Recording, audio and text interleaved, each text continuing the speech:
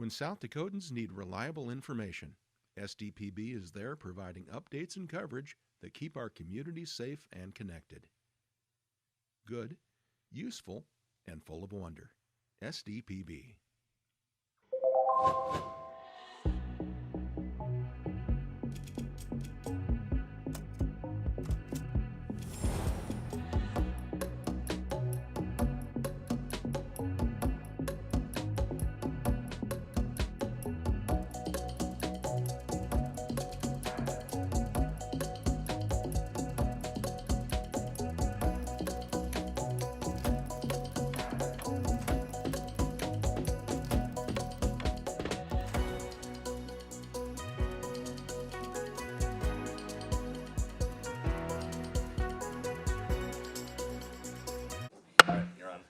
House Education will now come to order. If you haven't signed in as a testifier yet, there will be somebody in the back helping you if you don't know how to do it digitally. Otherwise, you can just write down your name on your phone and all the particulars.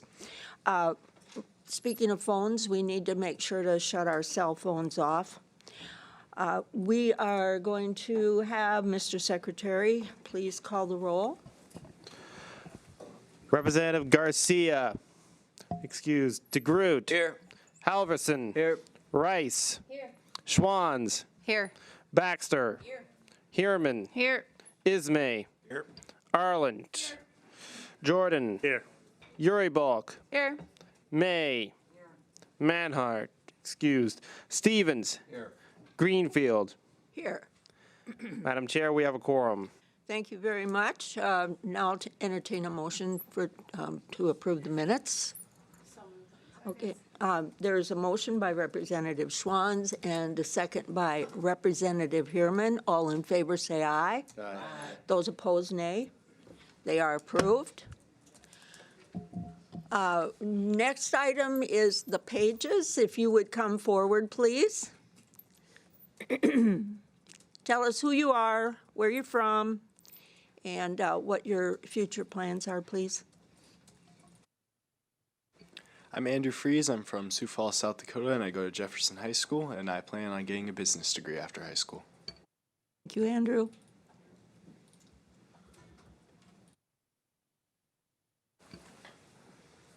Can you repeat the question? Sorry. Sure. Tell us who you are and where you're from and what your future plans are, please. Okay. Michael Johnson from Caputa. I go to school at Rapid City Christian, and future plans are going into Forest Service. Thank you, Michael. Thank you, Pages, for being here. Okay, we have a personal privilege. Go ahead, Representative Schwanz. Thank you, Madam Chair. My 9th granddaughter is turning 1 today, and she's in Beersford, so I just wanted to wish her a happy birthday.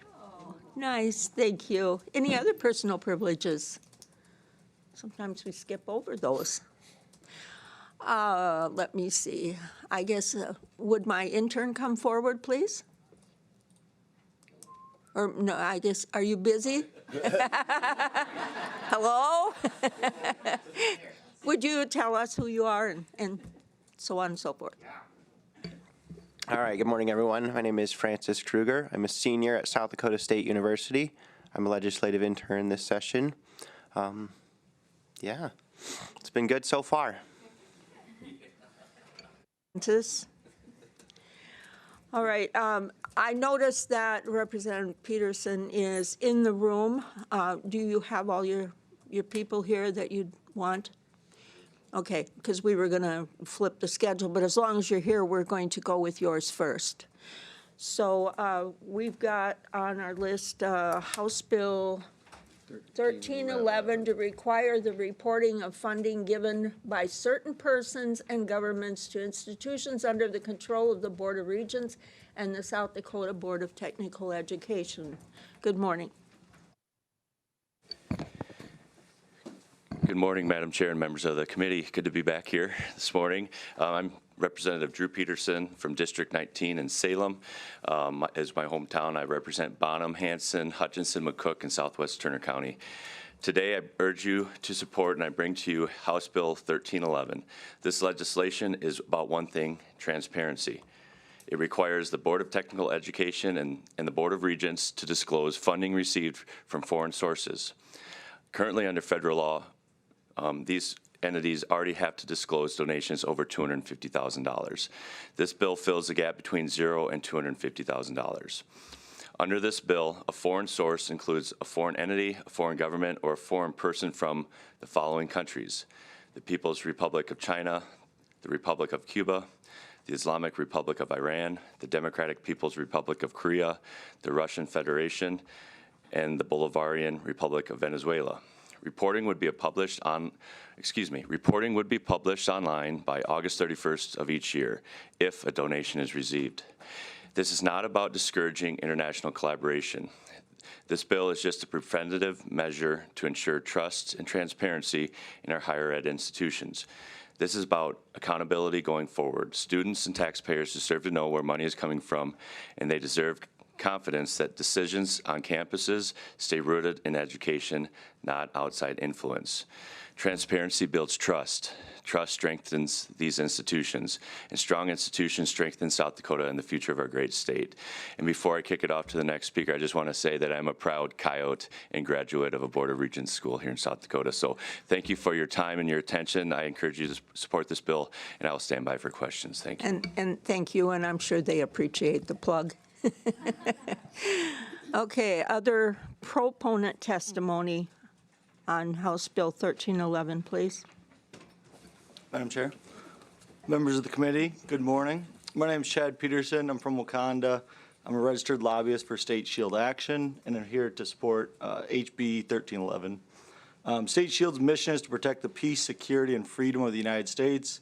They do this by confronting the growing threat posed by the Chinese Communist Party and other hostile foreign governments to our supply chains, technology, food system, infrastructure, and education systems.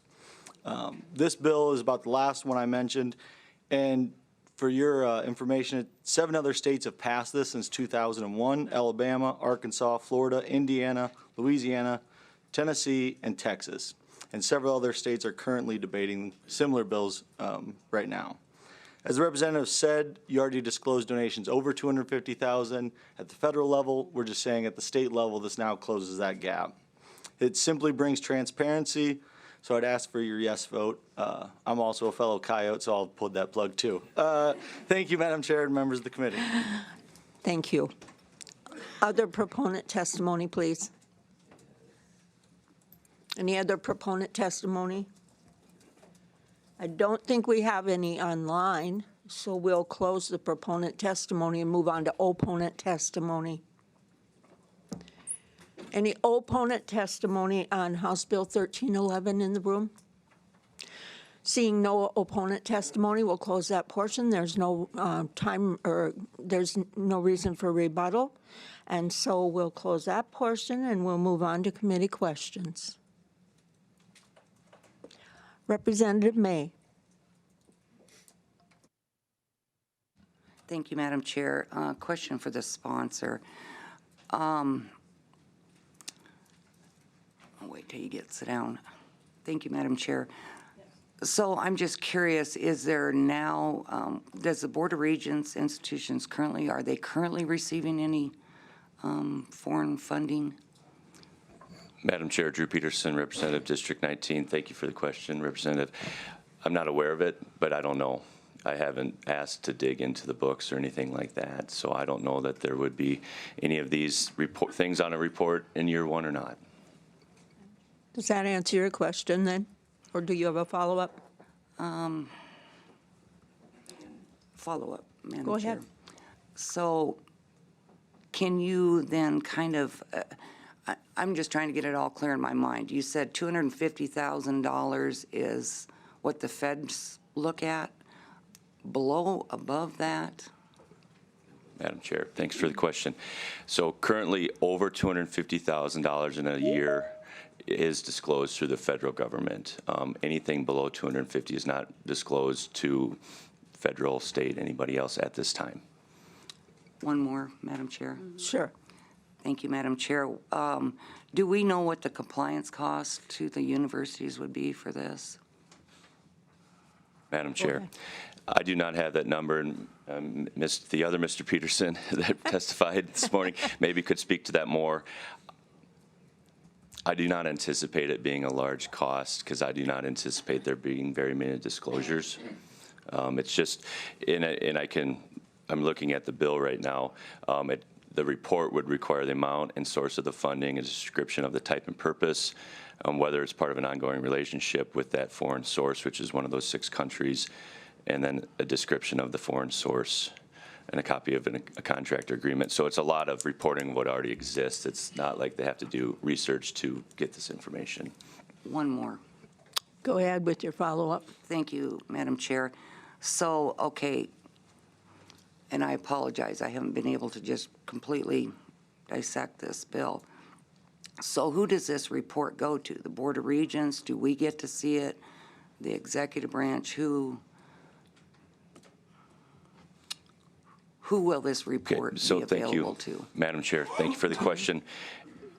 The report would go through to the Board of Regents by August 31st of that year for the previous 12 months, ending June 30th, I believe, and the report would be published on the Board of Regents website at that time. So it'd just be a public disclosure.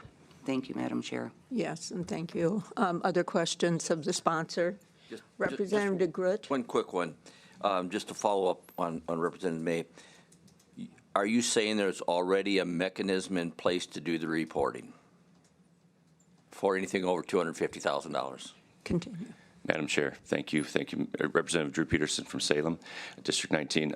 Yes, it's a very good point that if it's already over 250, they have done, if they've ever had that donation or agreement, they've been doing it before over that amount. So thank you. Representative Schwans. Thank you, Madam Chair. Question for the Prime. My question is I just want to understand how this works on our reservations in South Dakota. Do you Yeah. need more clarification or no? Okay, go ahead. Madam Chair, Representative Drew Peterson, District 19, thank you for the question. So this bill applies to Board of Regents institutions and Board of Technical Education institutions. And so it's the tech schools in Rapid City, Mitchell, Sioux Falls, Watertown, and then the 6 regental institutions, none of which are on a reservation, so this would not apply to them. Answer your question? Okay, other questions of the committee? Seeing no other questions, we'll close that portion of the testimony. We'll move on to committee discussion and/or action. Madam Chair, I move to pass. Okay, there's been a motion to pass by Representative Stevens and did you say a second by Representative Jordan? Any discussion, Representative? No? Seems like a good bill. Any other discussion? Okay, yes, Representative Halverson. Madam Chair, as I read this bill, I didn't know if this was like a scare tactic or a preparation for down the road or what, but I think that it's probably something that we probably need to take into consideration and take care of right now. Yeah, and I see it as being proactive rather than reactive after the fact as well. Anybody else want to comment? Okay, if not, then there is a motion do pass by Representative Stevens, a second by Representative Jordan. Mr. Secretary, would you please call the roll? Representative Garcia. Aye. DeGroot. Aye. Halverson. Aye. Rice. Aye. Schwans. Aye. Baxter. Aye. Heerman. Aye. Ismay. Aye. Arland. Aye. Jordan. Aye. Uribolk. Aye. May.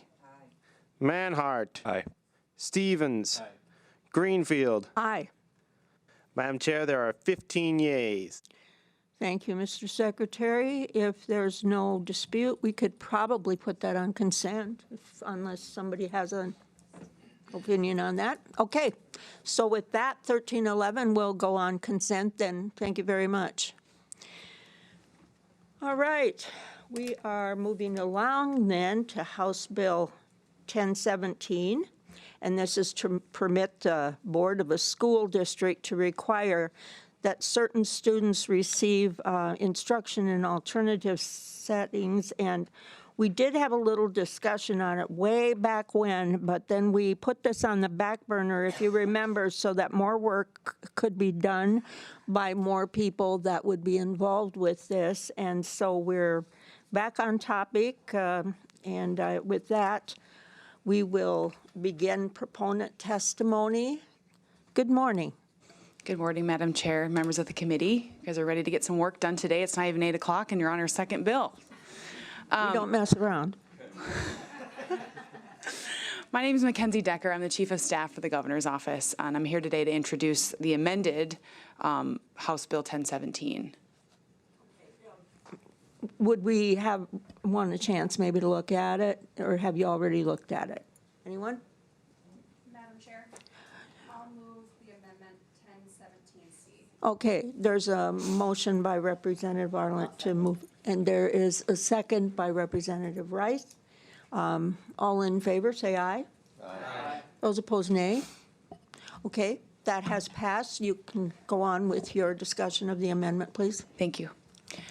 So first, I'd like to thank the committee for offering a pause on this legislation to make sure conversations continued and we can strike the right balance of what is helpful for our educators, but also protects our students. After this committee gave us direction to find a solution, myself, the Department of Education, met several times with education lobbyists and provider groups that you see in the room today. These meetings involved a free and open discussion of concerns, hopes, and understandings. In attendance were representatives from the governor's office, myself, school administrators of South Dakota, the large school group, SDEA, and behavioral and mental health providers, as well as the Department of Education. As a result, we have a new draft to review with you today. As Chairwoman Greenfield already mentioned, this bill has already had a hearing, so I don't want to take up too much time, but I do want to walk through it. So starting at the top, you'll see Section 1 is devoted to definitions of alternative setting, aggressive or violent behavior, and disruption. Section 2 provides the authority to the district to make such a placement while requiring the school to notify the parents in writing and provide the parents with a list of resources related to the student's needs. It also creates an appeals process for our parents and clarifies that the school board may, and almost certainly would, delegate the placement assignment to the relevant principal or superintendent. And it retains the earlier language regarding students on IEP and 504 plan. This bill is not about special education students.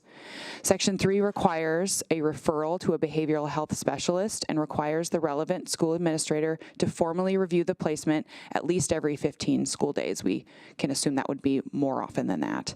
And finally, Section 4, we want to get solid information on the extent that this provision is actually being used once it is in place. And so with the work group that we worked with on the amendment to this bill, we have added a requirement that districts report these types of placements at the conclusion of every school year, and that way we'll have better data collection if we need to do something further, which was part of the discussion we had in committee last time. And so we'll have that data to look at. Again, I want to thank this committee for the opportunity to continue to work on this bill. I want to thank our education groups and lobbyists in the room, those that were in the group as well.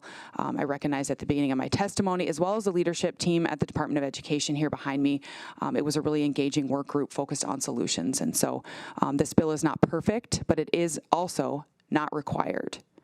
And we have put in place a data collection system so that we may better understand what our next steps might be. This committee understood the need for this bill 4 weeks ago, or we would have sent it to the 41st day, and so we're here with a much improved version. Thank you for your time and support of House Bill 1017. With that, myself and my colleagues from the Department of Education will stand by for questions. Thank you. Other proponent testimony on House Bill 1017.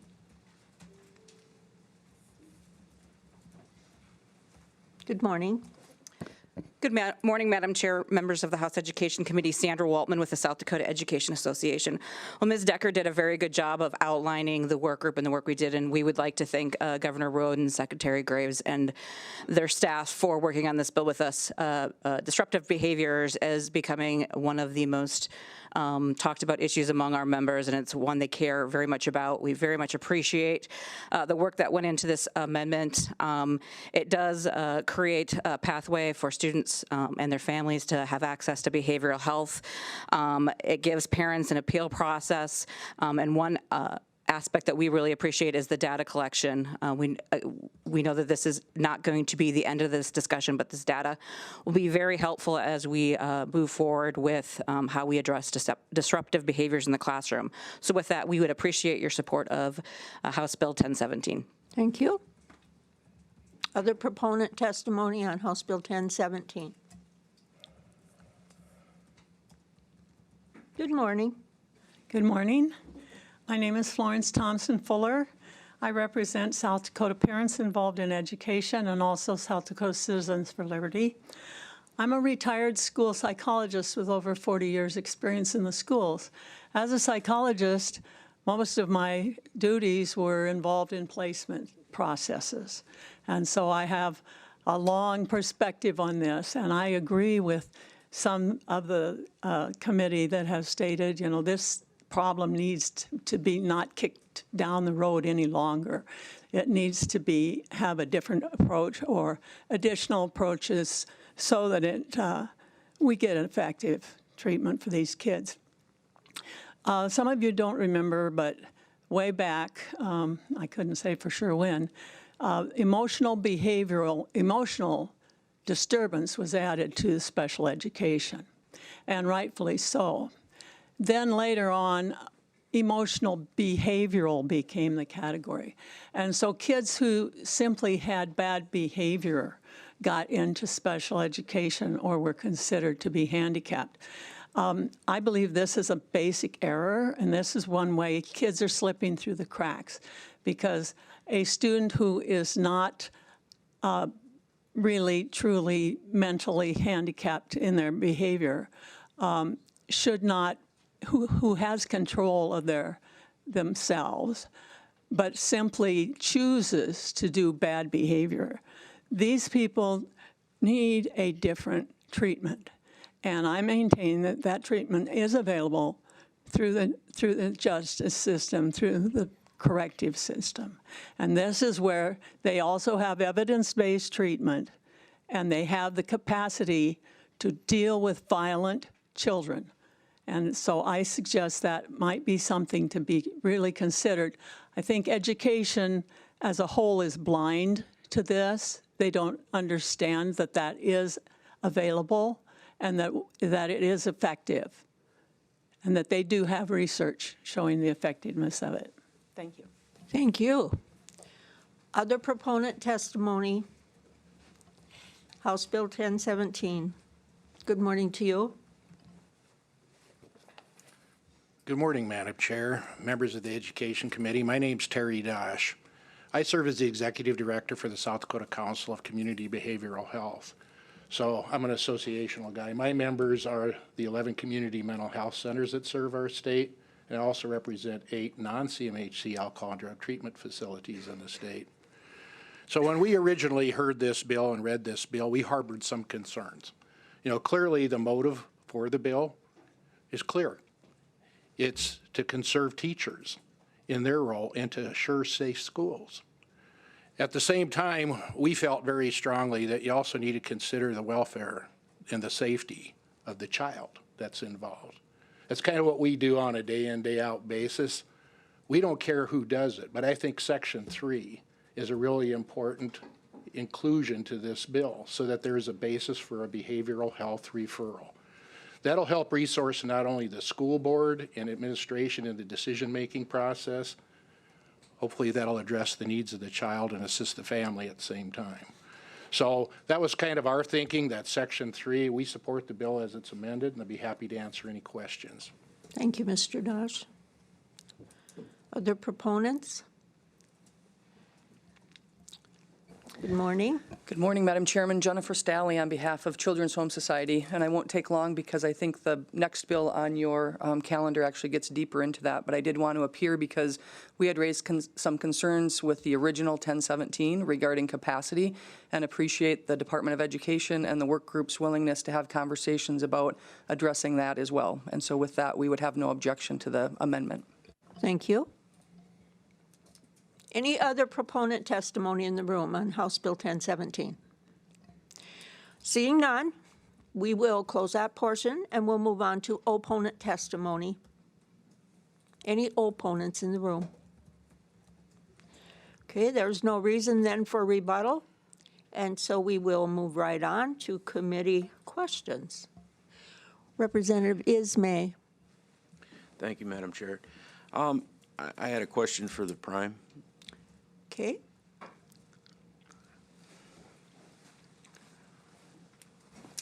Just state your name again. Mackenzie Decker, Governor's Office. I may have the Dr. Graves come up and answer the question if that's all right with you. Not a very hard question. Okay. Madam Chair. Well, she'll be the judge of that. This feels like a test. Does this record follow the child after school? I believe so. I think we left a lot of flexibility as far as what that looks like with the school district. And so we tried to be not unprescriptive in that regard, but I would assume that in most schools would have that as part of the student's file. Follow-up? Small follow-up. Okay, small follow-up. So does it go on their permanent record? Like if the child misbehaves in school and it goes on to this, whatever you call it, just this plan. Yeah. Does that follow the child the whole time? I'll let Dr. Graves come up and elaborate. Good morning, Dr. Graves. Good morning, Joe Graves, Secretary of Education. Yeah, there's actually the main way that student records are kept is cumulative file, which can be used to always be just paper and pencil, and now of course it's virtual as well. When a child hits the age typically of either 21 if they have some certain programmatic things, or when they graduate, those files tend to be cleaned out by school administration or somebody else that's been assigned to that job. So frequently, much of a disciplinary record, so there might be a note in there that a child had lost recess in 3rd grade, all that stuff gets cleaned out. So it really would depend upon the school district on whether they cleaned that part of it out or not. Okay. We all better check our records, huh? Does that answer your question, Representative? Representative, does that answer your question then? Okay. There's another question from Representative Baxter. Thank you, Madam Chair. Just a question for Dr. Graves. The behavioral health specialist plan, what does that cost per student? Madam Chair, typically that's provided at no cost in terms of the recommendations for it, and then it would be a matter of what the school district did with those recommendations. So there'd be no cost in terms of getting the referral typically, because those are provided by the behavioral people. If there was a cost to it, the district would be contracting with whatever behavioral specialists they wanted to employ. Many school districts already employ now behavioral specialists as well. Follow-up? No. Representative Schwantz? Thank you, Madam Chair. Question for Dr. Graves. This will be an easy one too, hopefully. Can you just give me a percentage of students that you think within the Department of Education that this would actually affect? Madam Chair, less than 1%. Representative May? Thank you, Madam Chair. So I'm just curious, Dr. Graves, how are rural districts expected to comply with the behavioral health referral requirement if there's no providers available? Madam Chair, so 2 issues. One there is when you make a referral to someone, there are many different providers. In fact, you heard from 2 of them this morning who can assist with that. And typically, that's not the kind of thing that isn't provided. If the question is a placement, like in a behavioral mental health security, that's actually part of the reason for the bill. Because currently, if there's no placement, then the child is basically returns immediately to the classroom. What we're saying is there need to be other options, including placement in the home on a temporary basis. And so that's how that would be complied with, rather than simply saying, well, there's no place to go, therefore the problem continues. Madam Chair. Yes. Thank you, Madam Chair. So my concern is just fiscally, because to me, this is another mandate. Am I correct? Is this another mandate that our schools will have to meet? Madam Chair, I don't see it as a mandate. What I see it as there's an additional option. So school districts can simply not employ this. They can simply say, well, even though we've had this situation, we're going to treat it as we've done in the past. And so there would be no fiscal impact if they did that. If they choose to do another placement and they choose to go into a different spot like that where they do need to pay those dollars, that would be at their discretion. Thank you, Madam Chair. You have a question before Representative Baxter has another question. I do, Madam Chair. Yes, go ahead, Representative Garcia. Thank you, Madam Chair. So for Dr. Graves, I still have a lot of problems with this bill. I still go back to the first sentences, aggressive and violent behavior. You still have aggressive, it's not defined. That was one of my biggest hangups when this bill first came. And now we're talking, so can you define, where is that? Am I missing a definition on what that is exactly? Because that was one of the biggest issues I had when this bill first rolled out, because that Madam is a Chair? very loose term. Yes, under the definitions in Section 1, Number 2, aggressive or violent behavior, we've defined that as behavior by which a student causes, attempts to cause, or threatens to cause injury to the student's own self or another individual or damage to property. Follow-up, so Madam Chair, so is that aggressive or is that violent? Which one is it? Madam Chair, I guess I would argue that the aggressive behavior is the threatening behavior, and the violent behavior is when it actually becomes violent. I mean, literally making threats can be aggressive. It isn't typically violent until they follow through with the threat. So I think the two work off each other. Any other questions before Representative Baxter asks another? Go ahead, Representative Baxter.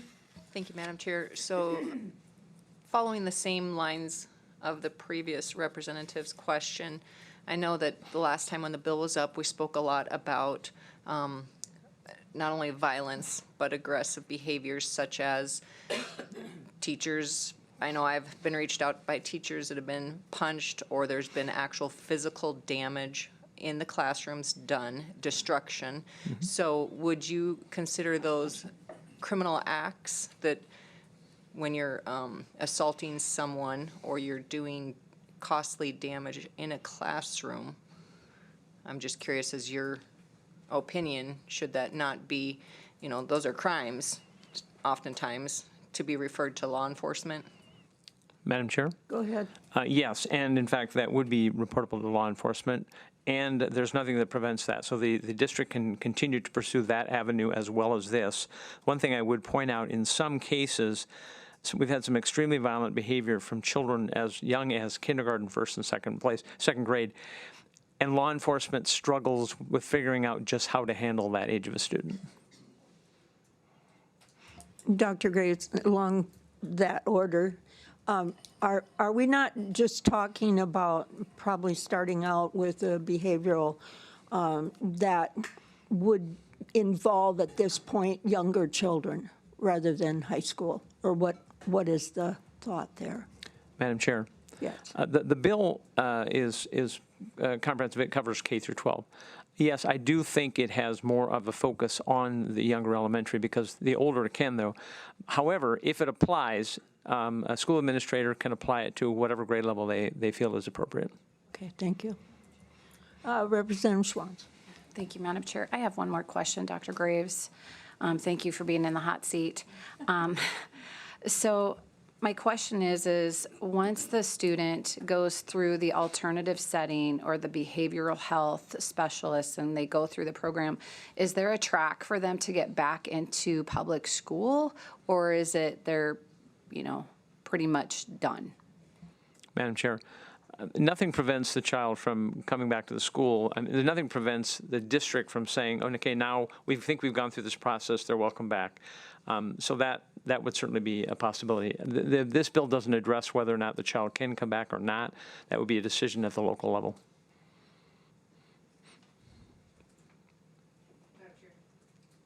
Anybody else want to ask a question before Representative Garcia asks another?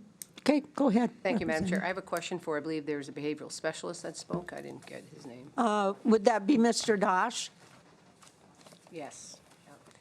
Yes, that'll be fine.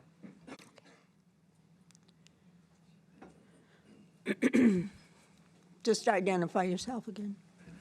Terry Dosh, Council of Community Behavioral Health. Thank you, Madam Chair. Thank you, sir. Could you tell me, your behavioral specialists, what their titles, like what would their education be, these behavioral specialists that were appointing to these schools, if they're appointed, whether they be through telehealth or actually, do you know? Can you speak to that? I can. In our system, Representative Garcia, we usually use a care team that consists of licensed mental health professionals. We rely very heavily in our system on mastered level counselors and social workers as a primary therapist. We also have access to nurse practitioners to also do the med management if that's called for and necessary, as well as case managers, some of which can be embedded in the school system to assist with the supports that a child or family might need to succeed with their treatment plan there. So when I'm referring to a behavioral health specialist here, I'm talking about a team that's led by a licensed mental health professional. And to answer your other question about telehealth, we are able to, and that kind of answers Representative May's question just a little bit too. Thanks to COVID, my system is very telehealth capable. We recognize that maintaining an effective therapeutic relationship is key to treatment success, however, and it's not a good fit in every case. But particularly with children, it winds up being a very effective modality. And our mental health centers, there are 11 of them. They're located across the state. We travel to the community. We maintain relationships right now in about 465 schools in one shape, form, or another. And we endeavor to be able to bring our services to the family if necessary. We log about 1.1 million miles a year in terms of conducting our outreach. I hope that series of answers answered your questions plus some others that were raised. Does that answer your I have question? follow-up. Okay, sure. So my thing was, so you have social workers, we have mastered prepared people, we have nurse practitioners or PAs. Do we have a psychiatrist or psychologist that is at the top tier of this to oversee it, or? Yes. Okay. Madam Chair, I'm sorry. The answer is yes. Right now, psychiatry is very expensive and it's hard to get, especially child psychiatry in the state. There's an extreme dearth on that, but we do contract for psychiatric services. We also employ nurse practitioners that have a psychiatric specialty that can also provide the med management piece. And yes, we do employ psychologists too, even though that's a very difficult to find specialty right now in South Dakota as well. Representative Rice. Yes, this is for the guy that's sitting on the chair. To get these care teams together and helping in these behavioral health specialists in our schools, how much does your care team cost our schools if we, reach out to you and reach out to that's, concern to our schools' budgets? Madam Chair, Terry Dosh, Council of Community Behavioral Health. Well, our system has been around for a long time. Community Mental Health Center was defined during the Kennedy administration, and it was meant to keep people out of institutional care. So we serve two principal target populations. That's what we exist for. One are adults that have serious mental illness, and the other are children and their families. Whenever we engage a child, the family is always part of the target, therapeutic target on that have serious emotional disorders. We contract with the state of South Dakota to provide those services. And we utilize Medicaid, and we also utilize block grant funding and some additional general funds to help supplement that. But we operate as agent of the state to serve these priority populations. And as such, we won't charge the school. You know, I keep saying it in almost every forum that I can. If a school makes a referral for us, and we have to have a referral, we don't run around with trammel nets and tranquilizer guns. You know, we have to have a referral. Once we get a referral, the school doesn't have to worry about being billed for that service. Now, if the family has insurance and it's a billable, coverable service, we'll bill the insurance. We're required to do that in order to access state contract anyway. But we're not going to bill the school system. Now, that's my system. I can't say that that will hold true for other private practitioners in the state. I also recognize that many schools have their own organic behavioral health specialists now at the school itself. We work in tandem with them as well. And the other thing about our system is we can stay engaged with the family even when school's not in session. And a lot of the care that's needed is after school hours as well. So I hope that answers your question on that. I have a question for somebody. I don't know who it's going to be, but currently there are students that are being placed out of state, correct? Can anybody answer that?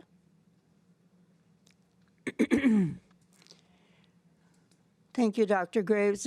There's currently students being placed out of state, and what is the, like, what would the percent be, and what would the cost be to the schools if they're sent out of state on an average? Thank you, Madam Chair. First of all, there are some students that are attending school out of state because of cross-border agreements. So I assume we're not talking about those students. It's like when you're sitting right next to Minnesota and the kid crosses the river. Okay, we're not talking about those students.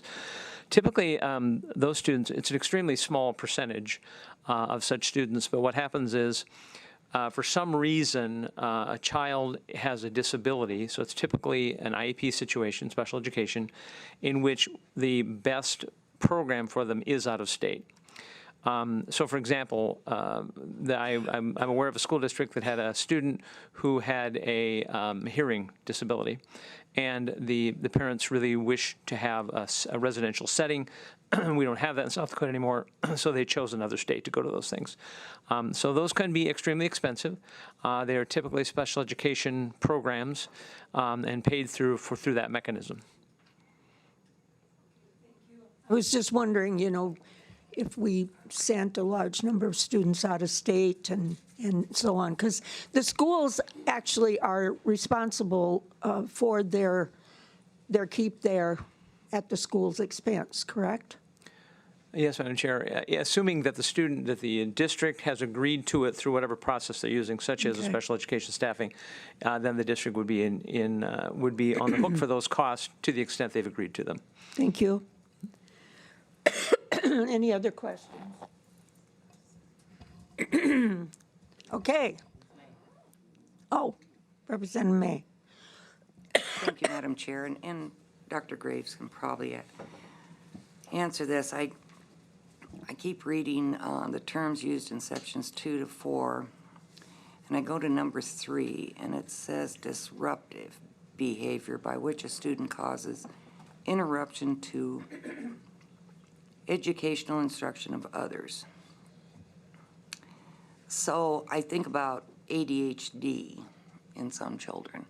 Would ADHD be considered disruptive? Madam Chair, that's a difficult question to answer because it would be based upon the individual child. So if a child was placed on an IEP for a disability related to that kind of lack of control, for example, then that would be handled through the special education process, so that really wouldn't be part of this situation. In terms of if it was not, it was simply an undiagnosed or it was identified as not to that level, then it could be at this point, but that would, of course, be addressed at the local level. We trust the local administrators to not see saying, a child is slightly disruptive or they're pulling somebody's hair in front of them, those kind of things. This isn't the situation we're talking about. We're talking about something extremely violent or extremely disruptive.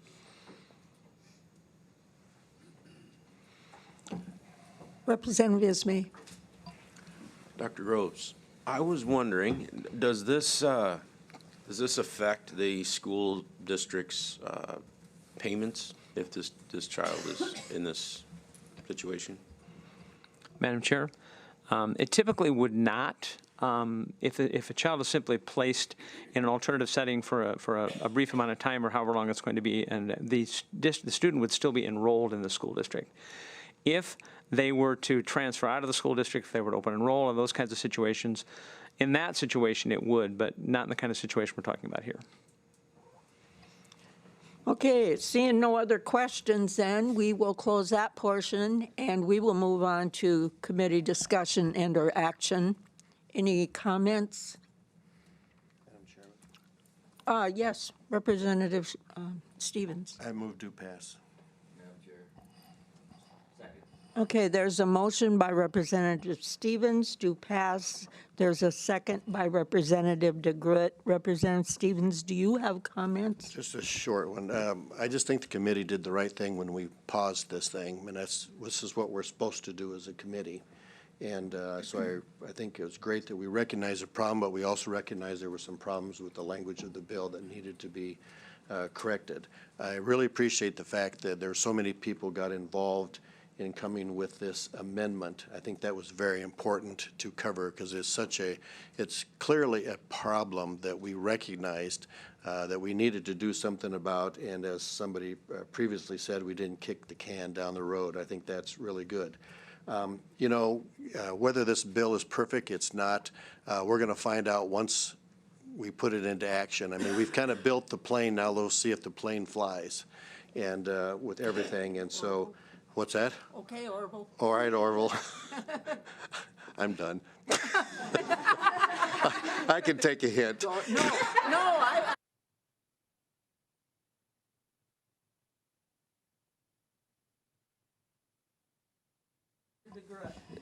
Just briefly, I want to thank the secretary and the chief of staff for working with all the different people.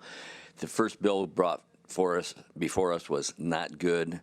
So I'm so glad we just delayed, as the good representative from Yankton said. Is any bill perfect?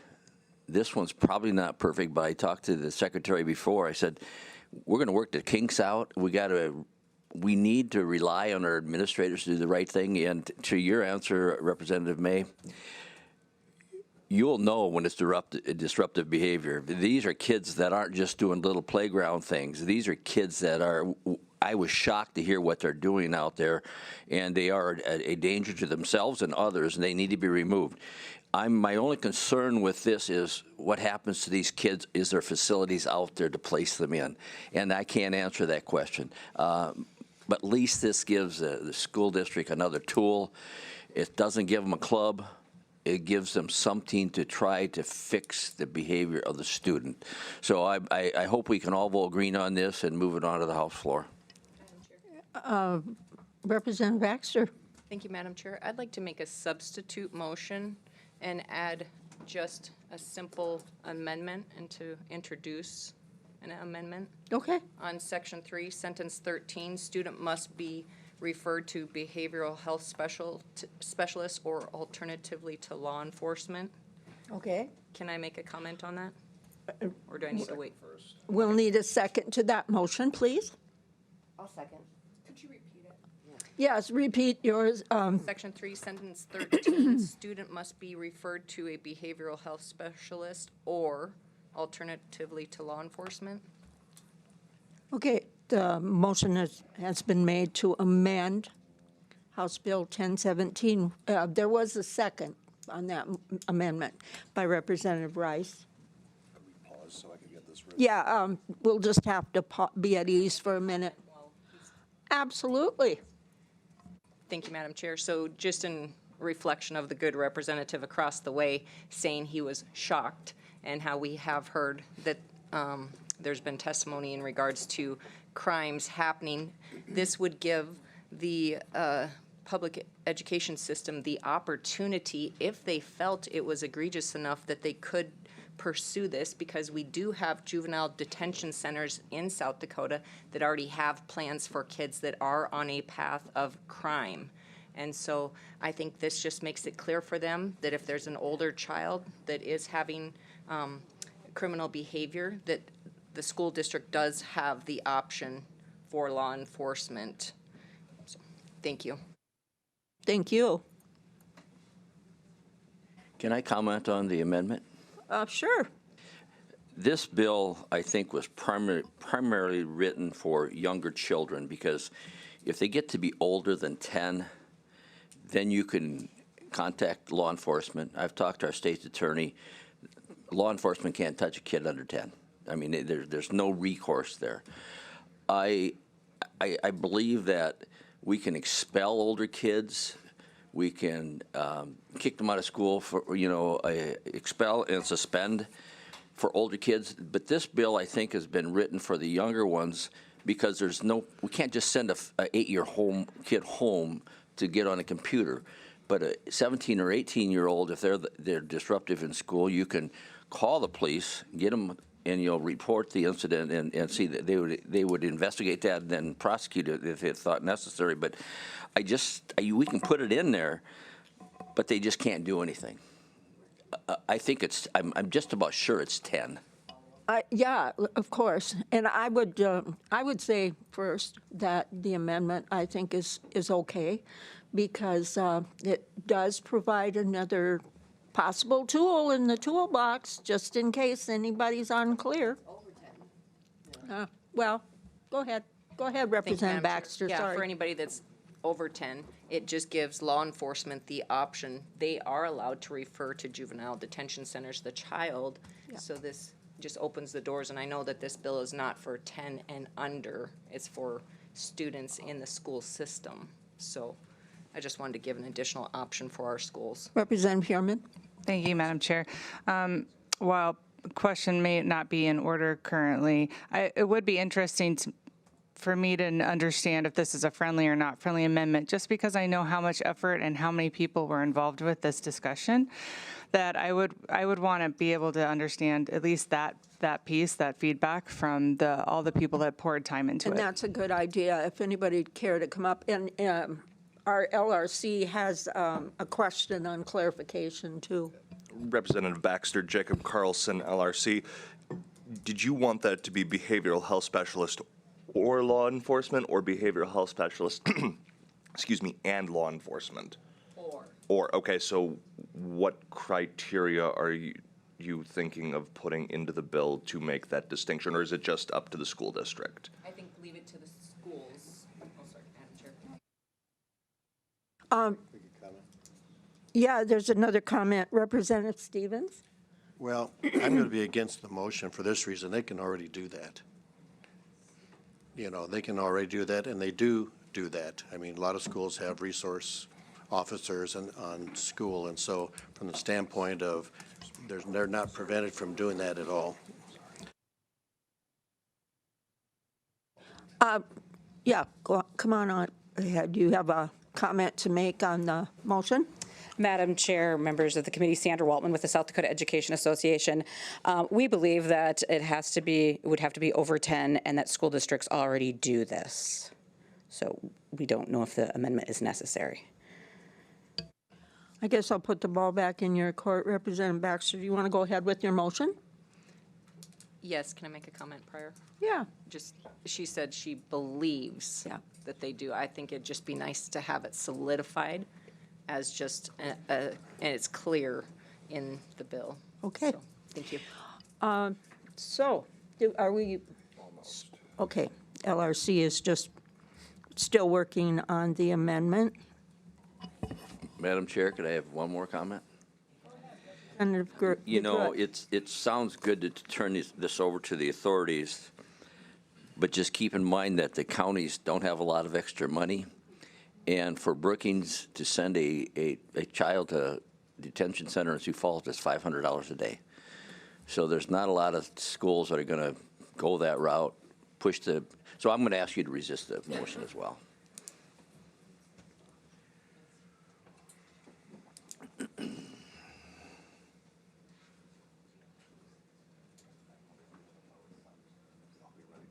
You're done with your Roblox game?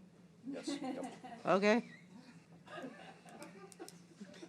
Come on, Mr. Jacob. Sure. While we're waiting. Yeah, well, Thank you, Madam Chair. I would also just refer to what is the cost going to be for all the mental health specialists as well. I mean, that's going to be a cost as well. So something to consider. Along that route, yeah, some of the stuff I've been hearing out of the schools isn't good. There's a cost. It's a cost, you know, I think we need to help these children. If you're throwing a desk and if you're breaking windows and punching holes in walls, it isn't good. So everything comes with a cost. So does prison later on.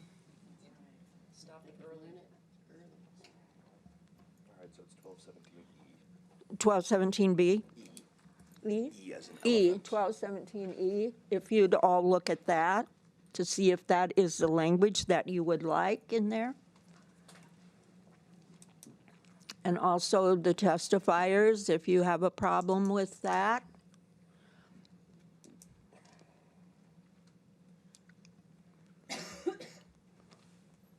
Any comments from the testifiers? Good morning again, Dr. Graves. Good morning, Madam Chair, Comments? members of the committee, and Joe Graves, Secretary of Education. I guess the point of this is this bill was intended to deal with the behavioral issues and to deal with it in that manner rather than law enforcement. It's not that law enforcement isn't an option. School districts can always contact law enforcement on issues like this. But this doesn't change that fact. This doesn't change the fact that schools can and probably should in many cases call law enforcement. Is it, Dr. Graves, is it harmful to put that in? I mean, is it harmful to clarify that, you know, that's an option? In Madam other Chair, words, is it friendly or unfriendly? I guess I'm not sure whether it's friendly or unfriendly. Yeah. I think it simply clarifies that there is another option beyond this bill. Okay, thank you. Mr. Dosh, did you have a comment or, okay.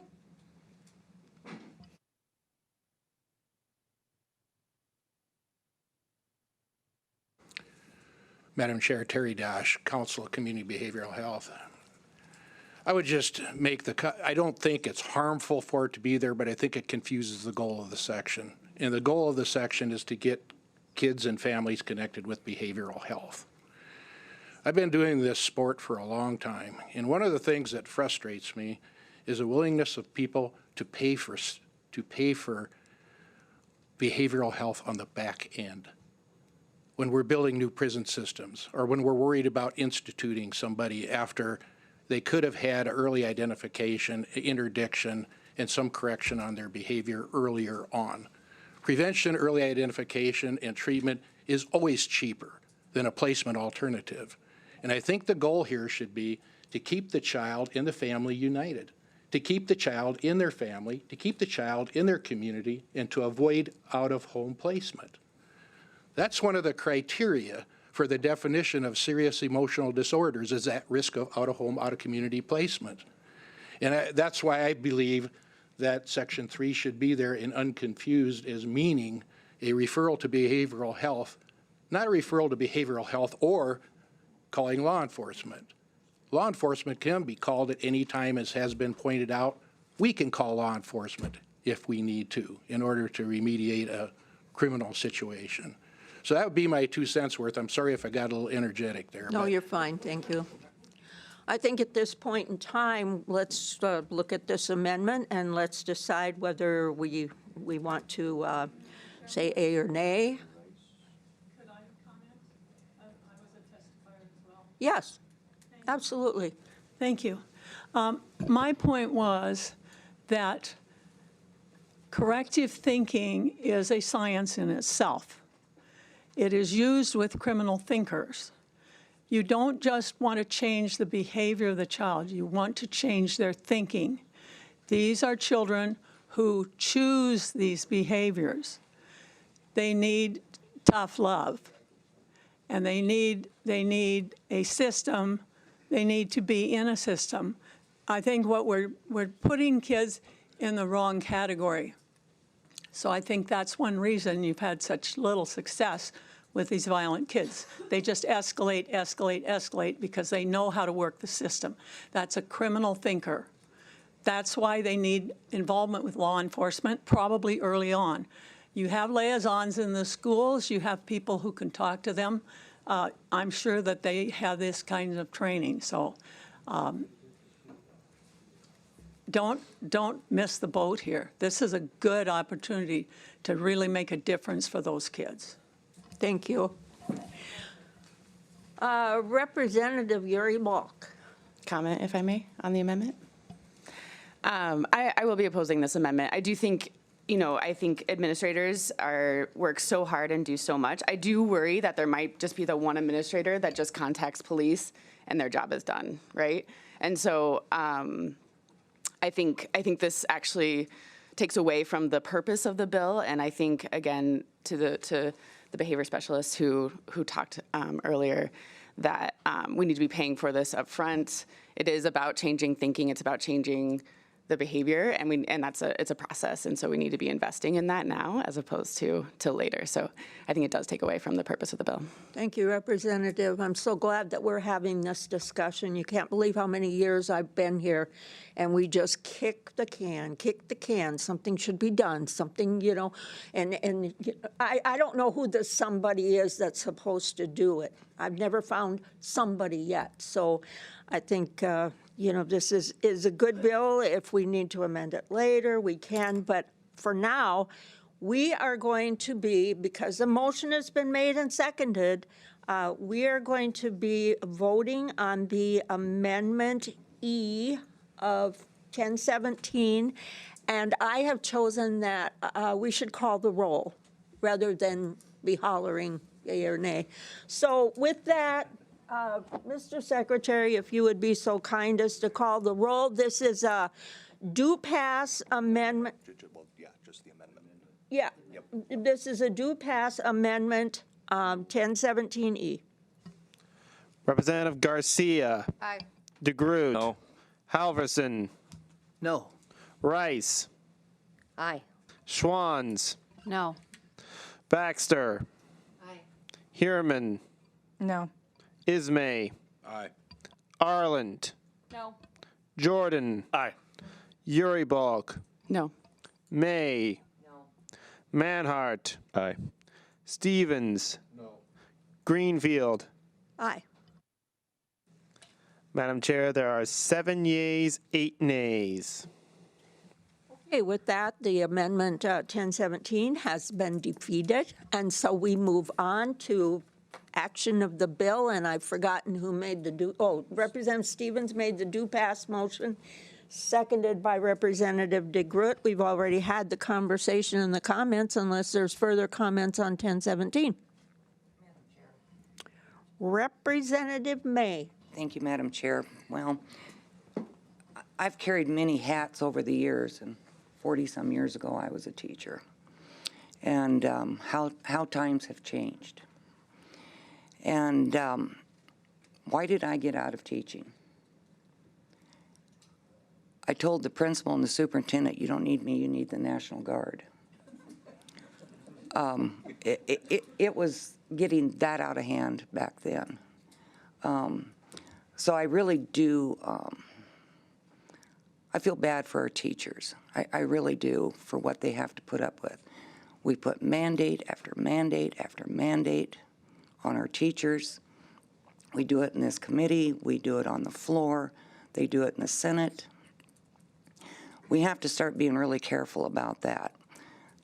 That concerns me with this. I realize that something needs to be done. But yesterday, I was on the Senate Ed, and we listened to testimony on charter schools. And I know nobody likes to talk about alternatives, but not all kids fit into the public school system. And so I do think that at some point in Pierce, South Dakota, we're going to have the discussion about alternative education for kids that do not fit in to the public school system, that is making it so difficult for our teachers and the other children that do fit in. And so I'm going to support this reluctantly because I know the need is there. But this is not the answer. This is absolutely not the answer to what's going on in the schools. So that's my 2 cents, Madam Chair. Representative Schwanz. Thank you, Madam Chair. I would agree with the good representative from West River. West River. Yeah, I agree with that. I think that this isn't a perfect solution for the situations that we're experiencing in our school district. I think that the sentiment to have charter schools as an option is definitely something to look at for the future of these kids and the kids that are getting left behind in the gaps. And so for me, I think this isn't a perfect solution. I think that there's something as far as an undercurrent that's happening in our school systems that we really need to take a look at. And so I will be supporting this, but you know, even though I don't think it's completely perfect. Thank you. Yes, Representative Halverson. This is going to sound a little bit mean to those people that are watching, but at least one school, public school in our state, has gone to putting cameras in the classrooms. And I suggested this many years ago to our school in Winter, because I think that the teachers need protection. And so this bill is a way to possibly get us started in that direction, because parents aren't being parents all the time. And so I believe that this would be a way to maybe get it started. I think we'll close the comments now, and we will move on to voting on this bill, either yay or nay, House Bill 1017. With the amendment. 1017C. Yeah, 1017C. With that, Mr. Secretary, please call the roll. Representative Garcia, Pass. DeGroot, Yes. Halverson, Yes. Rice, Yes. Schwanz, Aye. Baxter, Aye. Heerman, Aye. Ismay, Aye. Arland, Aye. Jordan, Aye. Uribulk, Aye. May, Manhart, Aye. Garcia, Aye. Stevens, Greenfield. Aye. Madam Chair, there are 15 yeas. Thank you very much. And with that, House Bill 1017C has passed and will move on to the floor. I really don't think that we can put it on consent. Unless you think that it has a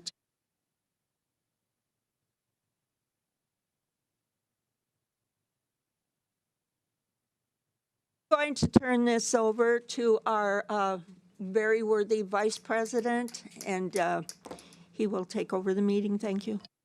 Thank you. The next bill we have in front of us is House Bill 1262, an act to make an appropriation for the construction of a juvenile correction center in Brown County and to declare an emergency. At this time, we'll take proponent testimony. Good morning, Representative Greenfield. Good morning, Mr. Vice Chair and esteemed members of the Education Committee. My name is Lana Greenfield. I represent District 22, which is all of Beetle, all of Spink, and just the western half of Clark County. I come to you today with House Bill 1262A. If you remember last week, right at the end of the time, we passed the amendment, so we are on 1262A, and then this was deferred for a major reason. I wanted House Bill 1017 presented, and this would be then a companion bill. House Bill 1017 established a need for alternative learning for those who demonstrate violent behavior, but are not classified as mentally disadvantaged children. After putting 1017 together, it was apparent that the alternative learning for children who are displaying what I call serious distracting behavior had no specific place to go. They're just children out there causing a lot of chaos so many times. Again, I've heard the legislative body say that we need to do something about this behavior that children are displaying, and yet don't fall into the category of severe mental health problems as far as our 6 stages of special needs. We've had to send some children out of state or to our Children's Home Society in Sioux Falls because we have nothing in our region available. We've had to just take up beds down there at the Children's Home Society, and then other people in that area are on a waiting list, and I don't think that this is fair. This bill presents a logical solution for our entire region in our state, as well as all the state, because children can also be sent there. Maybe their parents want to move there. This is, though, when you say non-residential, I don't want that misconstrued. This is a day center, meaning that they're not in residency. They don't stay overnight.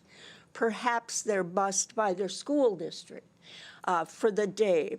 Perhaps their parents bring them. But at any case, it is a chance for these children to do something different. And the hope is that we provide a positive healing atmosphere staffed with teachers and therapists that can get these students back on their way. Our vision is to work with parents as well as everyone to understand what the triggers are and make the family unit less than unsettling.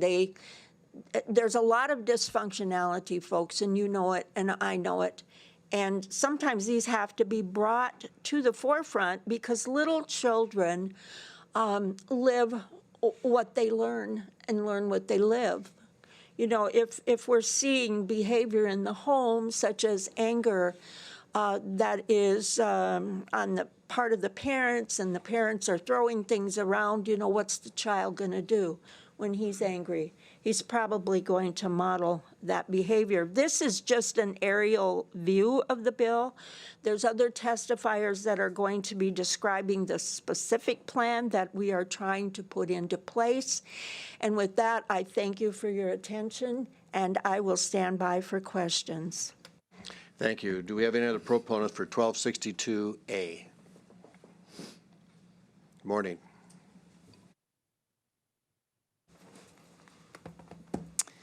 Good morning, Mr. Chair, members of the House Education Committee. Thank you for the opportunity to testify today. My name is Dr. Becky Guffin. I am Superintendent of the Aberdeen Public Schools. I am here today on behalf of the children and families in Northeast South Dakota to speak in support of funding for a non-residential, school-based therapeutic services facility as outlined in House Bill 1262. Across our region, access to intensive therapeutic services for young children is extremely limited, particularly for children whose needs extend well beyond the typical school-based supports.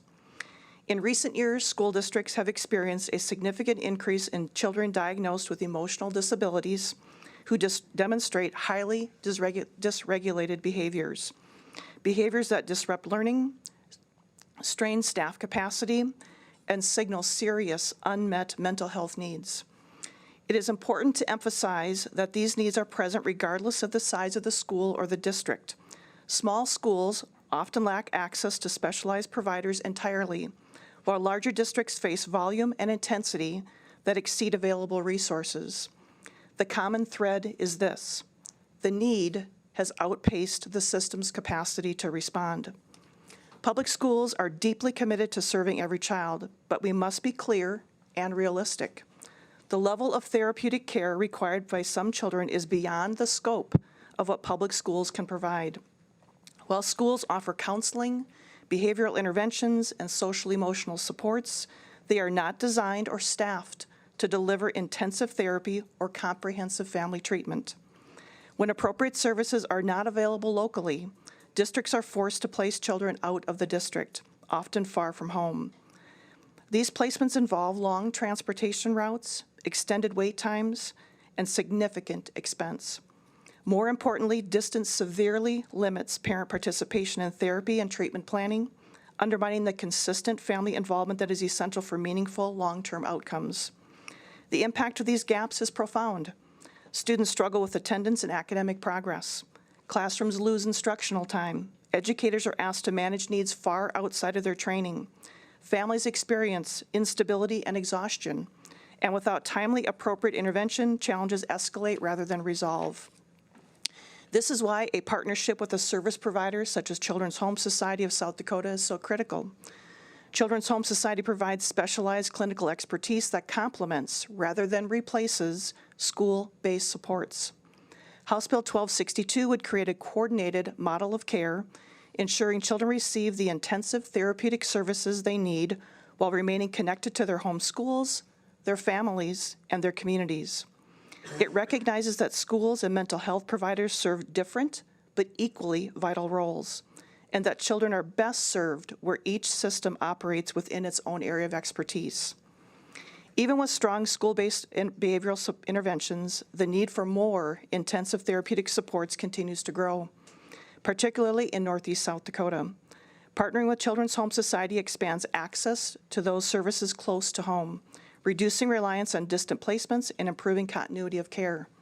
House Bill 1262 represents a regional solution with strong support from Aberdeen community.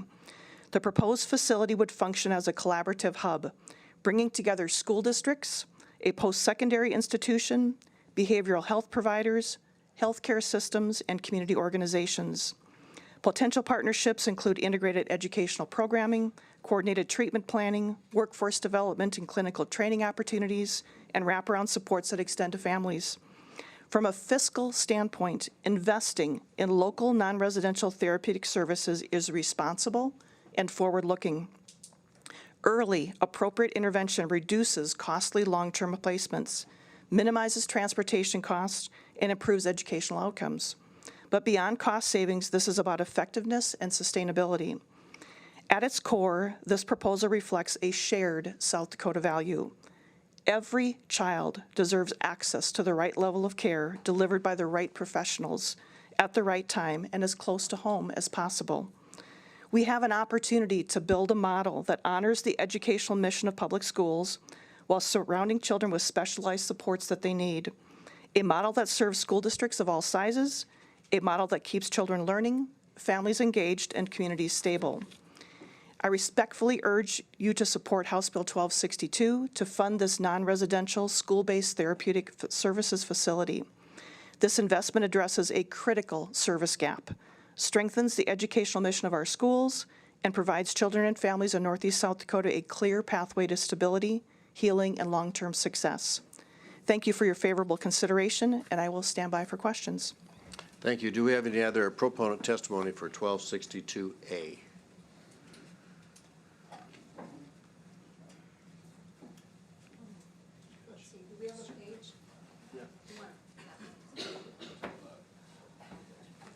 Good morning. Good morning, Mr. Chair and members of the committee. Thank you for the opportunity to testify today in support of House Bill 1262. My name is Mike Grower. I currently serve as the Business Development Officer for Children's Home Society of South Dakota. Prior to this role, I spent 18 years in the Sioux Falls School District as a teacher, building administrator, and instructional coach, much of that time working in complex school environments. I later served as the CHS Director of Schools, overseeing our alternative and therapeutic day school programs in Sioux Falls and Rapid City. As Superintendent Guffin has outlined the district perspective and demonstrated the need in the Aberdeen region, I would like to briefly describe how this model operates and why it has proven effective in other parts of South Dakota.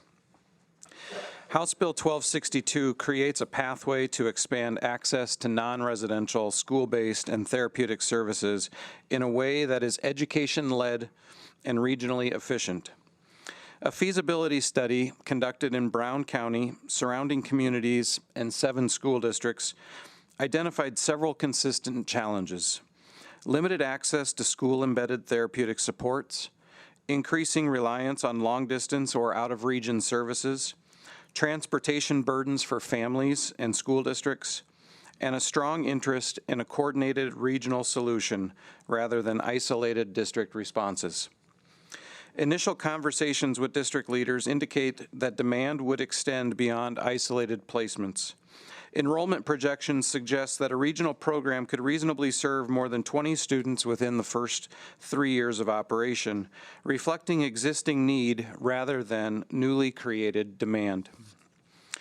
The model centers on a year-round day school program aligned with the Department of Education standards, therapeutic services inclusive of individual, group, and family therapy delivered in alignment with standards established by the Department of Social Services and in accordance with Council on Accreditation requirements, and a close partnership with public school districts, with students remaining enrolled and participating with their home district.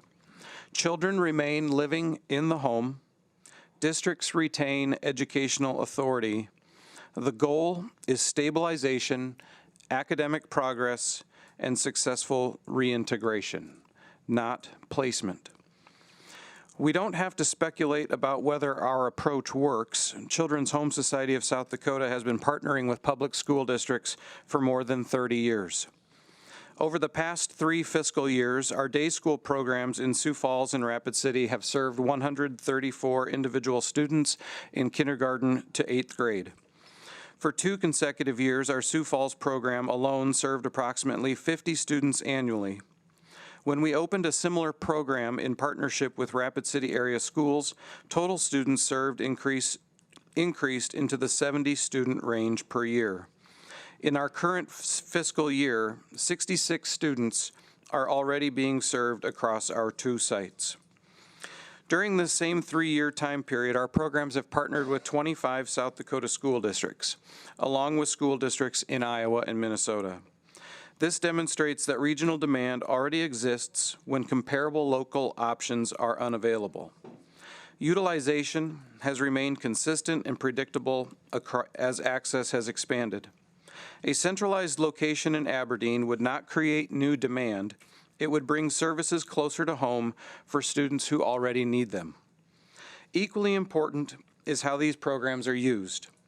For students who successfully complete our day school program, the average length of stay is approximately 18 months. That time frame reflects intentional stabilization, skill development, and coordinated transition planning.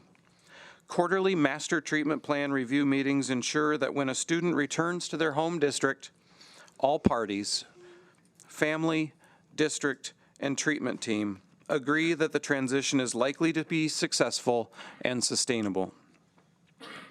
At a high level, the commonality across the students we serve is not a diagnosis or a label. It is difficulty communicating distress or unmet needs in regulated, constructive ways. For some students, that may present as withdrawal. For others, it may present as verbal escalation or physical aggression. At its core, it is a communication and felt safety challenge. Our goal is not temporary compliance. It is durable skill development that allows students to return to their home districts and remain there successfully. Parents consistently report improved communication, stronger collaboration with their child's home school district, and noticeable progress both academically and behaviorally. Families have shared how meaningful it has been to see their children build trusting relationships with teachers and staff, supporting confidence, engagement, and readiness to learn. These programs are designed to strengthen, not replace, public education, serving as a temporary, supportive partner to districts and families. There are times when school districts determine that a traditional classroom setting is no longer appropriate or safe for a student or the broader learning community. In those moments, access to an appropriate educational alternative preserves dignity, maintains continuity of instruction, and supports stabilization. Aberdeen is well positioned as a regional hub, serving as a natural center for surrounding communities. Expanding this model to Northeast South Dakota does not create a new system. It localizes a model that already works.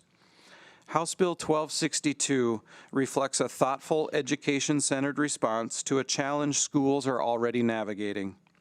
By expanding access to non-residential school-based and therapeutic services, this bill helps districts meet students' needs earlier, locally, and more effectively. Thank you for your time and consideration of support of House Bill 1262. I will stand by for questions. Thank you. We have about 5 or 6 other people that want to testify, and we have a limited amount of time, so if you can keep your comments to new material, would be greatly appreciated, because I want to make sure the committee has plenty of time in which to ask questions and discuss it. Good morning, Representative. Good morning, Mr. Chair. State Representative Al Norstrup from Aberdeen, representing the northeast corner of the state. There is a lack of this service in the northeast corner of the state, and that's why this bill is here today. As an appropriator, I always believe we should solve things at the least expensive possible, and the way you do that is you don't solve it when they're 21 years old, you solve it when they're 7 or 8 or 9. You solve it as quick as possible. The current system is not working. The reason it's not working is because you might have a classroom of 22 kids and 21 are there to learn, and 1 kid is there to disrupt. And so this is a solution to a problem, and we would appreciate your support. Thank you. Thank you for your brevity. Any other proponent testimony? Florence Thompson Fuller, representing South Dakota parents involved in education. I believe this is a good model and would serve as an interesting pilot program to see how this helps kids. So I would be in favor of it. Thank you very much. Do you have any other proponents? Mr. Chairman, members of the committee, Jennifer Stalley on behalf of Children's Home Society, and would just echo the comments of Superintendent Guffin and Mike Gore, but I wanted to talk a little bit about the mechanics of the bill. So what we're asking for in this bill is $2 million in a one-time grant that would be available to a provider like Children's Home Society. I wanted to be clear that it's a one-time grant and that Children's Home Society would be matching that with some additional dollars to get this program up and running.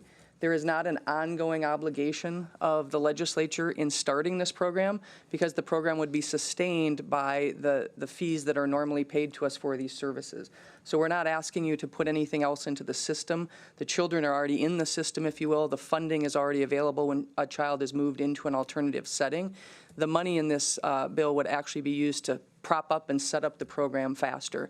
There's obviously a need. You've heard about that. The community of Aberdeen is ready to be a partner, and Children's Home Society is really willing to put money into the game to be a partner too, so that we can address this up in Northeast South Dakota sooner rather than later. So we would also ask for your support.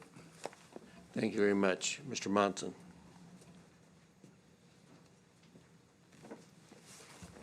Good morning, Mr. Chair, members of the committee. Rob Munson, Executive Director, School Administrators of South Dakota. If you recall, earlier in the session, I testified on a bill and I said we really needed a comprehensive study on behavioral and mental health in the state. And the other part of my testimony on that was that we needed some centers for these students to be treated in. Well, here we are today. I know this committee does not get to spend the $2 million, but we would certainly hope that you move this on to appropriations. This project will serve a region and certainly take the pressure off other facilities in the state. So please invest these dollars in our students and move this bill on. Thank you, Mr. Chair. Thank you for your brevity. Representative Garcia. Good morning, Mr. Chair and committee. I come not as a legislator, but as Dr. Josephine Garcia in Watertown. 1 in 5 children have mental health issues, and it's statistically proven the sooner we intervene, the quicker we have a great turnout. So I am a me too of all the above. Thank you. You'll need to go back and Representative Garcia and sign in, okay? Okay, thank you very much. Good morning, Mr. Chair, members of the House Education Committee. Sandra Waltman with the South Dakota Education Association. You've heard some great testimony. This is a much-needed service, and we're going to offer a Me Too. Thank you. Further proponents for House Bill 1262 as amended. Morning, Mr. Chair, members of the committee. Mike Bockerny, registered lobbyist for the Aberdeen Development Corporation, Aberdeen Chamber of Commerce. We too echo all of the previous comments, but a couple of new things. Just want to reiterate that this is a partnership that Aberdeen is going to be partnering with an existing successful operator. They have years of history, Children's Home Society. That is obviously a very beneficial opportunity. The other thing is there's lots of potential locations where they could house this, but there's one existing building that I'm very familiar with that is actually owned partially by a church that I happen to attend. If they choose to operate in that, that could be very beneficial for them, also for the church. This building is set up and designed. It's in great shape. I've been through it many, many times, and I personally have a long history of knowing a fair amount about buildings, et cetera, from my formal daytime job. The other thing I think that's been mentioned is oftentimes when you have children who have challenges and we have to send those kids elsewhere if there's not availability. I have a personal example going on right now in my family. Most of my family is located in Northeast South Dakota. I have a cousin who has a challenging young person, and the closest location that we could find for them to go to was in Arkansas. You can't just drive down and see your child when you got to go all the way to Arkansas. So this is real. It exists. We can do better, and we should be doing better. Early intervention, let's make an investment up front on the front end and not on the back end. Thank you for your consideration. We ask for your support. Do we have anybody in the room that would like to speak on as a proponent? Otherwise, we're going to go to our online, and the first person we have online is Mr. Osborne. Mr. Osborne, can you hear us? Yes, good morning. We just have a few minutes left, so if you could just make sure you just add new things, that'd be helpful. Absolutely. Trent Osborne, Superintendent, Special Education Director, Ipswich Public School District. We're 25 miles west of Aberdeen.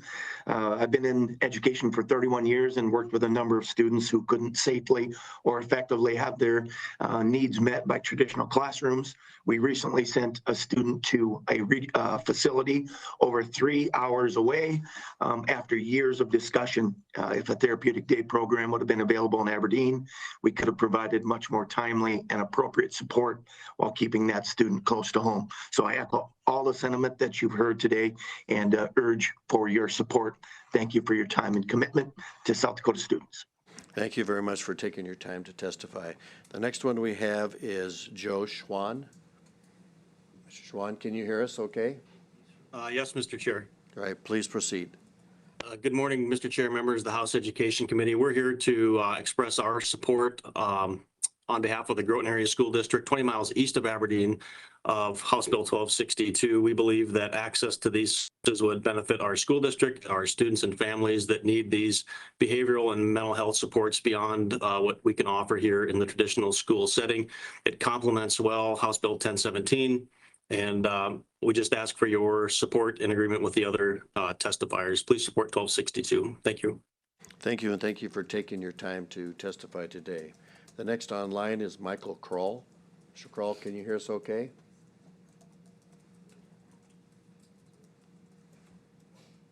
Mr. Kroll, I think you might be on mute. There's something on your side, Mr. Kroll. You might want to check it. Double check. How's that? That's better. Thank you very much. I apologize for that. I'll be very brief. I'm going to echo everybody's thoughts, Mr. Chair, and the Education Committee. Thank you for hearing me today. But Warner Superintendent, 10 miles south of Aberdeen, Michael Kroll. I would be in favor of this and echo everyone else's comments. This does provide an opportunity for a small school to provide some regional services for those students. So thank you, and I support this bill. Thank you very much for taking your time to testify here today. I believe that's all the online we have. Is that correct? One more, and who would that be?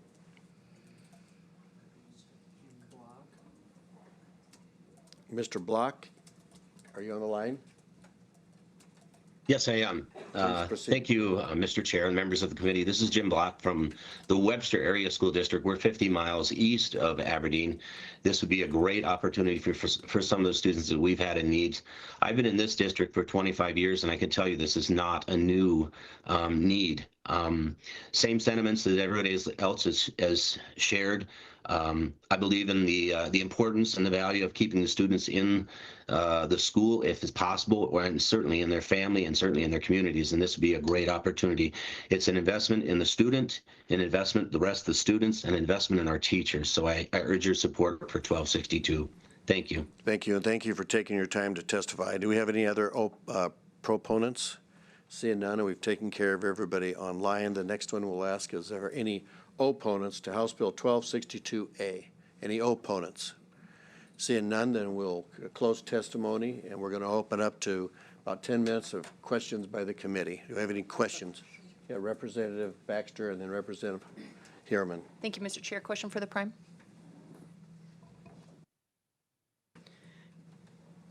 Thank you, Representative. We heard that there's no ongoing dollars for this. I was just curious, will there be maintenance and repair dollars that will come about from it that would be ongoing?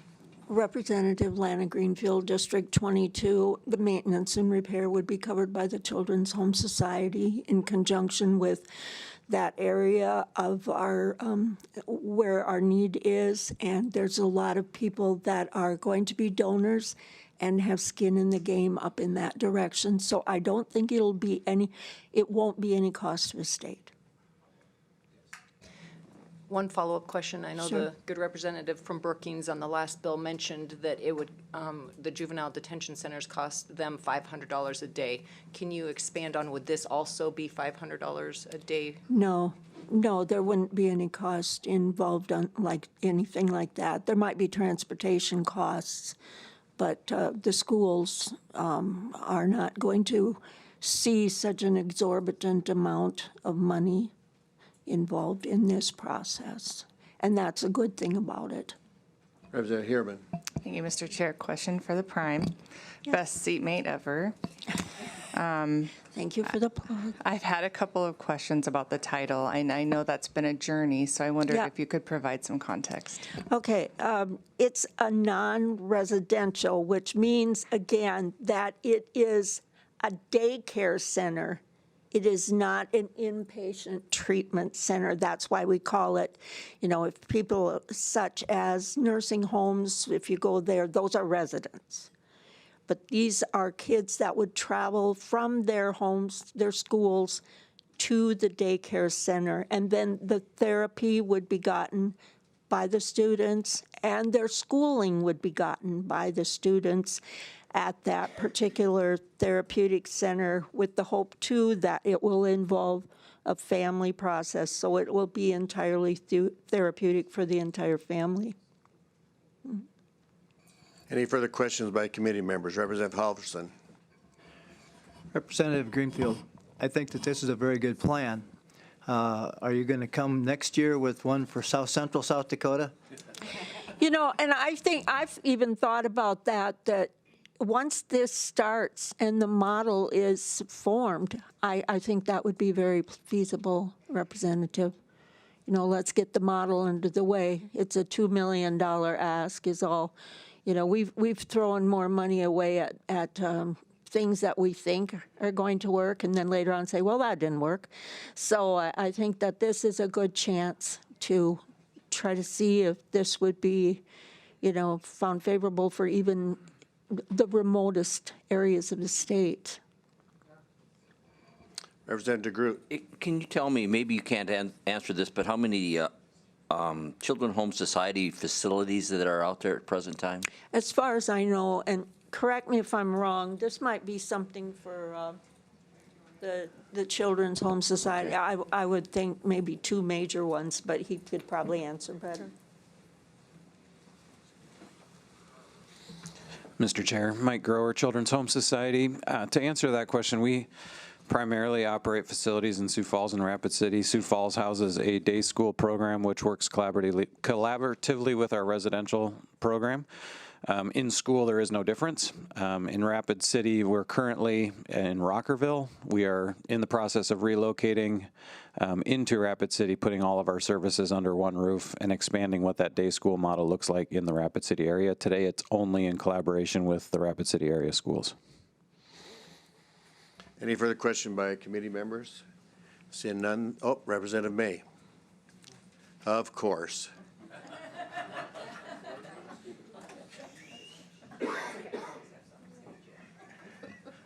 Thank you, Mr. Chair.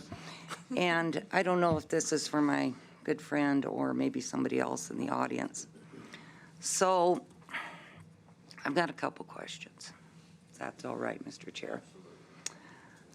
Okay, since this uses statewide tax dollars to test the new service model, should this have been structured as a pilot program so the legislators, we can evaluate the outcome and determine whether it should be expanded statewide? And can you also clarify, I'm curious on the, whether, will there be certified teachers on staff? And how will the educational component, how will that be overseen? Mr. Chairman, Representative May, we might do a 1-2 because I think Mike can answer your question about teachers. As far as structuring it as a pilot project, I don't know that we would object to that. I would tell you that the reason that we are here today talking about this facility in Aberdeen is that Aberdeen as a community and as a school system is ready to partner, and Children's Home Society is ready to expand into Aberdeen. So maybe if that wording or that nomenclature needs to be in there, certainly. I think we would be able to tell you that we think this model works very well based on what Mr. Grower told you earlier. This is the model we're using in Sioux Falls and in Rapid City. We're kind of meeting the need where it is right now in South Dakota, and that's why we've chosen Aberdeen, or I think that's why the representative has chosen the northeast part of the state. Follow up to that. Thank you, Mr. Chair. So you're talking about the model. Where did, talk to me about the model, how you decided that this was the model versus another model. Because we do have other, there are other, I've looked, Lutheran Social Services, Black Hills Special Services. There's other organizations out there. I'm just curious why Children's Home Society was chosen versus opening it up to everyone. Mr. Chair, to be clear, what you're establishing with the bill is a grant for a provider to apply through the Department of Education to be the provider. We would certainly make the case that we are ready with community support in Aberdeen and have been doing backgrounding there because of being asked to come up and try to provide some sort, sorry. I'm used to appropriations where when Representative May is asking a question, you got to dial in. Sorry. It's the community we've been working with. They have been working with us collaboratively. I think that partnership has been growing organically, but ultimately it's a grant that House Bill 1162 sets up. So we would have to apply and be selected for that. I would defer to Mr. Grower to talk to you a little bit more about the therapeutic and family services that wrap around with our program that have shown the success that we're showing in our other two-day schools across the state. Follow up, Mr. Chair. Thank you, Mr. Chair. So, as an appropriator, I go back. These are state dollars. Mm-hmm. Do you have an objection to the wording pilot program? Mr. Chair, no, I don't believe that we do. And Representative May, just for the record, we take children from across the state in our current programs. Obviously, I think Mr. Bockerny talked about someone having to go to Arkansas the closer you can keep the child to home, the better it is when you're trying to wrap around the family services. There's nothing that says a child from Rapid City, Sturgis, Harding County couldn't come to this center. I think the unfortunate realization is from Dr. Guffin's testimony that there's probably already enough children in need of these services in Northeast South Dakota already to fill up a program once it got started. Well, thank you, Mr. Chair. I appreciate all that information. I could make the argument that the need is statewide, so. Mr. Chairman, absolutely, and I think you could call it a pilot program, Representative May. We wouldn't disagree with that. I think I was trying to get to the heart of why Aberdeen, and it's just because Aberdeen is an area that's not served right now that seems very ready to partner to bring these types of services to their community. It could absolutely be a pilot program. I so much appreciate that. Thank you. Any further questions by committee members? Seeing none, then we're going to close off. Did you have a question? Okay, seeing none, then we're going to close questions and open up to committee discussion and/or action. Mr. Chair. Yes. I move do pass with To join the committee of appropriation. appropriation. You got it. Yes, thank you, Mr. Chair. Second. That's a big mouthful, isn't it? Yes, without coffee it is. So Representative Manhart, you seconded that, did you? Okay. Any further discussion? Representative May. Thank you, Mr. Chair. They jumped ahead of me. So I would like to offer an amendment to make it a pilot program, not. That's too big for on the fly. Say that again. That's going to be. Representative May, Jacob Carlson, LRC, that's going to be too big to do on the fly. Because it's not just because currently the bill is focused in on providing the money. If you want to go pilot program, you've got to establish, I mean, it's, you know, we can do that at a later. Pilot program statewide? Yeah, that's a But you'd have to create the pilot program. This is just the appropriation where you're broadening it out into a program. I'll go to appropriations. Thank you. Any further discussion? So while we have, I just have a comment. sure. Representative Baxter. Thank you, Mr. Chair. So I know in the last bill, we heard that behavioral specialists are the best solutions for students and their families, and now we heard that behavioral specialists aren't enough, and we need a juvenile corrections day center, which I do support the good representative bringing this bill, and just wanted to tell her thank you, and I think it is important. Thank you. Representative Swans. Thank you. Just a brief comment here. I think we talk about prevention. We talk about prevention for our youth, and creating these programs, I think, is one of the first steps that help to create an opportunity for people, not just in Minnehaha County, but across the state, and especially up in the northeast corner. So I will stand in support of this. Thank you. Representative Uribarki. Just a quick comment. I just want to say thank you so much to the proponents who came and spoke on this bill. You all are heroes, and just coming out of your day job to come to Pierre is huge. And so thank you for all the work that you do on the ground. Any further comments? Then what we have in front of us is House Bill 1262 as amended. It's a motion by Representative Garcia, second by Representative Manhart, to do pass and refer to the Joint Committee of Appropriations. All those in favor will vote aye. All those opposed, no, nay. Secretary, please call the roll. Representative Garcia. Aye. DeGroot. Aye. Halverson. Aye. Rice. Aye. Schwans. Aye. Baxter. Aye. Heerman. Aye. Ismay. Aye. Arland. Aye. Jordan. Aye. Uribalk. Aye. May. Aye. Manhart. Aye. Stevens. Aye. Greenfield. Aye. Mr. Chair, we have 15 yeas. House Bill 1262 as A is hereby passed. Before we adjourn, could I have a personal privilege? I want to thank this committee with all my heart on these last two bills. I've been out of the business for 9 years, and I put together a committee this summer, and there were 5 superintendents, and the good superintendent from Aberdeen was on that committee as well. And the things that I heard, and several people were also on that committee with me. Anyway, in that committee, I found out something I didn't know existed. The behavior that is in those primary grades are just, I just can't even explain it. And I had one superintendent show me how she documented everything. But anyway, I just want to, it's a good start. I never thought we'd get to this point that we'd get so much done in one session. And I want to just thank the secretary, and I want to thank our chairperson for bringing this forward, and the superintendent from Aberdeen. Thank you, thank you, thank you. And now we have some work to do, get it on the floor and get it passed. Thanks. Go ahead. I just want to make a short comment too. I appreciate the committee and your support for this project. I think it's important. It's about other people. It's not about us.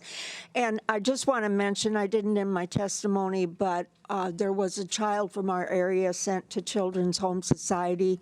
He was away for several years. He was allowed back into the local school system. Not my town, so a different local school system. And I just read that he was spotlighted in the Clark paper. And after being at Children's Home Society, coming back home, he is doing well, and he is planning to attend Lake Area Vocational School. And I appreciate that's a win. That's a win for Children's Home Society and for the parents, and especially for him. So praise God for that. Thank you.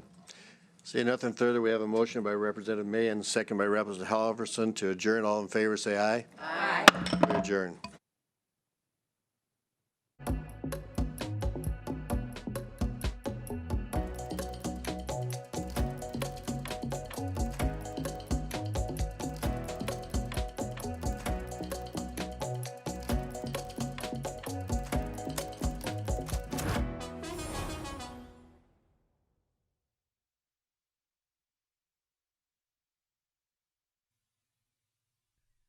SDPB is your home for fact-based journalism, connecting South Dakotans with news they can trust and stories that matter. Good, useful, and full of wonder. SDPB.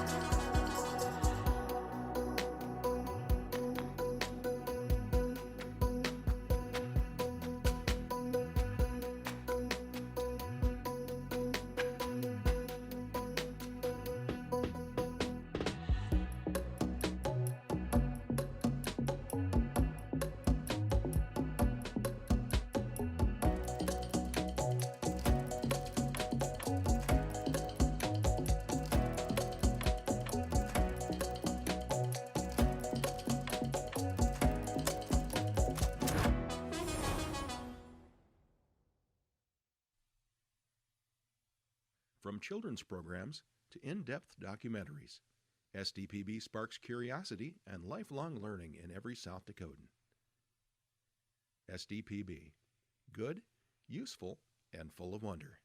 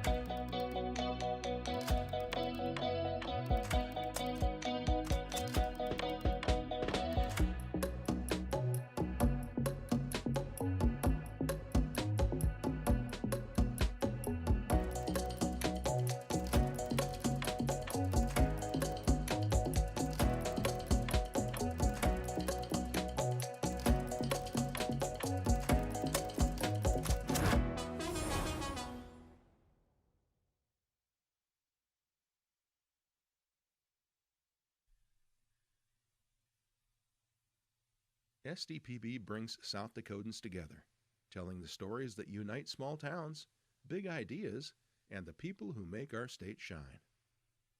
Good, useful, and full of wonder. SDPB.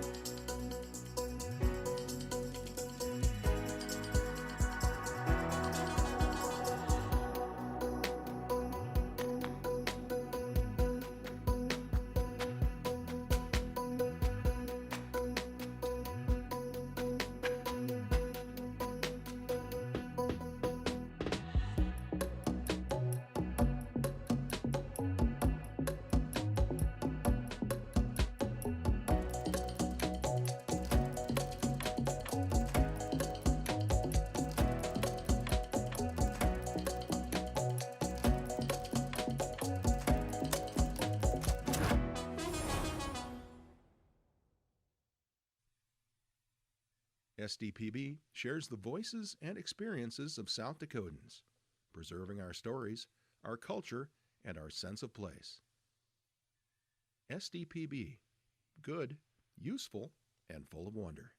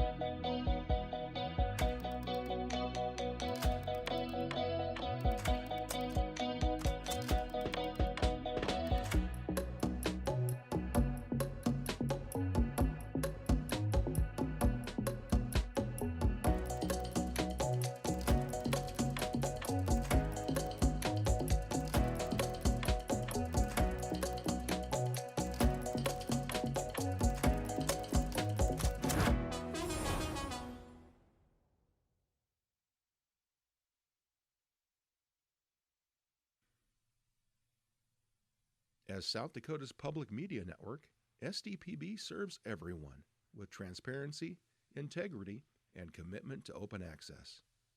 Good, useful, and full of wonder. SDPB.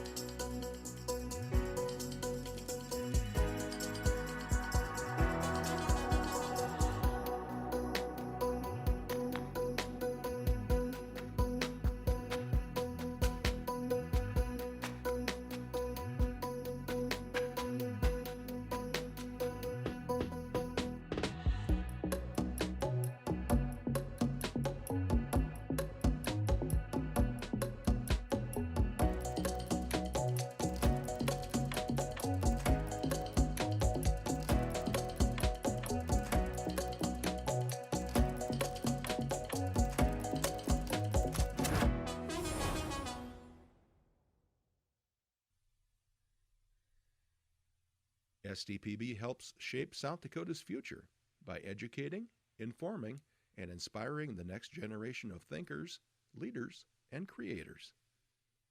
SDPB. Good, useful, and full of wonder.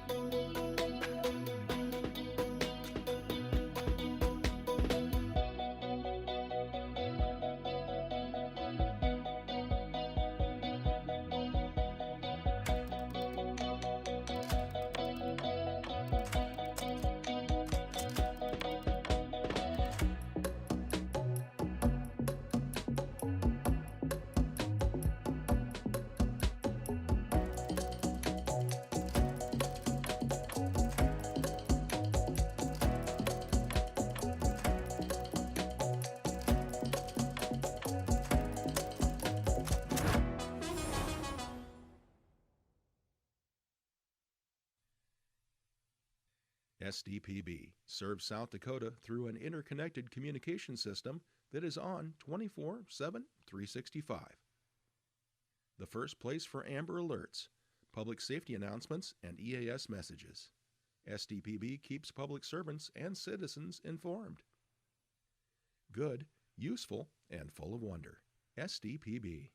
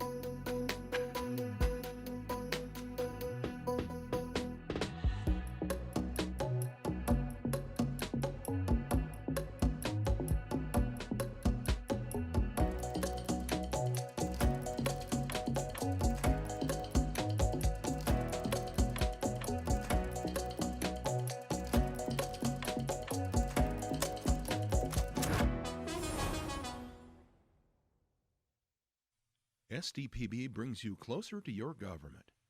With gavel-to-gavel coverage of the South Dakota legislature and in-depth reporting from Pierre. Good, useful, and full of wonder. SDPB.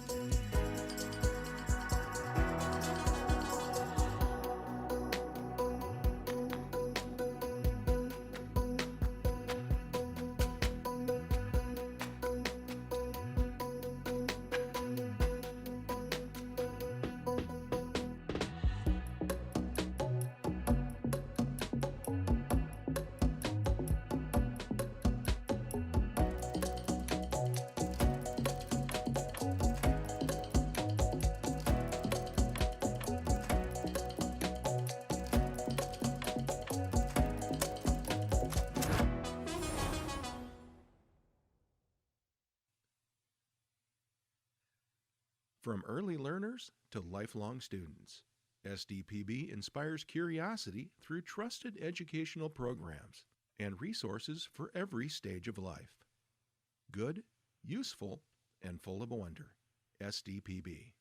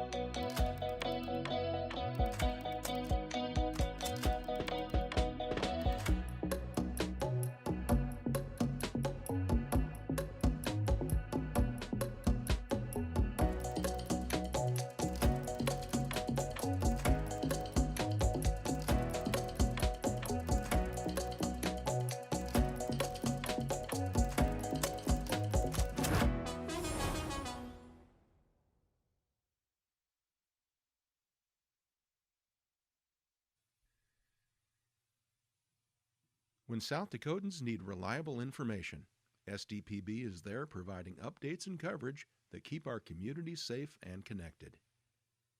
Good, useful, and full of wonder. SDPB.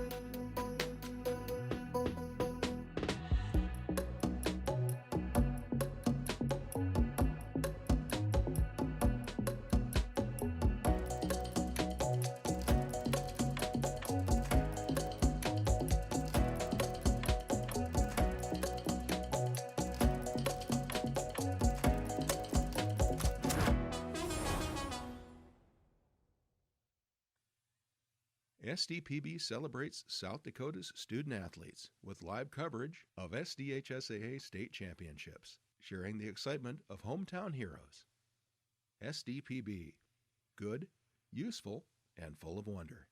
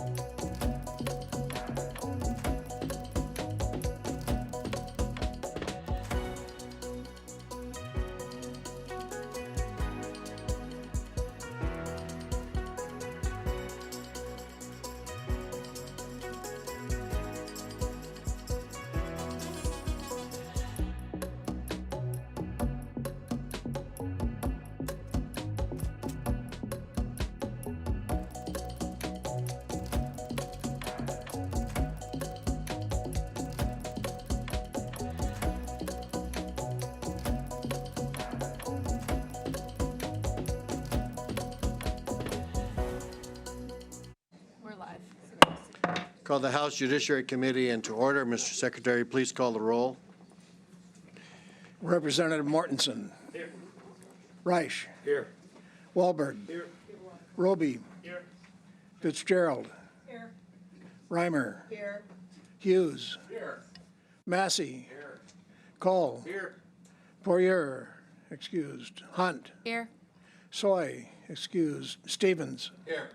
We have a quorum.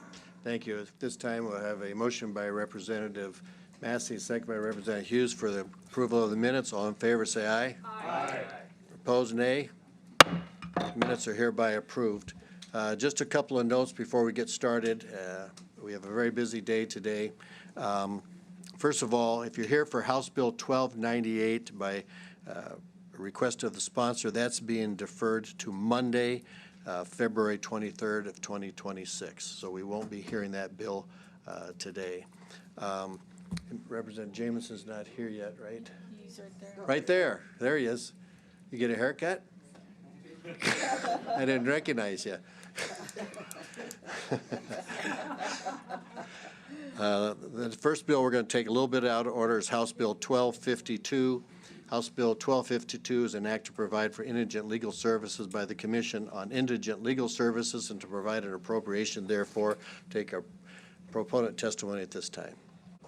Thank you, Mr. Chair. Greg Jameson, District 12, Sioux Falls. I'd respectfully ask the committee to table 1252.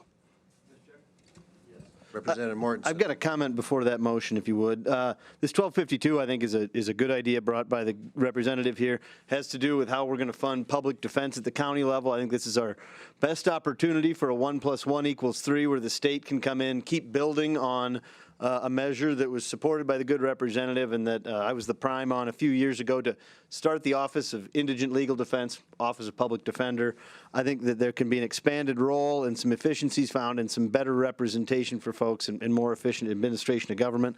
As I understand it, this commission is going to put together a report saying, if we ever have the money to be able to move forward and save the counties some money, here's how we'd like to do it. I don't think they need a bill to do that, and it's to their credit. They're willing to step up and do it. So I think this is a good step and one that is respectful both of the process here and the time, but also that they're going to do their homework and put a plan in front of us. And I think that work's being spurred on by the good representative. So good job. Thank you. Do we have a motion? So moved. So moved by Representative Cole, second by Representative Hunt to table the bill. This is a non-debatable bill. Mr. Secretary, please call the roll. Representative Mortensen. Aye. Reich. Aye. Wahlberg. Aye. Roby. Aye. Fitzgerald. Aye. Reimer. Aye. Hughes. Aye. Massey. Aye. Cole. Aye. Poirier, excused. Hunt. Aye.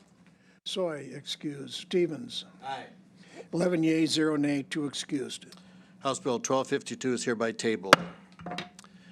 For the rest of the bills that we have in front of us, we're going to limit it to 12 minutes per side, and so give time for the committee to ask questions, but that'll be limited to about 12 minutes as well. We have all the rest of these bills to get through today. So the first bill we're going to take is House Bill 1268, an act to repeal capital punishment. We'll take proponent testimony at this time. Good morning, Representative Reich.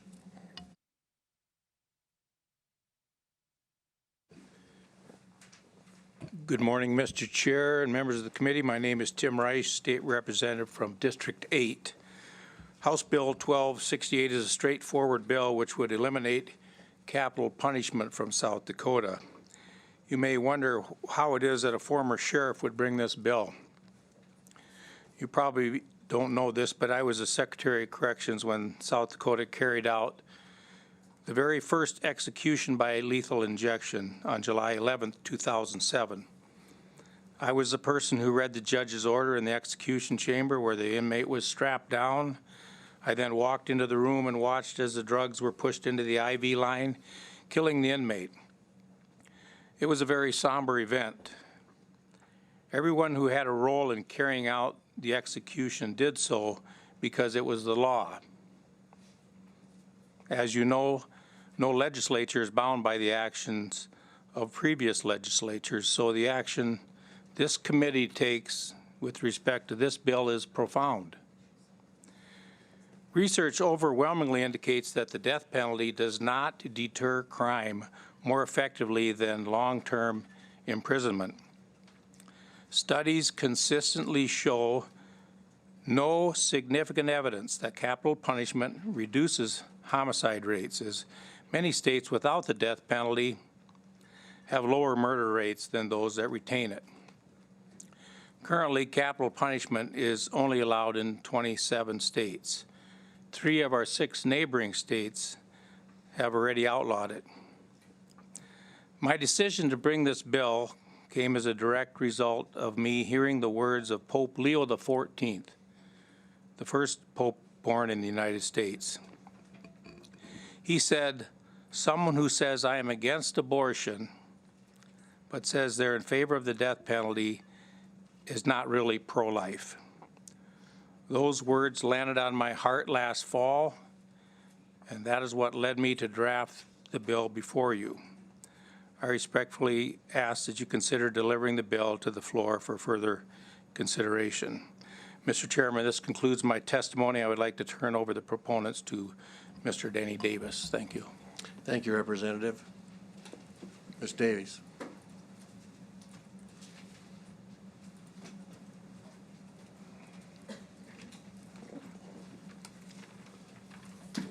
Morning. Morning, Mr. Chair, committee. I'm Denny Davis. I am the director of South Dakotans Opposed to the Death Penalty. The first thing I want to point out, I gave you a sheet of paper before I came up here. We did that survey on cost of death cases probably 10 years ago, so it'll probably be more effective now. There are 59 first-degree murder convictions on that sheet and 8 death cases on that sheet. And from the auditors of every county that we went to, so these figures are true, in fact, 10 times the cost, 8 compared to 59 cases. So this is what I want to talk about. I've asked myself the question, do we lead with fear or do we lead with the protection of human dignity? I recently read an editorial that spoke about speaking truth to power. And I quote, "Protection of human dignity does not teach that order justifies violence, or that power is vindicated by its ability to dominate. It teaches that every human life bears an invaluable worth that no authority may suspend for convenience or control. When a society begins to treat lethal force as an ordinary instrument of governance, it has already surrendered something essential, not only justice, but imagination. It can no longer envision safety without coercion or authority without threat. Violence becomes thinkable, then acceptable, then routine. We keep saying this is not who we are, but is that true anymore? I've been coming to this building for the last 14 years, asking why is it we as a people would want to murder someone who has murdered, knowing that by law, both divine and human, murder of a human being is a horrible, horrible crime. Most people in this building would say that they are pro-life, yet are perfectly comfortable with the state taking a human life.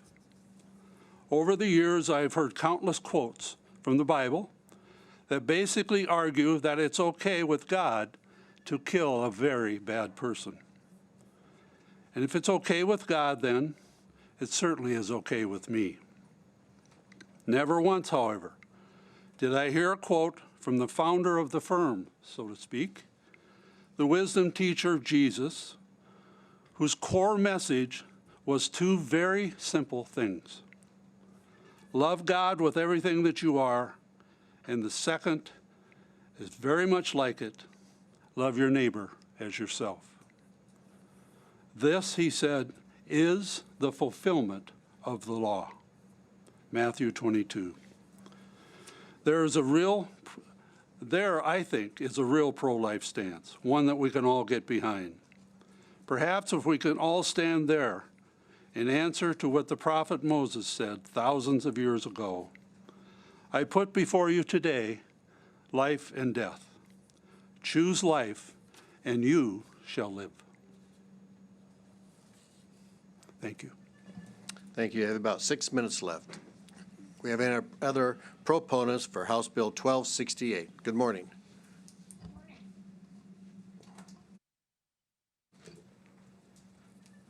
Mr. Chairman and Judiciary Committee members, my name is Mary Eiley. I'm from Sioux Falls, South Dakota.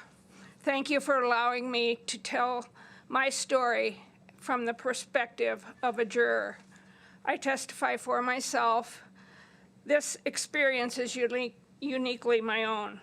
When I was in my 30s, about 40 years ago, I was summoned to jury duty. I had never had that experience before. I was an RN working at Sioux Valley Hospital as an emergency room nurse. I remember how insistent my employer was that I report to jury duty. I would have all the time off I needed, I was told, because this was my civic duty. I wanted to do my civic duty. I was called for questioning as part of the jury selection for a capital punishment trial. This selection took several days. I was asked, "Do you believe in the death penalty?" At that point in my life, I had never used those two words in the same sentence. My answer, yes, I suppose, if the crime is bad enough. The truth is, I had no idea of the consequences of my yes. I was selected as one of the 12 jurors. The entire trial took weeks, and we could not discuss the deliberations with anyone, watch TV, or read anything in the paper pertaining to the trial. We took this responsibility very seriously. We found him guilty of murder of an Argus Leader carrier. Then we had to decide life in prison without parole or the death penalty, which would take his life in exchange for the life he took. It wasn't just stressful, it was traumatizing. I realized that I was being asked to decide on the life of another human being. The death penalty is not just a law, it's a moral judgment. I remember it like it was yesterday. At one of our breaks, I found a quiet location and I begged God to help me with this decision. What God placed on my heart was clear. Mary, you can kill him today, but I had planned his journey towards repentance tomorrow. That was a powerful answer to prayer. Not mine to judge, not mine to end a life. To inflict the death penalty, all 12 must vote yes. He got life in prison without parole.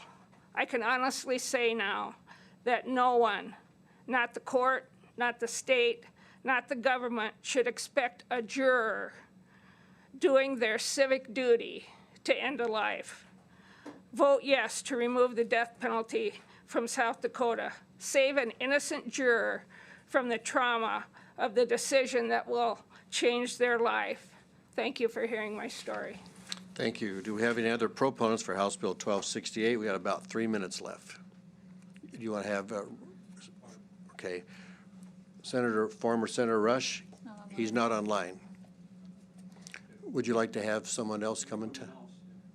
Okay, we still have about 3 minutes left.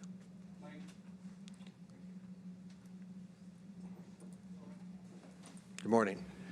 Good morning, Mr. Chairman, members of the committee. Michael Pauley, Director of the South Dakota Catholic Conference. We represent the Catholic Bishops of South Dakota. I'll be brief. We support House Bill 1268 and urge nonviolent means to protect society from those who could do harm. Thank you.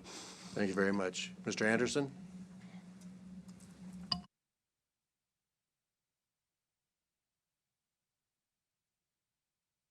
Good morning, Mr. Chair, members of the committee. Cash Anderson, registered lobbyist for the South Dakota Association of Criminal Defense Lawyers, and I'm a lawyer here in town.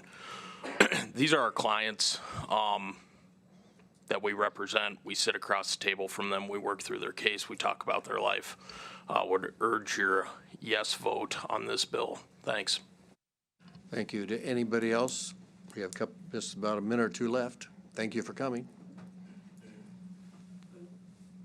Good morning, Mr. Chair and committee. I'm Sister Lynn Marie Welbig, a presentation sister from Sioux Falls, and I certainly stand in favor of this bill and ask you to as well. This morning I noticed, it's Ash Wednesday, I noticed in the readings a line that popped right out that fits right here today. We are ambassadors for Christ, and it is as if God is appealing through us. Mercy is better than killing. Killing these people does not render justice. Justice makes things right.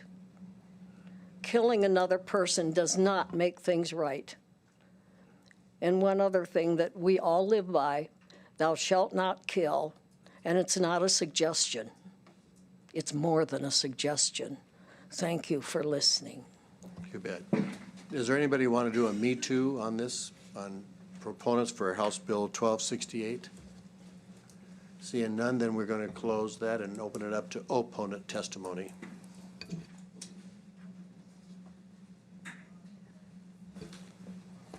Good morning, Mr. Chairman, committee members. Marty Jackley, South Dakota Attorney General, appearing in opposition to 1268.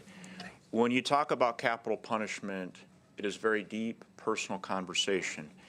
And how I've always justified it as Attorney General is the effect it has in protecting innocent life. I'm pro-life. I'm pro-innocent life.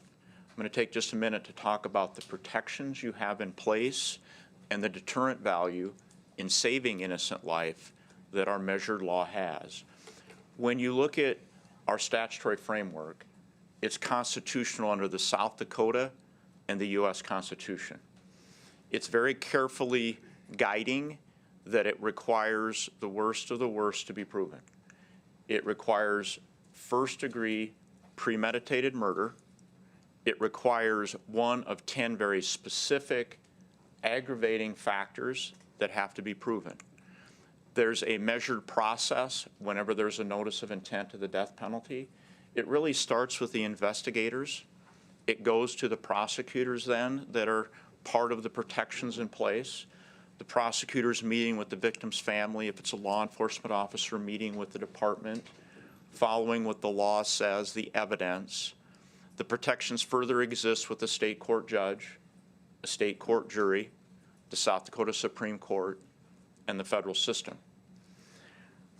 I believe it does protect innocent life. I can't measure the times the little girl is saved, the times that a man or woman law enforcement officer is saved from it, but I can cite to you cases where it does protect innocent life. I prosecuted Birgit and Robert. They were serving life sentences. Birgit had shot his former girlfriend, her boyfriend, sexually abused a law clerk at gunpoint, was serving a life sentence. Robert had thrown a little girl in a trunk to do evil things to her and was serving, in effect, a life sentence. They were given life sentences, yet they chose to kill another individual. If you did, R.J. Johnson, if you don't have the death penalty, there would have been no punishment for their acts. It had deterrent value in that case because I was the prosecutor standing in the courtroom when Robert said he was going to kill the state court judge. So it deterred both Robert and Birgit from killing another inmate, killing a judge, killing a prosecutor, killing a nurse. I know there's talk about cost savings. I don't believe you can measure the cost of saving that little girl in an instance or saving that law enforcement officer. But when you look at just straight court costs, what I don't see on that list is Ethan Johns. Ethan Johns killed Chad Mickles, a law enforcement officer, in his official duties. I was unfortunately the Attorney General that had to make the notice of intent for death penalty. Once that notice was made, it wasn't made for plea reasons, it was made based upon the evidence and to protect innocent life. Immediately after I made that notice, that case was resolved. In other words, there wasn't 20 years of appeals, there wasn't jury trials, there wasn't Supreme Court decisions. It resolved the case. If you look at this proposed amendment, if you vote for this, this will affect the ongoing proceedings in Officer Ken Prorock's case set for jury trial in September, where Hook killed the officer in the line of duty. That case isn't resolved yet. The protections are still in place with the jury, with the judge, with all the courts. Capital punishment should be reserved for the worst of the worst. It protects innocent life. It serves as a deterrent. We do it right in South Dakota. You put the protections in place. And again, for protection of innocent life, I urge you to not move forward 1268. And Mr. Chairman, I'll make myself available at the appropriate time for questions and turn it over to Tom Woolman, the State's Attorney in Lincoln County. Thank you, Mr. Woolman. We have about 7.5 minutes left. Thank you, Mr. Chairman. Members of the committee, my name is Tom Woolman, and I'm the Lincoln County State's Attorney. My personal involvement with the death penalty was on the Moeller case and then another case that my office recently prosecuted. The measure of the health of any society can be measured by what that society does to protect its most vulnerable members. And in this case, in the Moeller case, we had a 9-year-old girl that was kidnapped, raped, and murdered in Sioux Falls on May 8th of 1990 by an individual by the name of Donald Moeller. Donald Moeller was facing a lengthy penitentiary sentence. He'd met with his attorneys that afternoon and made the decision that he was going to kidnap and rape and murder this young lady, Becky O'Connell. He did so in Lincoln County. That crime was investigated by the Sioux Falls Police Department, Lincoln County Sheriff's Office, and twice the defendant was convicted of first-degree murder, the rape and kidnap of Becky O'Connell. 2 different juries imposed the death sentence for that crime. Judge Hertz presided over the first. Judge Rush, who has testified in opposition, presided over the second. And certainly we've heard from jurors whose experiences on that case ranged from it being one of the most important things that they worked on in their lives to, like our previous testimony, was troubling. I would submit to you that jurors in any of our cases, whether it be child pornography, rape, murder, all have a difficult time with their service on some level. But in cases like these, where we're talking about the rape of a 9-year-old girl and her unnecessary and violent death by an individual who was already going to the penitentiary for a crime, who had before tied up a little boy and held him at knife point, before had drawn knives on other individuals in our community and attempted a kidnapping and drawn a knife on another woman. He was an individual that was incredibly dangerous. And as part of my service as the Lincoln County State's Attorney, my involvement with the case certainly wasn't that of my predecessors, but I worked on the habeas proceedings. And I also, by statute, was invited to the actual execution. So like Representative Reich, I was present for the execution of Donald Mueller, and I would describe that as almost, it was a sterile environment. Warden Weber was standing over Mr. Mueller, reading him the death sentence. The drugs were administered, and I would describe it as Mr. Mueller took two deep breaths, and died as a result of those drugs that were pushed into his system. I would contrast that with 9-year-old Becky O'Connell, who had been vaginally raped and then was being anally raped as he plunged the knife into her back, face down in the dirt in that rural Lincoln County setting. She had no one there to help her. She had no one there to protect her. The health of our community is determined by what we do to protect individuals like Becky O'Connell. I urge your no vote on this. Thank you for your time. I'd like to turn it over to Lynette Johnson. You bet. We have about 4 minutes left.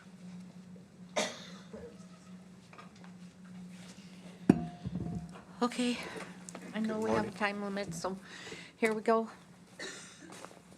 The cases that you have heard so far are horrific and sad. And don't forget about Chester Allen Pogue. His death was horrific.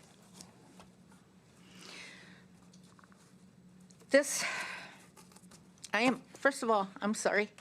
I'm Lynette Johnson. I'm Senior Correctional Officer Ronald R.J. Johnson's wife. Here he is. There he is. This is one of his favorite things to do on earth, is to ride a boat. Look at him. He's so handsome. So what I have to tell you is just a little bit about Ron. And this, if you've ever been to Okoboji, okay, this will tell you how old you are. He's blowing up an air mattress. This was our honeymoon. I'd never been to Okoboji. He took me to Okoboji. He blew up an air mattress for me so he could pull me along in the water because I didn't swim. We went there for our honeymoon. And then after our kids were grown, gone, having their own families, here he is, gained a little bit of weight, lost a little bit of hair, but here he is because we would go to Okoboji every weekend in the summer. And then it got to be too expensive. So then there was, towards the end, it would be every other weekend. So here he is on the dock, looking out at the water. But before, we always had a limit, a time. We had to be at this point to have a drink, and then you'd go and see the boats, and then you'd go back and sit on that dock. Here he is, dreaming. This was going to be his boat. There's no way.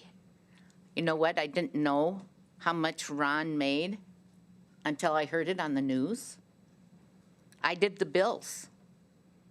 I didn't know what he made. I just know one check made the mortgage, the next check paid the bills. All the money I made is our entertainment and our food. I didn't know. He made $16 an hour after 24 years. I didn't know that.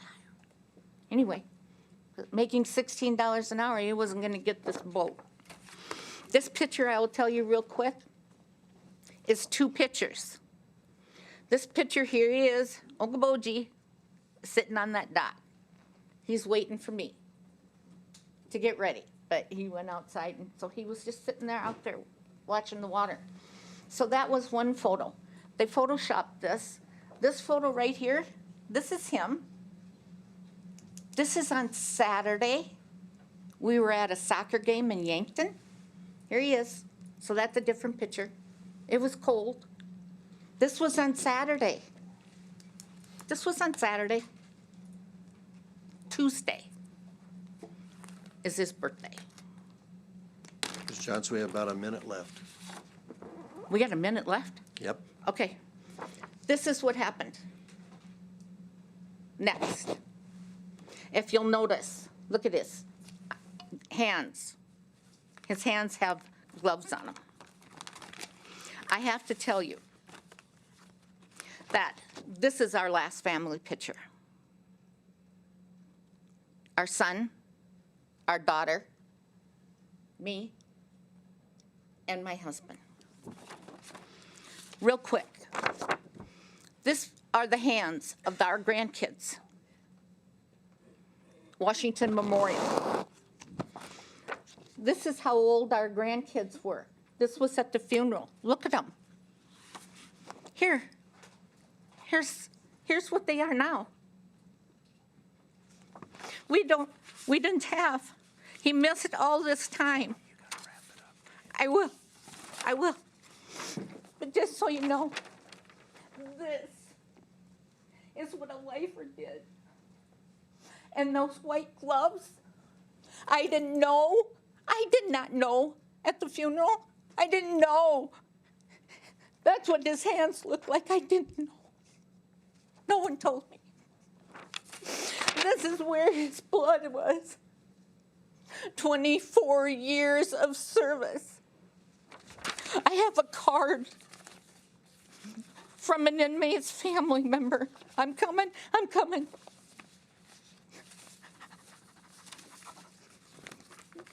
Ron was on medical transport. The inmate couldn't get from the wheelchair into the transport car van. She told me in the letter, I got it. If you want to see it, I got it.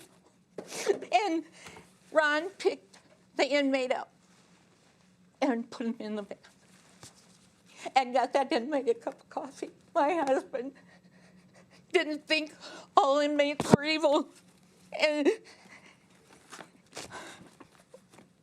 they aren't all evil. I'm just telling you, without the death penalty, Robert would have killed again. Monty told you, I've been to a trial with a correctional officer that was beat 80 times. They hit him in the head, but you know what? That sweet boy is alive. He's not dead. Execution is not cruel. It's not. I wish my husband was executed. It would have been clean, painless, thorough. Please, protect the people that work behind the walls from evil. I'm sorry. Thank you, Mrs. Johnson. We're all sorry for your loss. Do we have any other opponents who want to do a Me Too? Thank you, Mr. Chair, members of the committee. I'll be very brief. Jenna Severin, South Dakota Police Chiefs Association. I want to say that we do have a lot of respect for the prime sponsor. We value the conversations on both sides and understand the magnitude of the decision that you have to make, but we come before you asking for your no vote. Thank you. Thank you. Do you have any other Me Too's? Thank you, members of the committee. Troy Wellman, Sheriff of Moody County, South Dakota. As indicated by Attorney General, we still have a pending case that has a death penalty stipulation to it. I'm not going to decide whether it's right or wrong according to where you read or what you feel. I'm just asking for you to vote against this bill, because if you take away the ability for the prosecution to put the death penalty on the cases that it is fit for, that limits the ability that the prosecution has if a plea deal is something that could be worked out. If we take away the death penalty, the defense's argument is, we'll plead to 90 years instead of life. It seems like it limits both the defense and the prosecution from my standpoint. So I ask that you vote no on the bill. Thank you. Thank you. At this point, Representative Reich, would you like to do a rebuttal, please?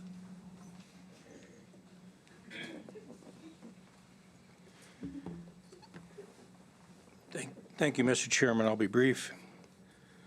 South Dakota has used capital punishment since 1877, executing 20 people in its history, 15 by hanging, 1 by electrocution, and 5 by lethal injection. The state banned the death penalty in 1915 and reinstated it in 1939. In 1972, the Supreme Court of the United States struck down capital punishment in Furman v. Georgia, reducing all pending death sentences in the United States at that time to life in prison. Subsequently, a majority of the states enacted new death penalty statutes, and the court affirmed the legality of the practice in the 1976 case Gregg versus Georgia. So then South Dakota reinstituted capital punishment in 1979. We currently have 1 individual on death row, but passage of this bill would not have any impact on his death sentence. Research overwhelmingly indicates that the death penalty does not deter crime more effectively than long-term imprisonment. If we just consider the executions that the state has completed in what I would call the modern era, since we began using lethal injection, every one of the horrendous crimes committed by those individuals sentenced to death occurred while our capital punishment statutes were on the books. Another thing to consider is that our criminal justice system doesn't always get it right. For every 8.2 people executed in the United States, 1 person on death row has been exonerated in the modern era. At least 200 people who were sentenced to death since 1973 have been exonerated, or about 2.2% of those sentenced. I was Secretary of Corrections for 8 years, and I only went to a new job 10 days before RJ was killed, and I want to just personally say that I'm very sorry for your loss, Lynette. If there was anything I could have done, or anything that I missed while I was in that office, I regret it deeply. But the state of South Dakota needs to do a better job. We need to do a better job. We're still back 150 years ago with respect to a lot of the things we do in corrections. I think we've taken the first step by authorizing a new prison to be built with new programming space.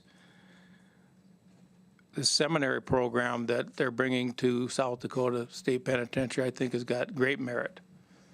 And it has done wonderful things in other states where the prisons were extremely violent. We've got a duty as human beings to try to help people.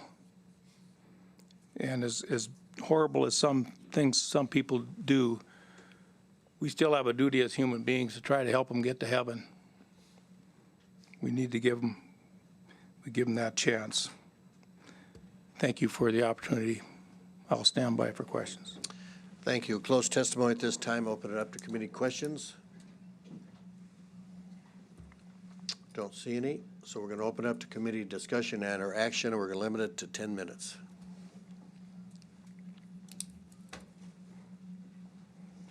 Committee discussion and or action. I have action.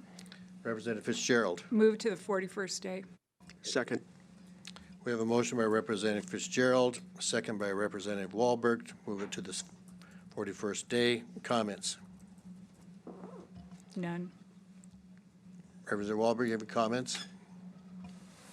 Thank you, Mr. Chair.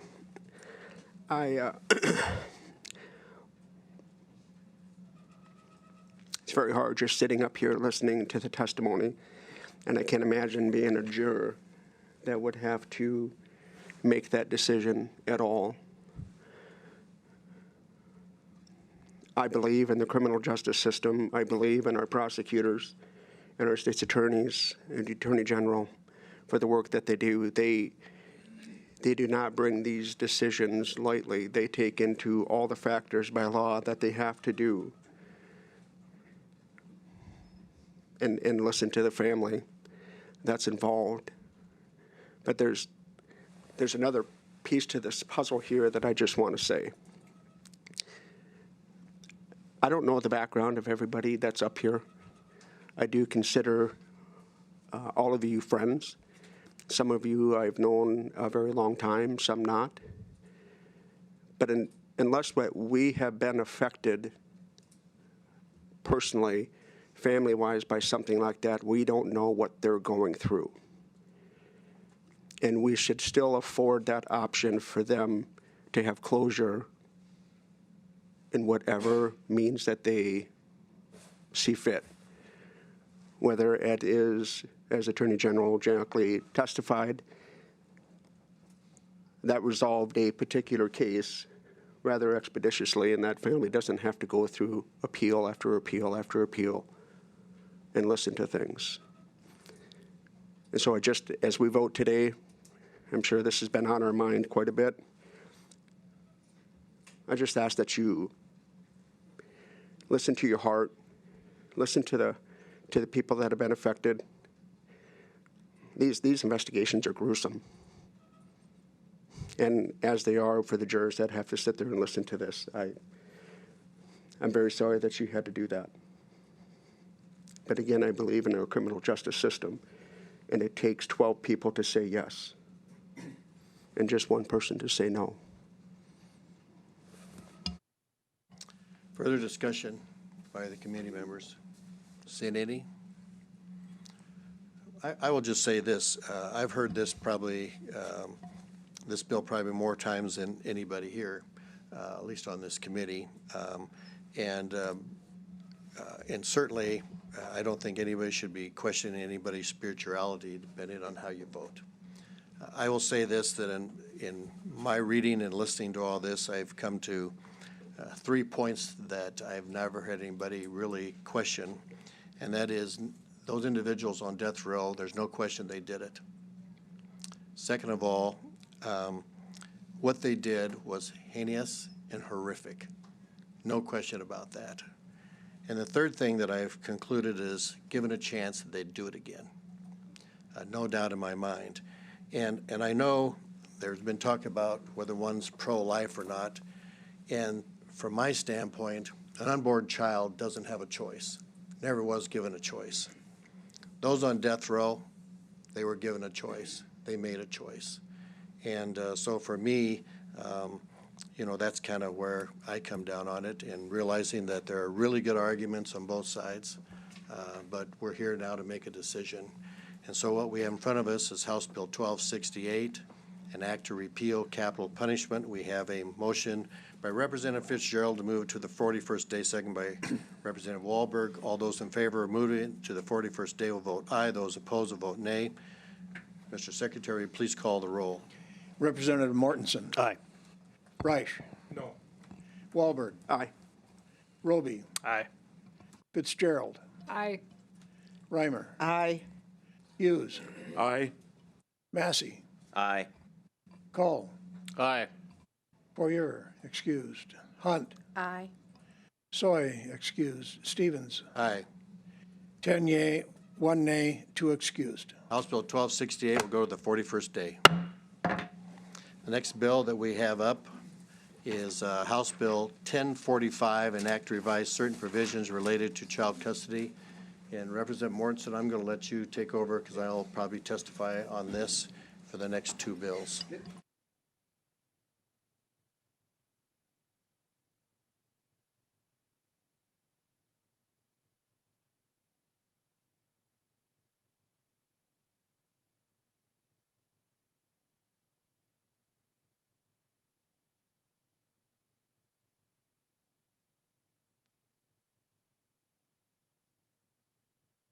Okay, we are on House Bill 1045, an act to revise certain provisions related to child support. We would open it up for proponent testimony.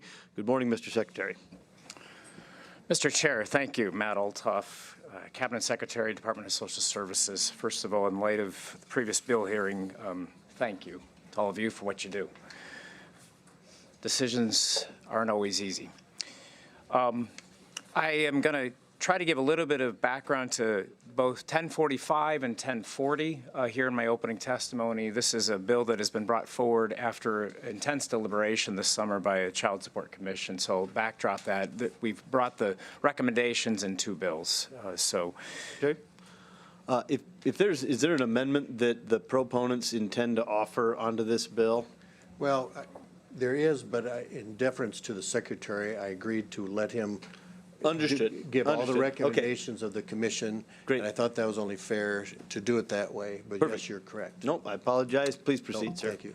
Thank you very much, Mr. Chair, for the clarification. So this is a work product of the 2025 Commission on Child Support. It worked for 9 months to review South Dakota's child support statutes and make recommendations to enhance fairness, efficiency, and transparency in the child support program across South Dakota.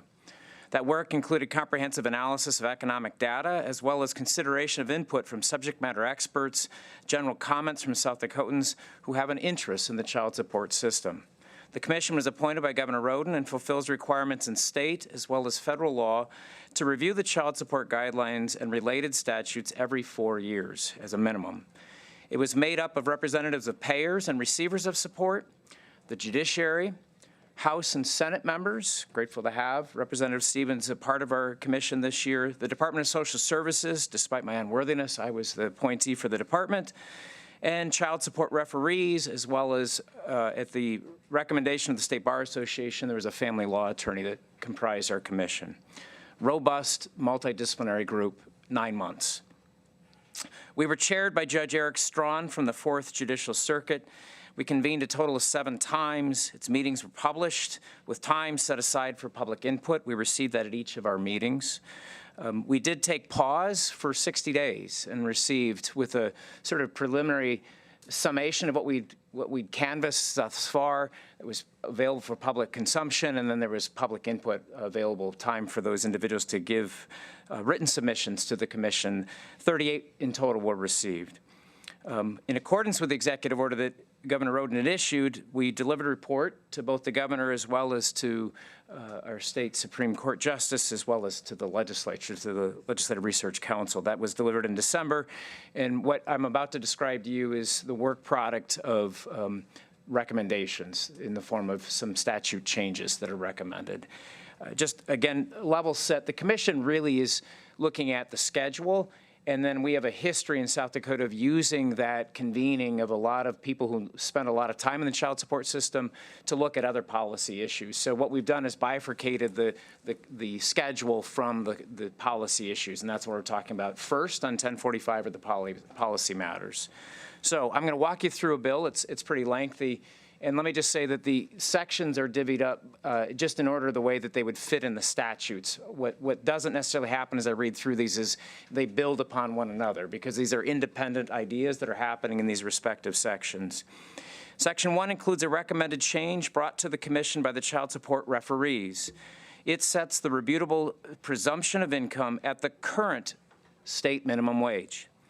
This proposed change streamlines language and clarifies the calculation of the minimum income a parent is presumed to be capable of earning.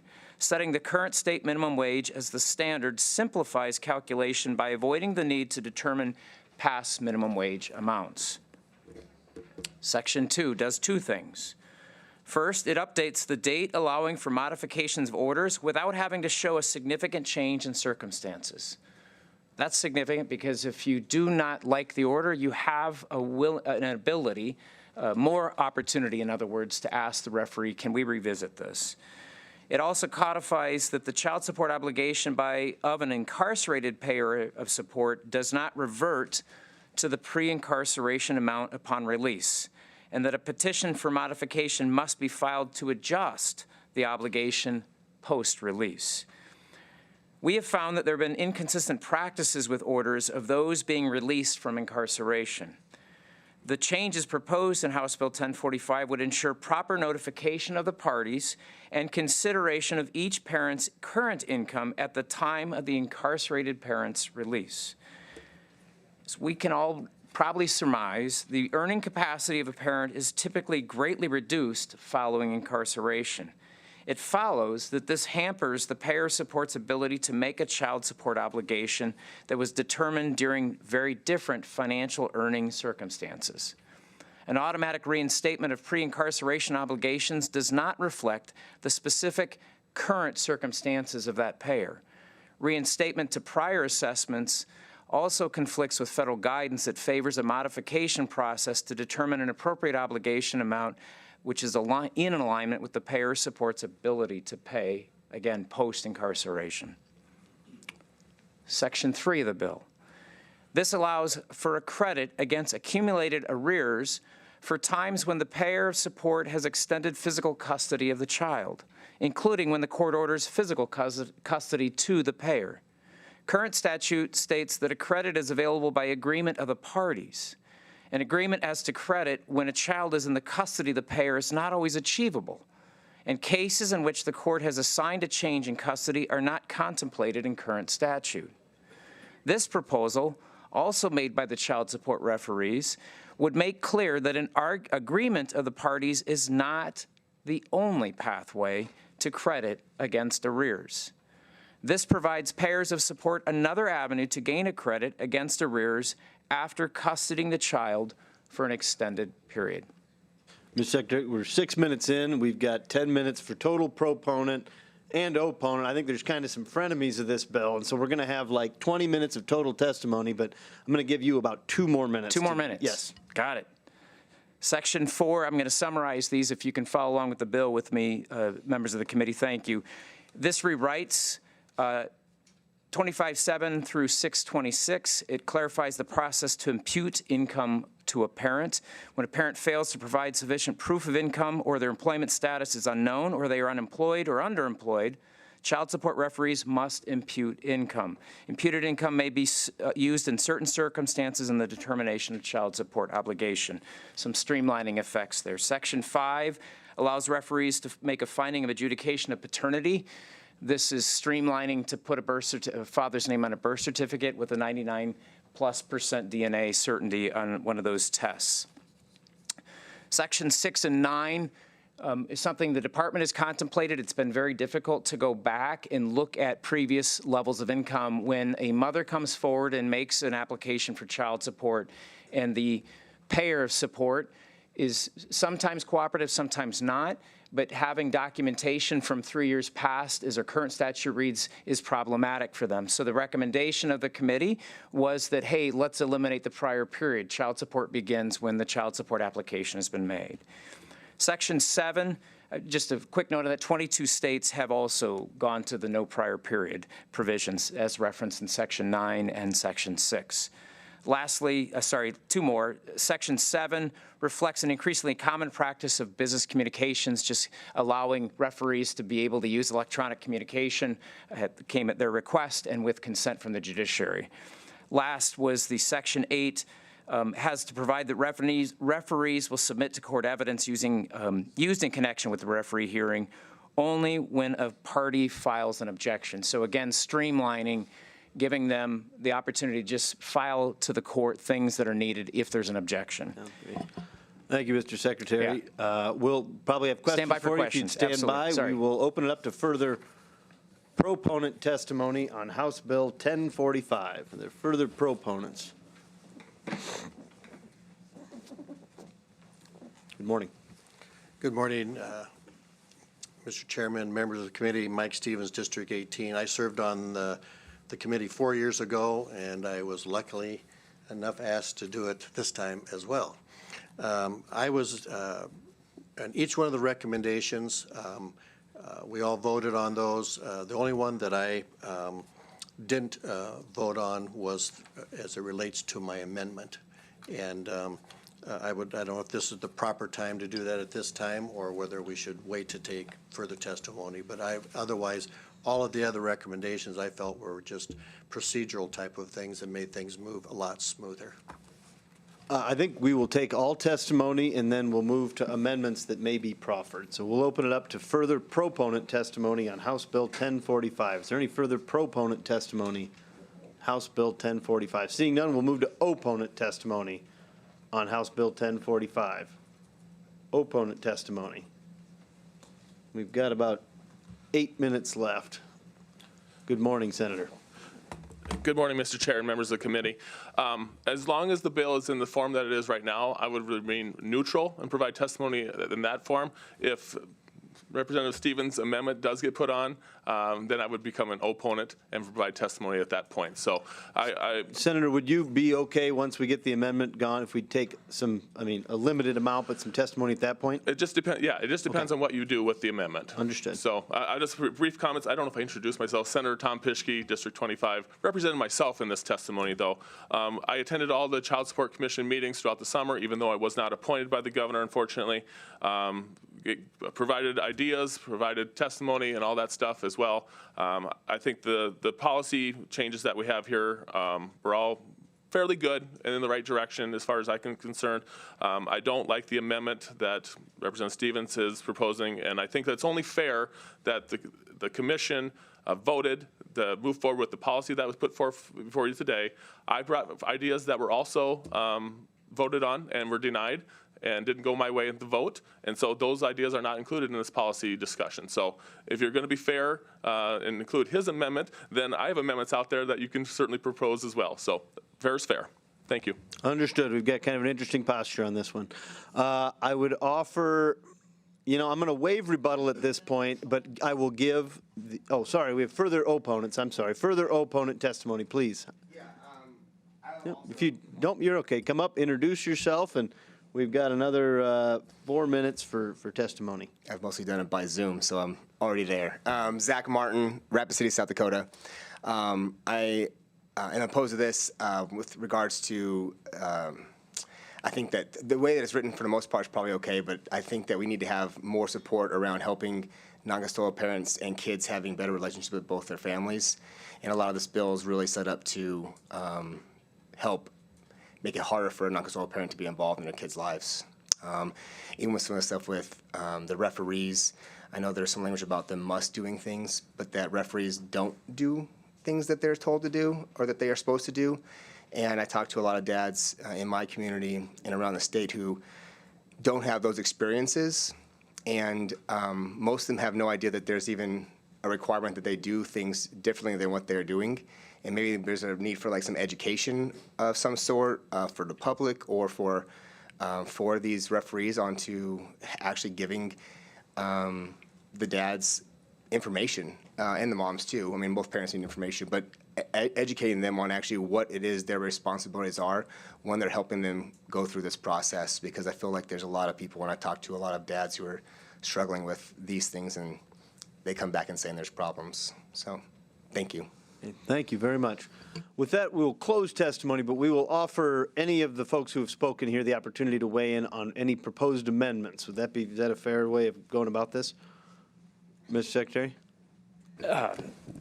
Just real quickly, thank you, Mr. Chair. It is fact that except for Chapter 6 and 9, as written in the bill, all of those were unanimous votes, and it is fact that Representative Stevens did protest it. It is fact that also some of the ideas that have been filed as potential amendments out there by Senator Pischke were very vigorously entertained and considered by the Child Support Commission. Just yesterday, there was testimony on those bills. They did get sent to the 41st day, but I would emphasize that the recommendation of the commission was not to bring them forward as legislation, but to task the subsequent commission to take a vigorous look at those. This would have to do with the cross credit for those parents that are having a joint custody situation. So I just want to sort of loosely reference those things, that there was a very serious consideration of Senator Pischke's ideas. Right ideas, not ripe. We felt a lot of things to be thunk through on those as a commission. Thank you. Thank you very much. I've mentioned this a few times. There's a bit of an odd posture. It seems like to me the substantive decision of this committee largely revolves around the potential amendment. So this is a little out of order, but at this point I would entertain any motion to amend, and the committee might take up that substantive analysis. Sure. Mr. Chairman, I'd move 1045F. Is there a second for 1045F? Seconded by Representative. Comments on your motion? Well, what this amendment does is this. Currently, the law in South Dakota is that someone can apply for retroactive child support going back 3 years. It used to be 6, and then it was up to 3. And the circumstances surrounded why the committee, which was not unanimous on this, was that we go to 0. And that's what the recommendations were. There are instances where I don't think that that's equitable to be doing it that way. As you, in the report itself, you know, there's 2 or 3 instances where you have an individual, one argument is, well, the mother didn't tell me that she was pregnant. And now you go back 3 years, and now we have to make up child support. And of course, during that 3-year period of time, you know, she's probably getting aid from the state. And with this kind of a 0 deal, there'd be no way for the state to recoup any of that amount of money. From a practical standpoint, I've had several clients who the father of the child says this, well, if you don't ask for child support, then I won't ask for custody. And so you have that kind of a situation, and it hangs over that situation. There's instances where potentially the parent can't be located, but my argument is if you're going to have sexual intercourse with somebody, you need to realize that there's a possibility that you could be a father of the child, and you need to be supporting that child. And during that retroactive period of time, which used to be 6 years and now it's 3, that you know, somebody has to be paying that, and it should be shared with that person who created that child. And so that's why I voted against that recommendation when it came before the commission. Any further comments on the motion to amend from any, yes, Senator, come forward. I kind of want to welcome the analysis of this. I'm going to give you that was 90 seconds. Yeah, I will try to be real brief. And I don't dispute anything the good representative said. I mean, he obviously had his stance during the commission meeting. But obviously all the members of the Child Support Commission voted against what he said and put into law or put in proposal here that it should be from the time that you sign up for child support. If you think about it, going 3 years back puts a person in a great amount of arrears. And when you have child support arrears, you have that lien against you, and you have trouble getting a house loan, you have trouble getting approved for credit, and all these other things that happen there, and that affects your credit rating. You can't get a hunting and fishing license. Your driver's license could be suspended. So we have all these things that happen if you go back and put that major amount of money as arrears. And so what the Child Support Commission agreed to was to put it from the time that someone submits the paperwork. So I think that's fair. I appreciated that change, and I think that we should stick with what the Child Support Commission recommended. Thank you. Any further comments on the motion to amend? I'll give you 30. I mean, I take it you're against the amendment, and you support that. Great. I'd give you just a brief. Zach Martin, Rapid City. My big concern with that is, as like Pischke alluded to, but that the cost for a non-custodial parent is exponential when they're paying for all this stuff. Most people live day to day, and they're just getting by. A lot of these families are people that are going in relationships and staying in relationships, and then they're not married, and then they can go back and file for 3 years back while they've been living and cohabitating on some level, and now they're getting taken for thousands of dollars. And like Pischke said, those things can have serious ramifications. And just a breakup's bad enough, but when you traumatize somebody financially on top of the emotional and you know, parenting time to be around a parent it's devastating. Great. Thank you. I apologize. We've got a very full agenda here. Ms. Secretary, I'll give you just a very quick. Mr. Chair, just not to confuse anything, the Amendment F takes it to status quo as it exists today. If you have those arrears, you don't automatically lose your licenses. If you work with our child support team, if you have a plan in place, you're not going to have those licenses taken away, just to be clear about status quo. Thank you. Any questions of the committee on the motion to amend? Representative Wahlberg. I have a question for DSS. Yes. Thank you, sir. You just kind of brought up something that I was going to address. When you talk about the arrears, losing your license and other privileges, at what point do you send that information off, or is it just automatically queued when they're in the arrears? Mr. Chair, there's an escalation process, so there's proper notice given. There's an opportunity for somebody to come forward and cooperate with the specialist and devise a plan. It doesn't start with we're revoking your license because we've all of a sudden realized that you have a large arrears. I could go more detailed than that, but I just emphasize that it's a true escalation process, and it starts with a very light touch. Any follow-up? Yes, sir. Yep, Thank go you. ahead. So do I judge your testimony that the original bill that is being passed or asked to be passed today, presented by you, you would rather just stick with that and not the amendment?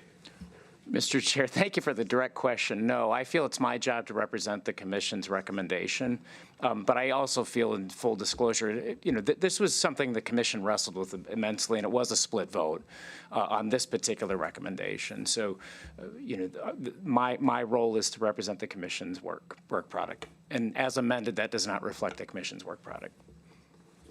Representative Roby. You can stay seated, Mr. Secretary. Thank you, Mr. Chair.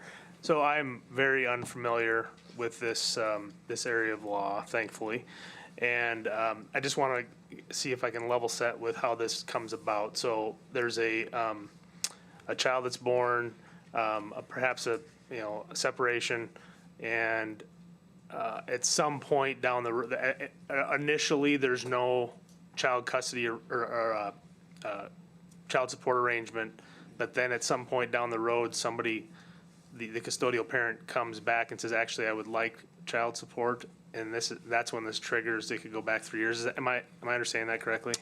Mr. Chair, yes. There's no Oregon Trail, so there's many trails, that people come to us. But I would emphasize a most common that we experience, Representative, is that, remember, child support functions within DSS exist because the state has an interest to say if dad can help, and I'm speaking in generalities, not always, but it's almost always, before the state helps, dad should too. And so that's usually what has happened is the custodial parent, who's the mother, has gotten to the point in life where she needs to ask for government assistance. And our policies require her to also make a child support application. So that's the most common. There are many other paths. It's not an Oregon Trail thing where it's just only one way, but there are many other paths. Thank you. We'll allow one more question, and then we got to get moving. Yep. So I did this work for 10 years. So I served more men in the state and out of the state than I care to count. But it's usually when they sign up for services that initiates an action. And lots of times we have to establish paternity first. And then when we finally get that done, we may test several different people before we find out who the father is. And then we do serve them. And we have court hearings before a circuit judge. So I do think it's important that we go back and try to collect some of those arrears, and especially when they're on aid, because we would like to kind of get some of that money back that the state paid to support those children. So I always said, and I don't know if you would agree, that the law is kind of old-fashioned in this area, and they feel that that father does have a duty to support his children. So I would support that amendment. Thank you. Any further comments on the motion to amend? Any further comments on the motion to amend? Hearing none, this is a voice vote, and we are on 1045F. Amendment 1045F is a voice vote. All in favor will say aye. Aye. All opposed, nay. No. Motion carries. It was so amended. We will now move to any further questions of the committee on the bill as amended. Any further questions of the committee? Hearing no questions, we will move to any discussion and or action. Any discussion and or action on 1045 as amended? Do pass. Motion do pass. There a second? Second. Seconded by Representative Reich. Any comments on your motion? No, I just think that it's a fair bill. It's a fair amount of time to go back and try to collect those arrears. Okay. Any further comments on the do pass motion? Hearing none, Madam Secretary, please call the roll.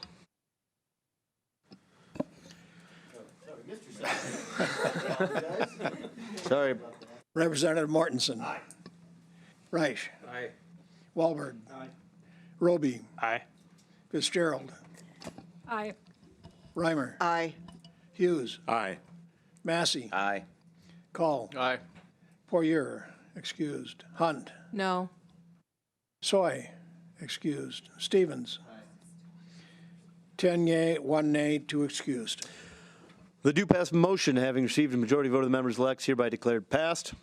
We'll head to the floor with the do pass recommendation. The next bill for consideration is House Bill 1040, an Act to revise child support obligation schedule. Welcome back, Representative Stevens.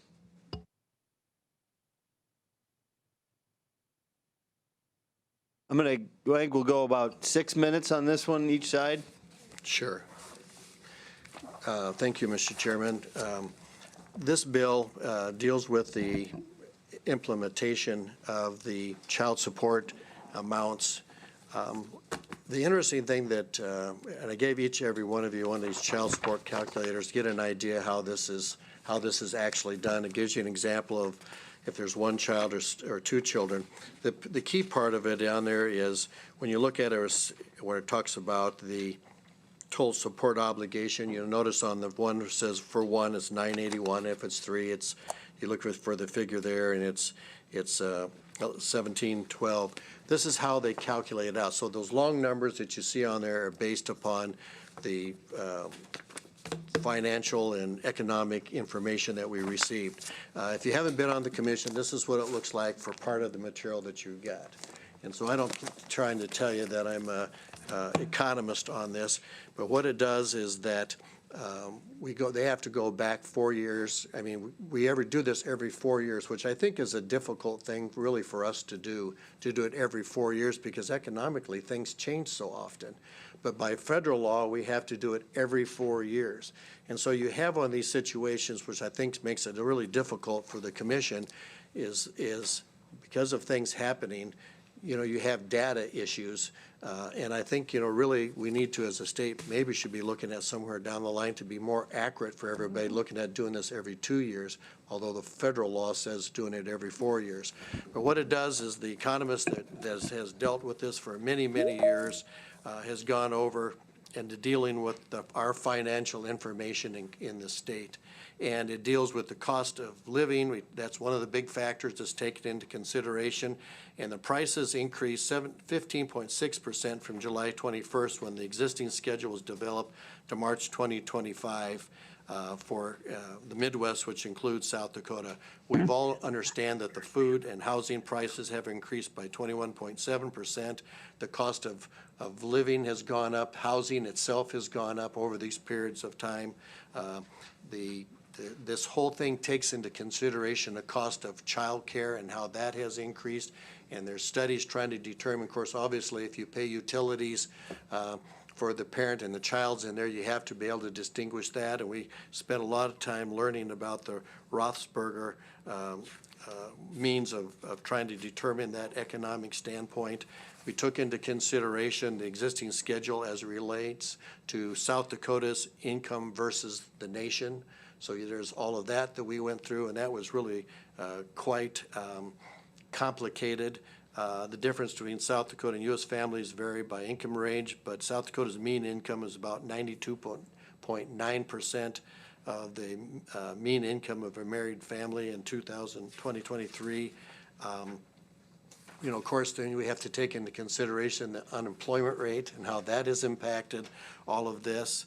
And so the report itself is use the same factors, the same studies, the same formula that we did, but taking into consideration all of these economic type of things. And so the schedule is updated using these same steps and assumptions. The price changes for the region of the Midwest, which of course includes South Dakota, the gap between our income as well as the U.S. as a whole, and of course then the federal government dealing with the federal poverty guidelines for one person. So there's really a lot that's been taken into consideration to try to update this. It was very complicated, and I'll let the secretary, if you want to add something in between from what I just said. Further proponent testimony on House Bill 1040. Welcome back. Yes, we got 2 minutes left. I just really want to emphasize my gratitude to Representative Stevens. As a second-time member on the commission, I can promise you that we leaned into somebody who's done this before. It's a learning curve. Again, just for those of you who appreciate the question earlier, a lot of us can be very unfamiliar with child support system. That whole schedule starts with a very important premise. It envisions that if the two wage earners were under the same roof, what does that create for a means that child is now going to have for its upbringing, for the child's upbringing. And so it's an imaginary line, obviously, but it calculates that. And then it looks at the proportions, as you see on that worksheet, and all that is happening then is you're adjusting what is the allocation or what's the obligation, and it goes through that formula. So all that economic data is informing it in that. Providential choreography, it's somewhat humorous to me that it's 1040. We got to have a little bit of fun in our work here today. So obviously, federal tax filings do serve as the determinant for the income. So there's a little bit of humor today with the House bill number. And two, wow, is that a long bill with not many words? So appreciate everybody's willingness to kind of look through a very long list of numbers is what's going on there. But please hear within that the good representative's comments about the economic data that informs the updates that are being made and making it just more current to contemporary times. Thank you. Any further proponent testimony on House Bill 1040? Hearing none, we move to opponent testimony on House Bill 1040. Morning, Senator. Good morning, Mr. Chairman, members of the committee. Senator Tom Pischke, representing myself here today. I'm asking you to vote no on House Bill 1040. If this bill were to pass, it would increase most child support obligations by about 10%. And if you're in a shared parenting arrangement with the cross credit, it's actually going to increase them 15%. So you have to understand how the child support works to get that, though. This increase hurts non-custodial parents and their ability to be involved in their children's lives. It puts an increased financial burden on them. I want to reckon back to what the Representative Stevens talked about with inflation. Inflation for housing, inflation for food, inflation for all the things that we're experiencing here today in our world. That impacts non-custodial parents as well. We have to make a living and be able to live our lives as well. And putting these increased obligations into this table makes it even harder for the non-custodial parent to make ends meet at the end of the day. The inflation is already baked into the obligation table. There's no need to increase these numbers. As your salaries increase, so does the obligation. That's already baked into this. By increasing these numbers, you're increasingly making it harder and harder to make ends meet and increasing those obligations. So I know that the table is complicated. I know child support calculation is complicated. I've studied this for many years. I've studied it in 2016 after that commission met and fought against those increases. Been involved in the 2021 commission, been involved in the last commission, and trying to educate people on this is a very difficult thing. But I'm asking you to oppose this. I'm asking you to think about what you're doing when you're increasing those obligations in that table, because that impacts everything downstream from there. Just an example here, if this were to pass, I already give my ex, not to make this personal, but I already give my ex-wife about $11,000 tax-free money every year. This is going to increase me about $100 a month. My take-home really hasn't increased more than $100 a month since 2021. So you're basically taking everything that I've had in that time frame and giving it tax-free to my ex. Not that my kids don't deserve it, but she makes $80,000 to $5,000 already, and she's not living off government assistance. So I just ask you to think about what you're doing here and ask for a no vote. Thank you. Thank you. Further opponent testimony for House Bill 1040. Morning again, Mr. Martin. Chairman, members of the Senate. We've got about 4 minutes left. All right, plenty of time. Thank you for this opportunity today.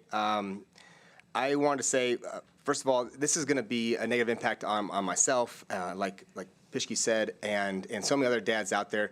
They're going through the struggle to be a parent, and it's expensive to be a non-custodial parent in South Dakota, anywhere. You have to have your own house, you got to pay for all your own spots, and you got to pay for a portion of the other parent's house also for them to do things you're paying for. Medical costs that have gone up. Mine went up by $300 this year and just bumped my numbers up, and I have to pay $300 more a month for health insurance. This is going to bump me up another $100 a month in my child support payments also. And I take care of all my son's stuff as it is. You know, this is going to hurt and harm a lot of families. And those parents who are struggling to make it by, we have so many people who are, deciding which bill they're not going to pay every month. Which bill do we skip this month to pay next month, and then pay that one the following month, so maybe we don't get our utilities turned off. And those parents are going to be the ones that are going to be hit the hardest by this. And we have these parents out there, non-service parents especially, that are treading water to survive until their kids are old enough that they can actually keep their money in their pocket. And at some point in time, these parents do decide to stop treading water, and having it cost more money, making it more difficult and more challenging, is going to push them to more drastic measures, be less involved in their kids' lives by having to take extra jobs or being stressed out. And we're hurting our kids and hurting our future by preventing these parents from actually being able to survive themselves, and constantly trying to take more money from these parents who are already giving so much financially. And what they want to give is time. And the kids see their value and their love for their families and their growth by how much time they get to spend and the joy they get to have with each parent, not by how much money they get. And I'll rest. Thank you. Thank you very much. Any further opponents for House Bill 1040? Any further opponent testimony? Got about a minute and a half, something like that. Fair enough. My name's Nicholas Toth. I'm out of Rapid City, South Dakota. I'm just kind of piggybacking, kind of like a Me Too. Kind of like what Senator Pischke said, my income hasn't really gone up. I'm on a fixed income. It's the same every month. My costs have gone up for my house, my fuel, my food, all that stuff has gone up. While I am essentially capped out, going personal again, my ex is able to go on a cruise, they go on vacations every year. And now with this new proposal, again, I'm not making any more money, but I'm being asked to pay even more money when I'm already capped. And there's been no change. It's just a further burden. And so for that, I would oppose this. Thank you. Thank you. Any further opponent testimony in House Bill 1040? Hearing none, I will offer opportunity for rebuttal from the sponsor of the bill. A brief rebuttal, Mr. Chairman. Thank you. Mike Stevens, District 18. I will just say this, that here's what's undisputed, that the cost has gone up since 2021. That's the last time we brought this up, over 15.6%. Those numbers that are in this bill today have not changed since 2021. So the idea that inflation is baked into those numbers, that is not correct. So in the last 4 years, has those numbers changed? They have not changed. In the last 3 years, have they changed? They have not changed. In the last 2 years, have they changed? They've not changed. So any custodial parent, man or woman, they've not had an increase in those numbers since the last time that we brought this up. And so one of the things, too, that I think we want to make sure we understand is in the last page of this thing that I gave you, are there ways for you can deviate from this? Yes, it is. And if you look at number 2, it says, any financial condition of either parent that would make application of the schedule inequitable. So anybody that can come in there and ask to have a deviation for any one of these things here can modify that. The second thing is if there's changes in anybody's income, they can file a document and request a modification of their child support. But the numbers themselves that you see in this bill here have not changed for the past 4 years. So when the custodial parent, their costs are going up just like the parents, the non-custodial parent is as well. So the inflation is not built into those numbers. Thank you. We'll close testimony, move to questions of the committee. Are there any committee questions on House Bill 1040? Any questions of the committee? Okay, Representative Reimer. Thank you, Mr. Chair. And I don't know, this is maybe for Secretary Althoff. So I guess what got to me is someone saying there's already inflation baked in, someone says they're not. We're at a 10% increase. What is the average increase every 4 years? Is it 10% type standard, or how do you decide what that increase is going to be? I guess that's a couple questions. Ms. Secretary. Mr. Chair, thank you for the question, Representative Reimer. So the federal requirement is to look at economic data and update your schedule. And so is really a repeat of a lot of what Representative Stevens is saying, is that we looked at the most current data, the most regionally specific data, the most data that we could find through the help of an economist that was enlisted to help the commission, that really focus on what is the true cost associated with child rearing. because that's the obligation component that is being adjusted. It's not the income scale that's changing, it's the assessment or the obligation number. And what's computed in that is, well, the food and staples, the energy, the provisions with the household of furnishings and clothing and things like that, the typical children's activities, that's what sort of goes into it. And so it essentially what that is saying is it's more expensive to raise a child. And I think we all can say that, we can all appreciate that. And so the business of child rearing getting more expensive, the schedule's meant to keep up with that, with all that economic data. Philip? Thank you. And so do you see a 10% increase every 4 years? What is the average increase? I don't have, Mr. Chair, I don't have that number in front of me. I could bring that back to you, Representative, in terms of what has historically been, but I can tell you, since the commission started convening in the early 90s, every 4 years thereabouts, it's always just driven on what's the inflationary factors, what are those economic inputs. And so if you'd like, I could bring it back to you and say, you know, when we look historically, what has been the average increase over all those commission convenings? Yes, thank you. Yeah, you can email it or Okay. get back to me, however. Can I ask the same questions to the opponent? Senator, have you got any historical data on how much this has moved? Representative, Senator Tom Pischke from Del Rapids. I don't know exactly. I know that the increases did happen in 2017, my first year in the legislature. I fought against them, and they came back and they did about half of what they were proposing that year. And then again in 2022 session, the recommended increases did get passed through after some negotiations from Representative Stevens and I. We came to agreement on that. I wasn't necessarily in favor of that because just the way I view the system, but made some compromises and I allowed that to go through. The amounts, I can't tell you exactly. I do believe it's about a 2.5% every year that's been happening. And so when you do that for 4 years at a time, yeah, that does result in a 10%. If I may, my whole point though is that the table is already set to your income. So if your incomes don't increase and you're increasing the number on that column, you're automatically making a higher obligation. That's the whole point of it. And that's how I say inflation is already baked in, because inflation would affect your incomes as well. I hope that you understand that. Okay. Any further questions? Representative Roby. Thank you, Mr. Chair. So in looking at these pages and pages of numbers, one question pops into my head is, and perhaps it's a federal requirement, perhaps you've already answered this, there's other things that go into these numbers, but why can't there just be like a CPI inflation factor built in and we never address this again? Mr. Chair, the simple answer is because CPI doesn't always reflect child rearing. And the economic data is trying to get at the business of child rearing. And if I may, I'll just extrapolate a little bit. We find this in medical inflation and Medicaid space and DSS, right? CPI is universal, and there are other indicators you can get a little bit more specific. Any further questions of the committee on House Bill 1040? Any further questions of the committee? Hearing none, we will close questions and move to committee discussion and/or action. I move to pass. We have a motion do pass by Representative Roby. Is there a second? Second. Representative Massey, any comments on your motion? You know, excuse me. I think a lot of thought's been put into this, you know, with the commission.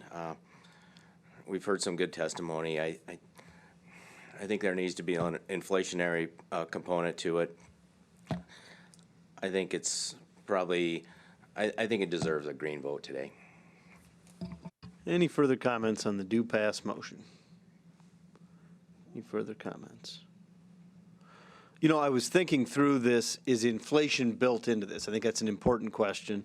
And so I think the most specific way to, or the easiest way for me to think about it was to think through someone who was making $100,000 a year 10 years ago and how much they had to pay, and if you're making $100,000 a year under this new schedule, and how much would you have to pay? And the good senator's exactly right. I mean, if you're making the same amount of money, we're just going to ask you to pay more. But I think what the secretary was saying was the cost of child rearing has gone up, and that's what you're paying more for. And so I understand the inflation argument of as you make more money, you're already paying more. And hopefully that's true for more citizens than it's not. But what this table, I think, is meant to reflect is the business of child rearing costs more than it used to, and that's why this table's being updated. So it's an interesting question to go through. I have pulled now the bills going back to 2001. We'd be happy to send them over to show how this is moved over the years. But anyway, I'll be supporting the bill. Mr. Secretary, please call the roll. Representative Mortensen. Aye. Reich. Aye. Wahlberg. Aye. Roby. Aye. Fitzgerald. Excused. Reimer. Aye. Hughes. Aye. Massey. Aye. Call. Aye. Poirier, excused. Hunt. No. Soy, excused. Stevens. Aye. 9 yea, 1 nay, 3 excused. House Bill 1040, having received a majority vote of the members elect, is hereby declared passed. We'll head to the floor with a do pass recommendation. At this point, Mr. Chairman, you want me to yield my gavel or keep rolling? Okay. We will take up House Bill 1295, an act to revise provisions for the acquisition of highway easements and rights-of-way. Good morning, Representative Hunt. And do you have an amendment that you want to get moving? Okay. I'll let you introduce yourself. And Hi, my name is Jana Hunt, representative for District 28A. I have 1295 Amendment A, if someone would move it for me. Okay. Chair, I move 1295A. We have a second. Moved by Representative Reimer, second by Representative Cole. All in favor of the amendment, say aye. Aye. All opposed, nay. The bill is so amended. Please proceed with your testimony. Thank you, committee members and Mr. Chair. I bring before you House Bill 1295A. A constituent had an experience this summer that brought light to a flaw in our easement statute, and the result was House Bill 1295A. It was discovered I learned that South Dakota has a very extensive and detailed statute for condemnation that is laid out in Statute 3119.3. However, we have an oversight where there isn't anything in statute for the process before condemnation, the negotiation process. This bill is to clarify that. It has two purposes. One, to clarify the difference between right-of-way land access easements, and two, the material use borrow pit easements. Or to clarify the difference between right-of-way land access easements and material use borrow pit easements. And then secondly, it's to clarify and codify the negotiation process prior to the use of condemnation. Firstly, our statute in 3119.1, we require one easement that encompasses both right-of-way and borrow pits. For the purpose of transparency and to maintain trust between our landowners and our DOT, the aim of this bill is to require an easement for right-of-way land access and a separate easement for material use for borrow pits. Section 1 and Section 2 of this bill differentiate between the two easements, and then Section 3 goes on to describe the process that should be followed for negotiation prior to the use of condemnation proceedings. House Bill 1295A is simple and clear in its purpose. Its aim is to improve communication, trust, and transparency between landowners and the DOT. I'll allow further proponent testimony. House Bill 1295. Good morning. Good morning. My name is Amber Haskew, and the reason I stand here or sit before you today is because we believe our family was misled and our private property rights were harmed through the Department of Transportation's easement process. We learned through back channels that the Department of Transportation planned to use an easement to claim the right to 18,143 cubic yards of dirt. This is about 3.6 million gallons of dirt that they were planning to use for their construction project. Without ever speaking to us about using our dirt or asking us for it or putting that inside the easement contract. When passing out the easement contract for you, and you can see it's basically one page, and there's nothing in that contract about fill material or dirt or anything. I want you to ask yourselves, if you had an 80-year-old rancher with no legal training, would he understand from this contract that he was selling 18,000 cubic yards of dirt to the Department of Transportation for their construction process. Even after this easement was signed, the DOT still did not disclose to us their plans for our dirt. We had to learn through the grapevine that it was telling contractors it had already gotten this dirt from us and that the contractors did not need to pay us for these 18,000 cubic yards. When we reached out to the Department of Transportation, their attorney pointed to a single word, alter. And they believed that and claimed that that one word gave them the right to take as much of our fill material as they decided was necessary for their project. Because this is a permanent easement, there's no limit into the future as to anything that they could say they declare that they need in the future as well. Without discussion with us, without documentation, without any further compensation. A common sense or a plain language interpretation of alter is not that the DOT gets rights over our private property and the use of our resources for their benefit. An easement should operate like somebody being invited into your home, but instead we found that the guest wanted to rearrange our furniture and harm our means of living off of the grass. That led us to file a FOIA with the DOT and to ask them if they had used this word alter in other contracts with other landowners. They responded that it would take them 8 months and $13,000 for us to receive the information from that FOIA. I called and asked to be on the DOT meeting, and I was told I didn't need to be on their agenda. So I came and I shared my concerns with them, and I asked for a response, and then I was told I wasn't going to be able to get a response because I wasn't on their agenda that I had asked for. So this just represents the runaround that we feel like we've been getting from start to finish with our interaction with the DOT. I tell you this because I didn't want to just bring a problem to you. We also wanted to bring a solution. If there's only one thing that you listen to me of today, it's this. If they would have simply put, the grantor is providing 18,000 cubic yards of fill material as a part of this easement, there wouldn't be any question, there wouldn't be any dispute, there wouldn't be any debate. It would be clear. And that's what I'm asking for you guys today. I'm asking for clarity so that our private property rights can be protected in the future. I feel like the status quo is very damaging. We also submitted a letter that went around when I explained what was going on to our county commissioners.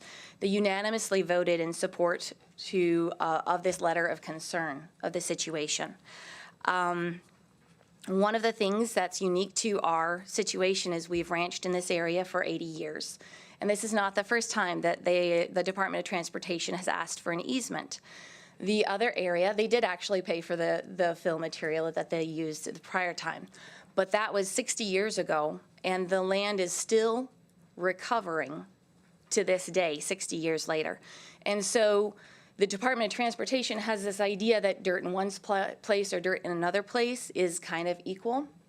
But for us as ranchers, the native grasses can live up to 100 years and their roots go down 15 feet deep. And it takes even longer than 60 years to try to restore the damage that is done through this. And it's especially harmful when there's no explanation, there's nothing that's clear, and there's no compensation specifically for that dirt. So for these reasons, I ask you to support this bill, and I stand for questions if you have any. Thank you very much. Is there any further proponent testimony in the room on House Bill 1295? Any further proponents in the room? Okay, hearing none. Did you say we had someone online? Okay, we've got about 2 minutes for online testimony. Pardon? Okay. Ms. Martison, are you available? Oh, Markison. I am. Okay, go ahead. You've got about 2 minutes, Ms. Markison. Okay, let me just tell you who I am. My name is Lana Markison. I am a New Mexico attorney. Bar number 7215, if anybody cares. But I have written a lot of right-of-way legislation, both for the federal government and for both New Mexico and Arizona. I got involved in highway right-of-way issues with construction because of a little case called Strait versus A1 Contractors back in 1996 in North Dakota. I actually was not originally hired by the Smith family to be involved in this issue. We were working on bigger issues with Senator Thune and some of the things that had to do with his property there by the Oahe Reservoir. When I found out about this, I offered to call the Department of Transportation because I had all this background in right-of-ways, and find out why this or how this could have happened, and also then looked at your statutes. I was quite surprised to see that South Dakota did not have any procedures for how you negotiate the purchase of an easement, or either by purchase or by gift. A lot of times an access easement is just something that somebody will grant the state. This is a big flaw in your system. I can see why there are multiple areas where you have condemnation procedures, not just in this one section, but in other sections of your law. But condemnation is something that is a very nasty process. I mean, you're talking about eminent domain having to be used against private property right owners every time you go out to get an easement. So I think that putting in just the beginnings of a true negotiated process and just a few requirements now to make sure that the process is fair will not only save South Dakota a great deal of money, but will certainly prevent South Dakota or the Department of Transportation from accidentally treading on people's private property rights. Thank you, Ms. Markison. We will now close proponent testimony on House Bill 1295 and move to opponent testimony. Morning, Mr. Secretary. We've got about 6 minutes we've been going per side. So. Good morning, Mr. Chair, members of the committee. My name is Joel Junt. I'm Secretary of South Dakota Department of Transportation, and I definitely would like to speak in opposition of this bill. So at first glance, the bill appears to require the notice to the landowners and Register of Deeds in anticipation of negotiations for a borrow pit. However, the language of the bill will likely create numerous unintended consequences. First and foremost, this bill is not needed. South Dakota DOT is already required to follow the Uniform Relocation and Real Property Acquisition Policy Act of 1970. This act requires DOT to value the property, provide the market value, provide notice, and come to an agreement on property acquisition with the property owner. Similar notice requirements exist in South Dakota Codified Law 3119-3 and in the DOT's internal procedures in our manuals. We think this current process works well, both for the DOT as well as for the landowner. This bill would also harm private property rights. This bill requires a notice of DOT's intention to seek a borrow pit, including the description of the affected property and the purpose of the acquisition must be filed with the County Register of Deeds. Prior to any of our negotiations, this bill will therefore force us to place a cloud on the title of the private landowners before we even begin negotiations. Clouds on titles may affect the landowner's ability to sell, transfer, mortgage, or otherwise handle their property. Our main concern with this bill is that the term borrow pit is not defined within the statutes or of this bill. If additional procedures are going to be required for borrow pits, then that term needs to be defined. Without a statutory definition, the general one will be used. It is possible that any instance where soil material is removed or removed could be interpreted by the court as a borrow pit. The situation described by the proponents is not a borrow pit under our guidelines. This agreement as to what qualifies as a borrow pit and the true breadth of the bill would undoubtedly require significant litigation to resolve the issue. A broad interpretation would require that specific notice and clouds of titles be performed for all properties where DOT plans for any material to be moved. It may apply to cut slopes where we excavate dirt to achieve a ditch or a road grade as shown in our plans. And without a clear definition of a borrow pit, this bill would create numerous negative issues. It could negatively affect adjacent landowners, create additional administrative costs, both for the state as well as for the county register of deeds, and overall will impact project delivery and eventually delay project construction. Section 3 of the bill ends with a language that if negotiations fail, the requirements for condemnation as set forth in 31.19.2 to 31.19.19 inclusive apply. This language makes unclear whether DOT may change its project plans, including revising the amount of right-of-way that we might need to be purchased, eliminate an option borrow pit from the project, or take other steps to avoid condemnation once the notice has been provided to the landowner and to the Register of Deeds.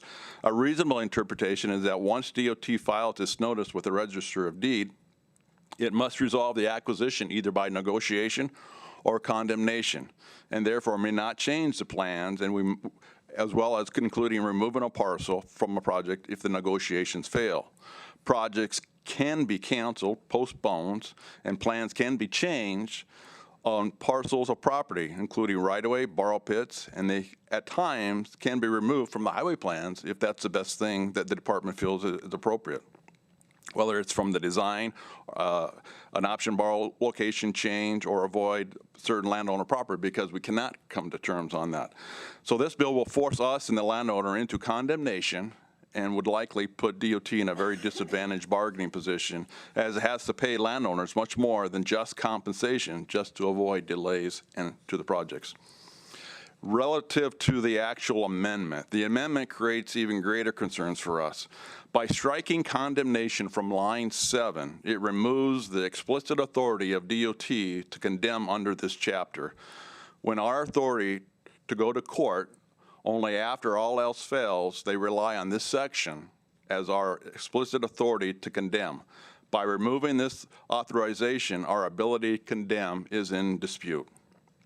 On average, DOT acquires typically 700 parcels on a yearly basis. Over the last couple of years, the number of condemnations is less than a handful. And with that, we actually have to get approval by the Transportation Commission. If this tool is eliminated, our project should be put on hold and or canceled altogether. Also to the amendment, Section 4, Line 7, by adding gifts and purchases, will require the Transportation Commission to pass a resolution on every single parcel that we put towards the acquisition for our projects. Again, that's 700 parcels that we'll have the commission act upon. So this is very unnecessary and creates much more work for the DOT and the Transportation Commission. In summary, the bill is ambiguous. It threatens to delay projects and harm private property interests, and for these reasons, I would urge you to vote no on House Bill 1295, and I will stand by for questions. Thank you. We're just about to the 6-minute mark, and so we'll offer additional brief opposition to House Bill 1295. Morning. Thank you, Mr. Chairman. Deb Mortensen, representing the Associated General Contractors. I will offer brief opposition. We share DOT's concerns that the requirements in this bill may hinder project planning and delivery and may actually compromise projects, so we encourage you to defeat it. Thank you. Thank you. Any further brief opposition to House Bill 1295? Further opposition? Anything online? Okay, we will offer the sponsor or designee an opportunity for rebuttal. Thank you very much. One of the first things I wanted to point out is that we had reached out multiple times to the Department of Transportation and asked them for to be involved in the bill making process, and they refused to give any concerns or criticisms to the bill until just what you heard right now. And so we had worked in good faith to try to create a bill that would be helpful, that both sides could support. And the Department of Transportation would not work with us on that. Second of all, the status quo is very harmful, and the Department of Transportation may not realize this yet, but as soon as one person found out what happened to our family, they refused to do a fill material contract with the Department of Transportation because they didn't want to be treated how our family was treated. And so by moving forward with protections for landowners, this actually protects the Department of Transportation as excuse me, as well as families like my own. When he referenced the 3119.3, the code, the amendment that's before you, the new version, does refer to that in its entirety. What we are simply trying to do is to separate out when you have an easement, the Department of Transportation has to come on our property to fix this road. There's no other way around it. But the Department of Transportation does not have to use our dirt for their project. They could go down to the next farmer or the next rancher or anybody for those materials. And so this bill leaves the condemnation process intact for it just moves it to secondary, and it gives ranchers and farmers and landowners the ability to negotiate in good faith with the Department of Transportation first. So those are some of the main points that I wanted to bring before you today. Thank you. Thank you very much. We will open it up to committee questions. Are there any questions of the committee? Representative Wahlberg. Mr. Chair, I have a question for the Secretary.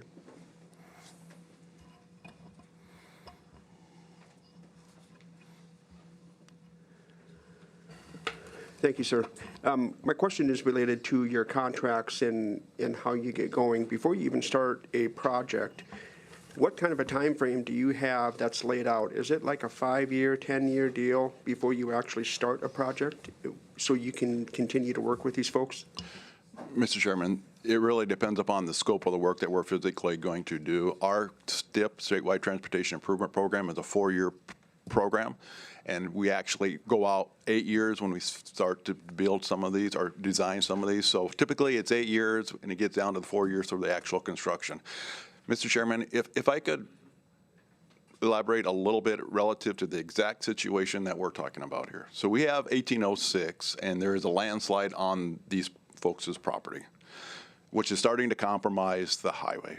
So we are wanting to go in and repair the landslide. To do that, we physically have to dig a trench, put in a pipe in order to drain the water that's creating the landslide. The material that's going to be removed is going to be put back in the same exact easement of where we're at. There's additional material up on top, so we need to put in a stable slope, and with that we need to take the material that's creating the loading as well as the water and bring it into a stable slope. So all the material that we're talking about is going right back on the current property to fix the slide. There is an option borrow that is out there that the contractor was required to find. He is paying the landowner, has set up a contract or an agreement, in essence, to pay a certain dollar amount for that additional material that will also be used to provide a stable slope for the location that we're talking about. So I hope that helps a little bit relative to the background and why this issue is before you this morning. Yep. Related to what you just talked about, is that information written into the contract at all so it's clearly defined to the landowner, homeowner? Mr. Chair, we go out with plans, cross-sections, and that information, but to the detail as far as how much material and all of that, that would not be provided to the landowner in a typical situation. If I go through and do a complete grading project and I'm having to cut slopes and everything else, that information as far as the amount of dirt and everything else that's being moved would not be provided to the landowner. But the actual work that's going to be done that's going to be contemplated on the project would be provided to the landowner, as well as the impact of that landowner and the eventual what the land is going to look like when it's all said and done with, where the work limits are, what the slopes are going to be, and all of that information. Further questions of the committee?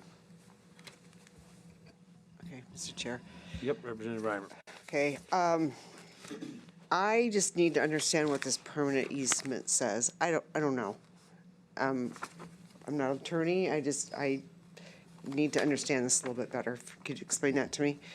Mr. Chair, I don't have the... Secretary, somebody want to get the Secretary a copy of this easement I can in front of all of us? I've read it a number of times that I don't have the detail. In essence, what a permanent easement does for us is it allows us to go onto the property and do the work that's contemplated, and for not only now, but also in the future. So if our fix on this landslide it slides again, that gives us the ability to go back onto the land to be able to make repairs in the future. The land in the permanent easement stays with the landowner. This is not a fee title where we actually acquire the land. It stays with the landowner. So once this is said and done with, we'll put topsoil and we'll seed it, and eventually it'll be going back to pasture land. The landowner will have full rights, full use on that pasture land to use it for. But they cannot go out and build a building or something else on the property that would, in essence, compromise what our project is trying to accomplish.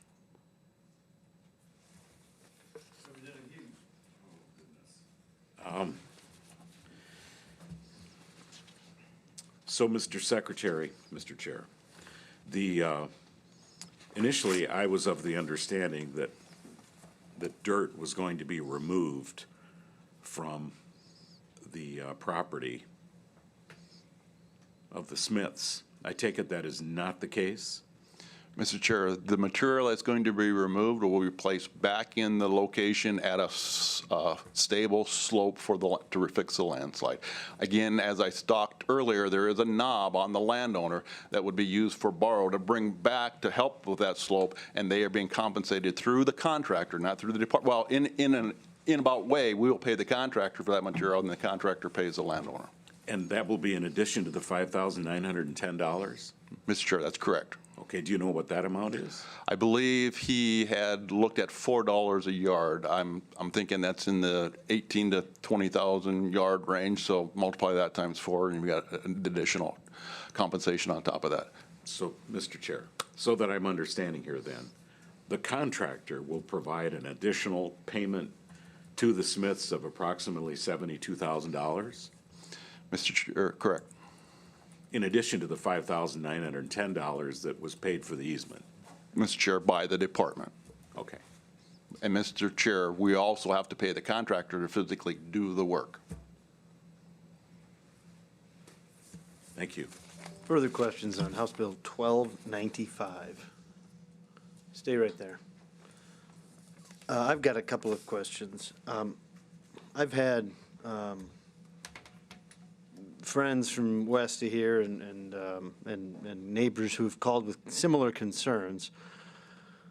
Is there ever an instance when material is harvested under these easements that is not used back within that project, but is used in a different project? Mr. Chair, not soil that we're talking about here. If we go through and do a grading project, there may be material that's removed on one landowner. Let's say we got a very rolling terrain. We might have a hill that we have to cut off on one landowner, and that material will then be used to make a fill in the low area, so it's used within the projects. To be able to stockpile and then go somewhere else is not economically feasible for us. As I look at this easement, and it's about one sentence long, and the word alter is apparently doing a whole lot of work on that, why aren't these more detailed? I mean, how come people don't have a better expectation that we're taking this for the construction of a road, and we are going to be mining a lot of material for use somewhere along the project, I guess, taking it to be as you've just described? Mr. Chairman, we have modified our right-of-way brochures. We've gone in and spent time with our employees that are negotiating this, and our intent, and they're doing this now already, is to change and enhance upon the description and all of the details that we're physically doing with the landowners. So we've done some of this work. We have met with the landowner a couple times and gone back and tried to explain this, and actually agreed to make some modifications with the pipe and other things that are there. So again, we are trying to make modifications, and I believe we've made positive strokes towards that, but we can continue to look at this easement and define it such that it's much more clear as far as the purpose and the use of exactly what the easement is going to be for, and I will commit to that. Okay, seeing no further questions, we'll move to committee discussion and/or action on House Bill 1295.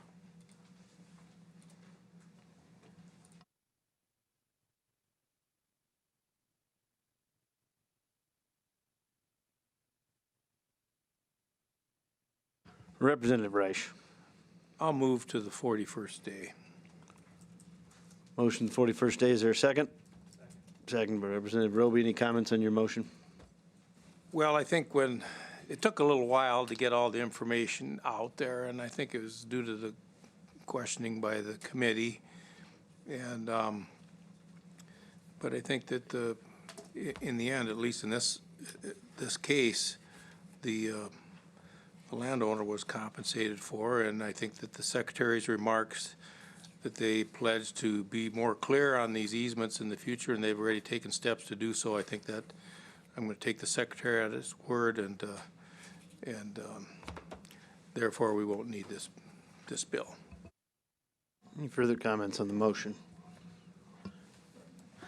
Yeah, thank you, Mr. Chair. I would just say, I just think that the bill, perhaps isn't taking quite the right approach to the chair's comments, previously. If we wanted to address something statutorily, which maybe getting kind of granular in statute, kind of indicating what these easements need to describe and that sort of thing, that may have been maybe a more palatable approach. But I'm concerned about the way this bill reads and the disruption to the process of putting down roads in our state.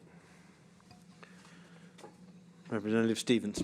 I'm going to support the motion, but I will say I'm really surprised on how ambiguous the easement is. I mean, I don't know how anybody could possibly read this and figure out what one can and cannot do.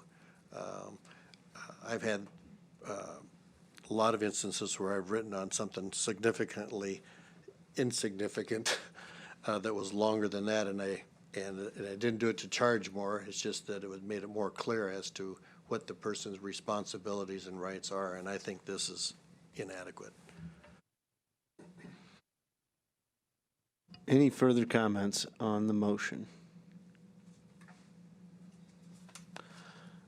I'm going to echo that overall. I mean, I like I said, I had a friend who called me who had me look at one that was about a page like this, and I get it. We're building roads, and we need to build roads, and we're not trying to disrupt the work of the everybody from the landmen you guys send out who have to go talk to landowners and want to do so on friendly terms.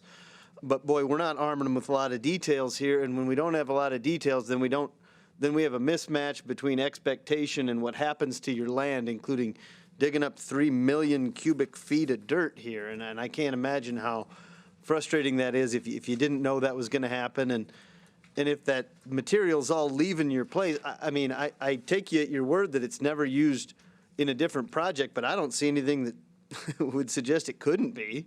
I mean, I think maybe it could, and again, the compensation. Then we have the compensation for the one-time payment here. Good. This $4 per. That was mentioned here and is kind of reinforced in this county commissioner letter. I mean, that seems like the kind of term somebody would have some expectation for. And so I appreciate the description, and I know that we ask you guys to do a tough job on behalf of the whole public. Everyone in this state needs to drive on the roads that you guys build, and so we're balancing the interests of a citizen versus every single citizen, but I will be paying attention to the follow-up and be watching the commission and everybody on clear expectations for these landowners, because there's a reason this bill's in front of us. I really was worried that we were getting rid of the ability to condemn by taking it out of those two statutes and that amendment. But I appreciate the testimony here and frankly the prime for bringing this to the attention of this committee. Mr. Secretary, would you please call the roll on the motion to defer this to the 41st day? Representative Mortensen. Aye. Reich. Aye. Wahlberg. No. Roby. Aye. Fitzgerald. Excused. Reimer. Reimer? Reimer? Okay, yeah, aye. Sorry. Hughes. Aye. Massey. Aye. Cole. Aye. Fourier. No. Hunt. No. Soy, excused. Stevens. 8 yea, 3 nay, 2 excused. That motion, having received a majority vote of the members, elects hereby declared passed. Oh, sorry. Well, the motion to defer to the 41st day was passed, Bill. Okay, our final bill for the day is House Bill 1236, an act to establish civil liability for furnishing alcohol to an obviously intoxicated person. Good morning, Representative Poyer.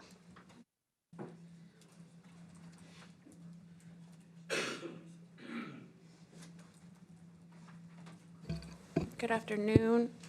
Is it good afternoon now? Yeah. Good afternoon, Mr. Chair, members of the House Judiciary Committee. I'm bringing forward House Bill 1236.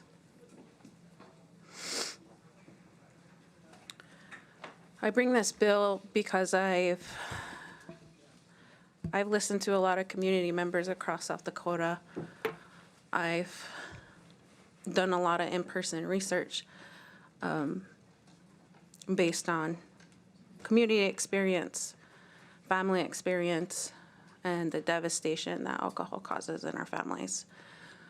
So South Dakota's alcohol problem is not only a health crisis, it's a driver of crime, a drain on taxpayers, and a direct threat to public safety. House Bill 1236 gives communities a concrete tool to push those harms down.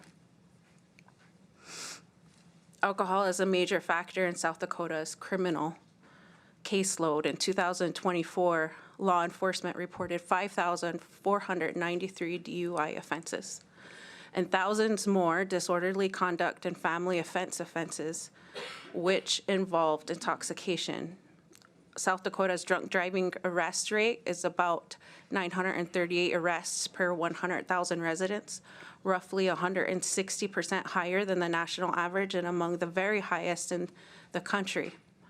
Research on South Dakota's own 24/7 program shows that when heavy drinking is controlled, repeat DUI arrests fall by 12% and domestic violence arrests fall by 9%, underscoring how deeply alcohol misuse is tied to reoffending and violence. National studies indicate that substance use occurs 40 to 60% of intimate partner violent incidents, which tracks with local officers and advocates that they're seeing on the ground. When bars and restaurants continue to serve someone who is obviously intoxicated, they are not just breaking a rule, they are fueling the DUI, assault, and domestic violent calls that fill our jails, our court dockets, and our victim shelters. Excessive drinking imposes a massive economic burden on South Dakota communities in healthcare, law enforcement, corrections, and we also have a loss of productivity. Using CDC methodology, analysts estimate that excessive alcohol use costs South Dakota about $598 million per year. With roughly $241 million of that borne directly by taxpayers in 2010. Adjusted to 2025, that taxpayer share is roughly $356 million annually. National CDC data shows that alcohol drink consumed generates about $2.05 in additional economic costs, and about 40% of those costs are paid by the government. Cities, counties, and state are constantly paying to clean up after preventable alcohol-related harm. Binge drinking is responsible for more than 70% of alcohol-related costs, and South Dakota's binge drinking rate is among the highest in the nation. Those dollars could otherwise support schools, roads, victim services, public safety improvements, and I will have to say for this year, property tax. And public safety improvements instead of emergency room visits, jail beds, and repeated court appearances. By creating a civil liability for overservice, House Bill 1236 shifts some of the financial responsibility from taxpayers back to the businesses that profit from alcohol sales when they choose to serve obviously intoxicated persons. Public safety in South Dakota is already strained. Excessive drinking is also linked with higher rates of sexual violence. South Dakota's rape rate is about 59.7 per 100,000. It's more than double the national rate. Several studies have shown that creating the civil liability does produce results. A study called the Community Preventive Task Force found that drab shop liability laws produce 6.4 median reduction in alcohol-related motor vehicle deaths. Among the reductions in alcohol-related crashes and violence for South Dakota, I want to say that it is a modest percentage in reduction, but it translates into real outcomes. Fewer DUI crashes, fewer domestic assaults, and fewer late-night bar-related calls, and fewer victims. By giving families and victims a civil remedy when an establishment overserves, contributes to injury or death, creating a powerful incentive for bars and restaurants to invest in training, adopt responsible beverage service policies, and cut off, obviously, intoxicated patrons. This also strengthens public safety by complementing criminal enforcement and programs like 24/7 sobriety by changing businesses' behavior upstream before crime or crash. Representative, we're just hitting 6 minutes, Oh, so I'm going to limit your opponents to that as well. I'd ask you for Okay, brief wrap. can I just say this one thing and then we can move on? In short, South Dakota's alcohol problem is driving crime, draining communities, and stretching public safety. This is a targeted evidence way to reduce those harms by also sharing responsibility fairly between government, victims, and the alcohol industry. Thank you. I'd offer further brief proponent testimony. House Bill 1236. Excuse me. Good afternoon. Red Dawn Foster, Senator from District 27. I'll just offer a simple me too and say that South Dakota is only one of 8 states that currently do not allow for some civil penalties, and you've already heard of the harms that could be addressed by this. Thank you. Any further proponent testimony on House Bill 1236? Any online? Okay.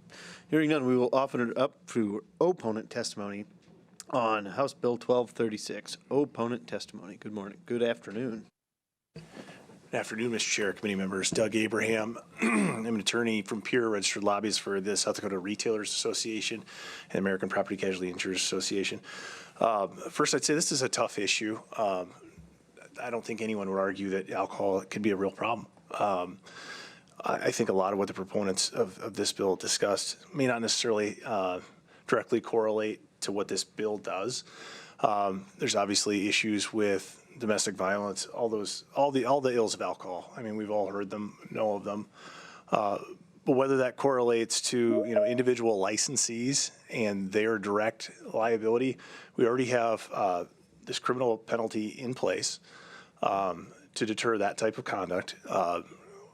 And there will always be good and bad actors. But we have particularly when I put on my retailer's hat here, we have hundreds of bars, restaurants, from your local VFW, American Legion, anybody serving alcohol. This will have a profound effect on them for purposes of both their cost for liability insurance, because this completely switches on its head liability and creates some very difficult questions. Now, the standard here already exists to an obviously intoxicated person, but I think inherent in that it's a really difficult question to figure out who that applies to. I think our bartenders and our employees and owners already attempt to address this because we don't want obviously intoxicated individuals for the most part. I mean, obviously they're always bad actors, but these are the types of people that cause problems in establishments as well. And responsible business owners will take steps to comply with the law already. I'd submit that this isn't necessary. I'd also submit that this is a dramatic expansion of potential liability. It's going to fuel expenses and it won't fix the problems that alcohol causes. I mean, alcohol universally creates problems, but I would submit good operators of establishments are already cutting people off, which oftentimes brings their own issues. You cut off an individual, frankly, that can lead to conflict and lead to further problems as well. That has to happen, and responsible operators will do that. But we'd submit that this isn't the solution by passing really individual liability from the individual onto a third party. And I'd ask, where do you draw that line? So now, I mean, if a person's overserved in one establishment, comes into your establishment, and you don't serve them, or you're not sure if they've been served, that becomes a very difficult line to determine who actually is responsible for that intoxicated person, and then how far does liability go down the path. You know, I've had cases in my office where an individual is stuck in a cab to go home because they were full. They get in a cab, get to their house, which should be a good result. Individual then gets in a car and drives to a bar, gets in a DUI accident after they've been in their home and on their way to another bar. There's just so many potential liability situations downstream that we aren't going to be able to prevent. I think good operators, as I said, will always try to educate their employees. They'll always try to make sure that they're complying with the law, because as a whole, South Dakota businesses want to comply with our criminal statutes. They don't want those obviously intoxicated people in their establishments because they create problems. So we'd encourage your opposition. The kind of unintended back-end consequence of this is for those good operators, this will dramatically increase your cost to your CGL, your commercial general liability coverage. It's going to be more difficult to do business because this completely changes the liability skew there. And anytime you've got an individual, whether they were, because it's an ambiguous term, obviously intoxicated, it's difficult to enforce, but anytime you're going to have an individual in an alcohol type offense, it's going to create a question of fact as whether they were obviously intoxicated. So you're going to get brought into that lawsuit, and you're going to be a party whether you were wrong or not. And that's unfortunate, but it's also unfortunate when we have victims here. So I realize that there's a balancing act here to be played. We just submit that this isn't it, and this is going to harm a lot of South Dakota businesses. Education and alcohol have gone hand in hand for a long time, and there's a lot of public ills that have attempted to be addressed, but we'd encourage your opposition to addressing it in this way. Thank you. Is there any further opponent testimony to House Bill 1236? Any online opponent? Okay, we would offer an opportunity for rebuttal from the prime sponsor or her designee.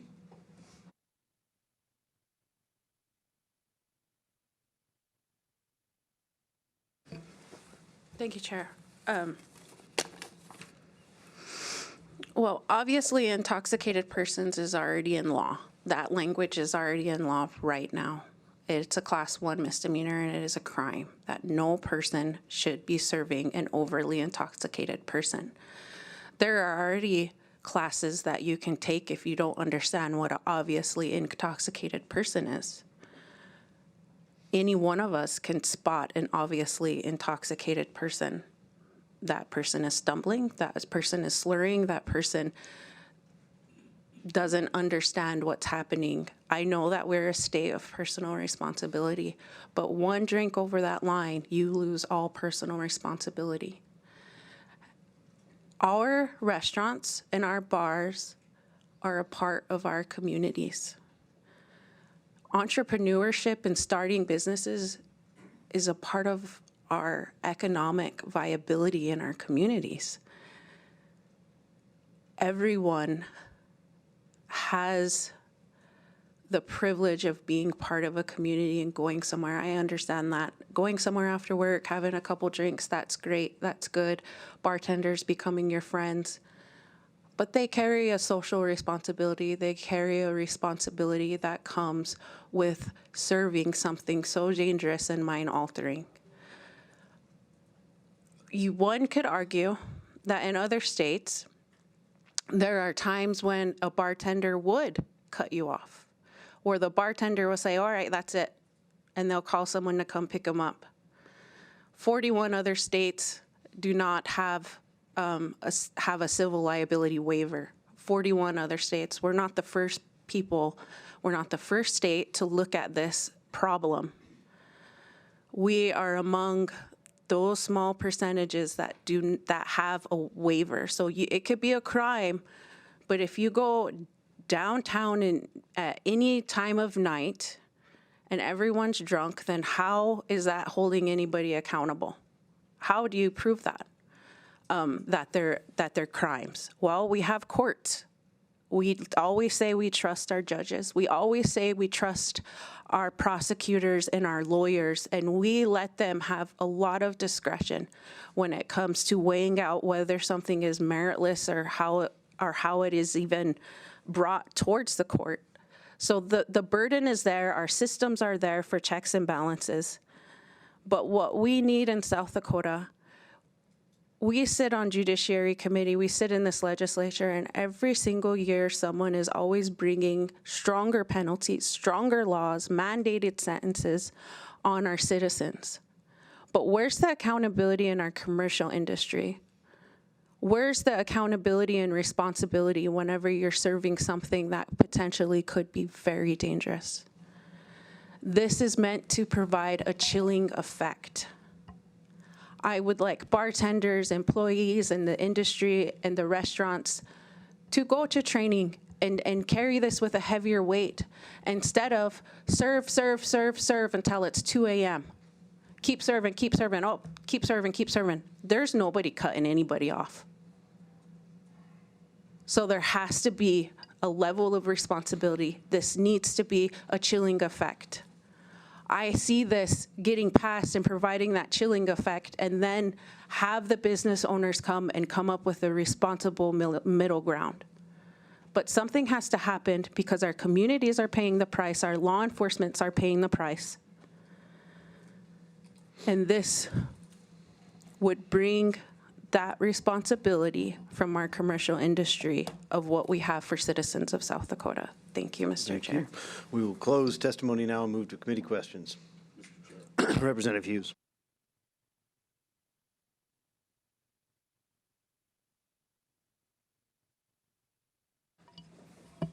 Mr. Chair, thank you. So in the world of attorneys, dram shop insurance is to cover civil liability for a bartender or a bar, someone serving alcohol is over-serving a patron or a customer, and then they go out and, for example, cause an injury or a death. Is that correct? Mr. Chair, I'd answer it this way, Representative Hughes. I think there's a lot of different commercial policies that may provide coverage. I don't usually see it within the context of a specific dram shop coverage, but oftentimes it would be within the context of a commercial general liability policy for the business or something like that. All right, follow up. And that coverage is commonly available to bars, restaurants, and even nonprofits that have fundraisers and things where they serve alcohol? Mr. Chair, that's correct. Yeah, commercial general liability is available. I guess my argument is not that this is not available. This will fuel costs and expense of operation. Follow up. Do you have any idea what the average bar in Pierre, let's say Mad Mary's, if they were required to have dram shop coverage, what that likely would entail in terms of cost? Mr. Chair, Representative Hughes, I'm not an actuary. I went to a law school at an actuary school, and those guys were really smart. But there are too many factors there for me to come anywhere close. I just know that this dramatically changes that scheme for liability. So I would say without question, it's going to increase the potential. All right, folks, we only have a stream for this committee hearing until 12:30, so we've got 7 minutes to wrap this thing up. Any other questions? I'll take one more question to the committee if we've got any. Okay, we'll move to discussion and/or action. So 30 years ago, there's a young father of two who has just finished directing the choir at his church. He's got his two little boys. They go through the drive up on East 10th in Sioux Falls and get a bunch of chicken to go home and watch the Dallas Cowboys game. And there's a man who's on parole, and he is far more than legally drunk. He's also been smoking marijuana. He's with his girlfriend. They're driving 120 miles an hour, heading westbound on East 10th, and my widow's husband and her two kids are heading eastbound, and he crashes into them, kills the man, almost kills one of the children. So so this case comes to me through referral, and so here's what we do. We find out that this guy, of course, has no insurance. He's uninsured, so they have insurance with a company, 100-300. So, you know, the carrier writes a check for $100,000. That's an easy one for a star employee at Citibank and a musician and a active church person. And so what happens is I find out that there's a bar in Iowa that not only served this guy and his girlfriend all day and well into the night, but when they left the bar, they bought a case of beer to go. So I now have a dram shop case only because it's Iowa. So I sued the bar in federal court, and we were able. They had low limits too, which was sad. But it was a gang bar. It's kind of a nasty bar in Iowa. We were able to at least get some recovery above and beyond the $100,000. So, and I remember researching South Dakota law and being pretty shocked. This is many years ago that South Dakota did not allow liability for what we call dram shop cases. So, you know, I'm going to support this bill. I've lived this.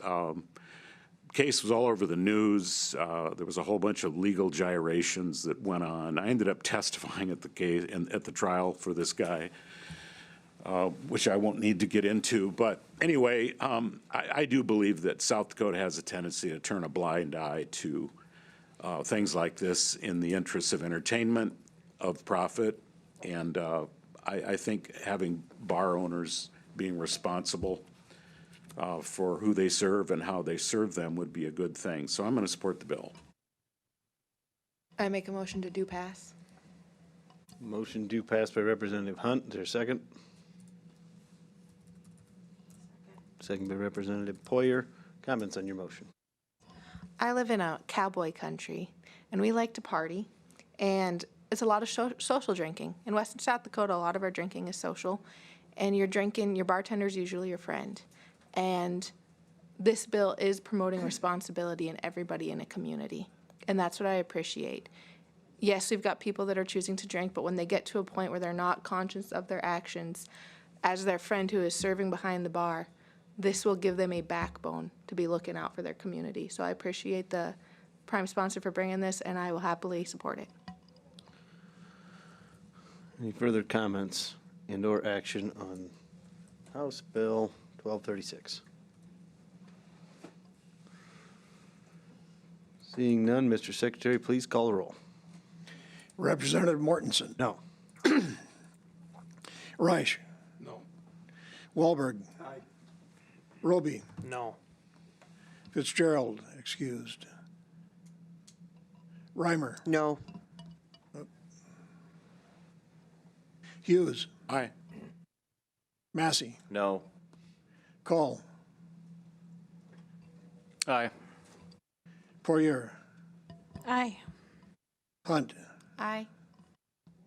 Soy, excused. Stevens. 5 yea, 6 nay, 2 excused. That motion having failed to receive a majority vote of the members, elects hereby declared lost. We will defer this bill to the next meeting. Okay. Do we need a motion thereof, or are we just going to note that in the minutes? Great. Thank you all for a very good and full committee hearing. I'd take a motion to adjourn. Made by Representative Stevens, seconded by Representative Hunt. All in favor say aye. Aye. All opposed nay. We are adjourned.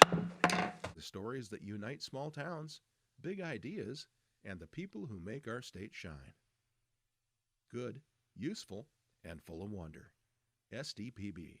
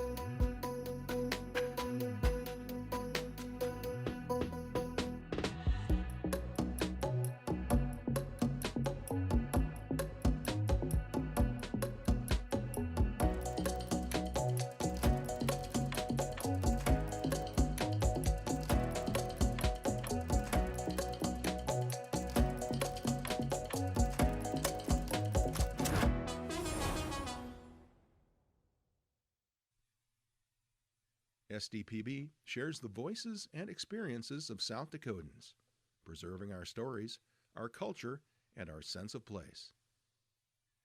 SDPB, good, useful, and full of wonder.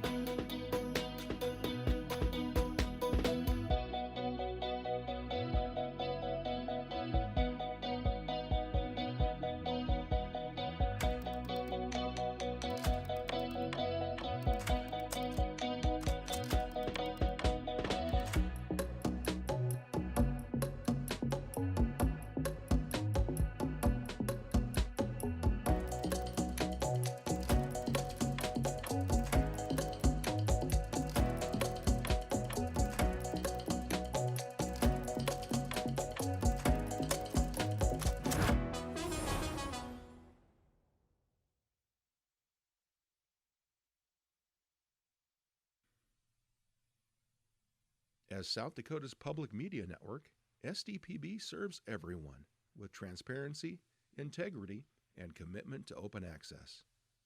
Good, useful, and full of wonder. SDPB.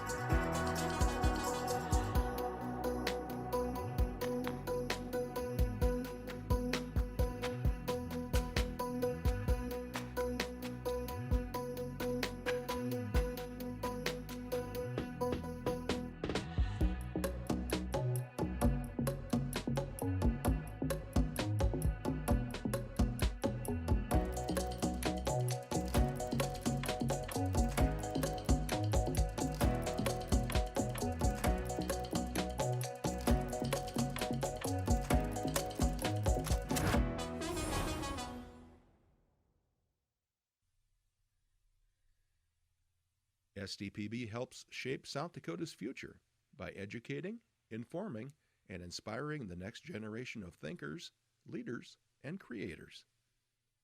SDPB. Good, useful, and full of wonder.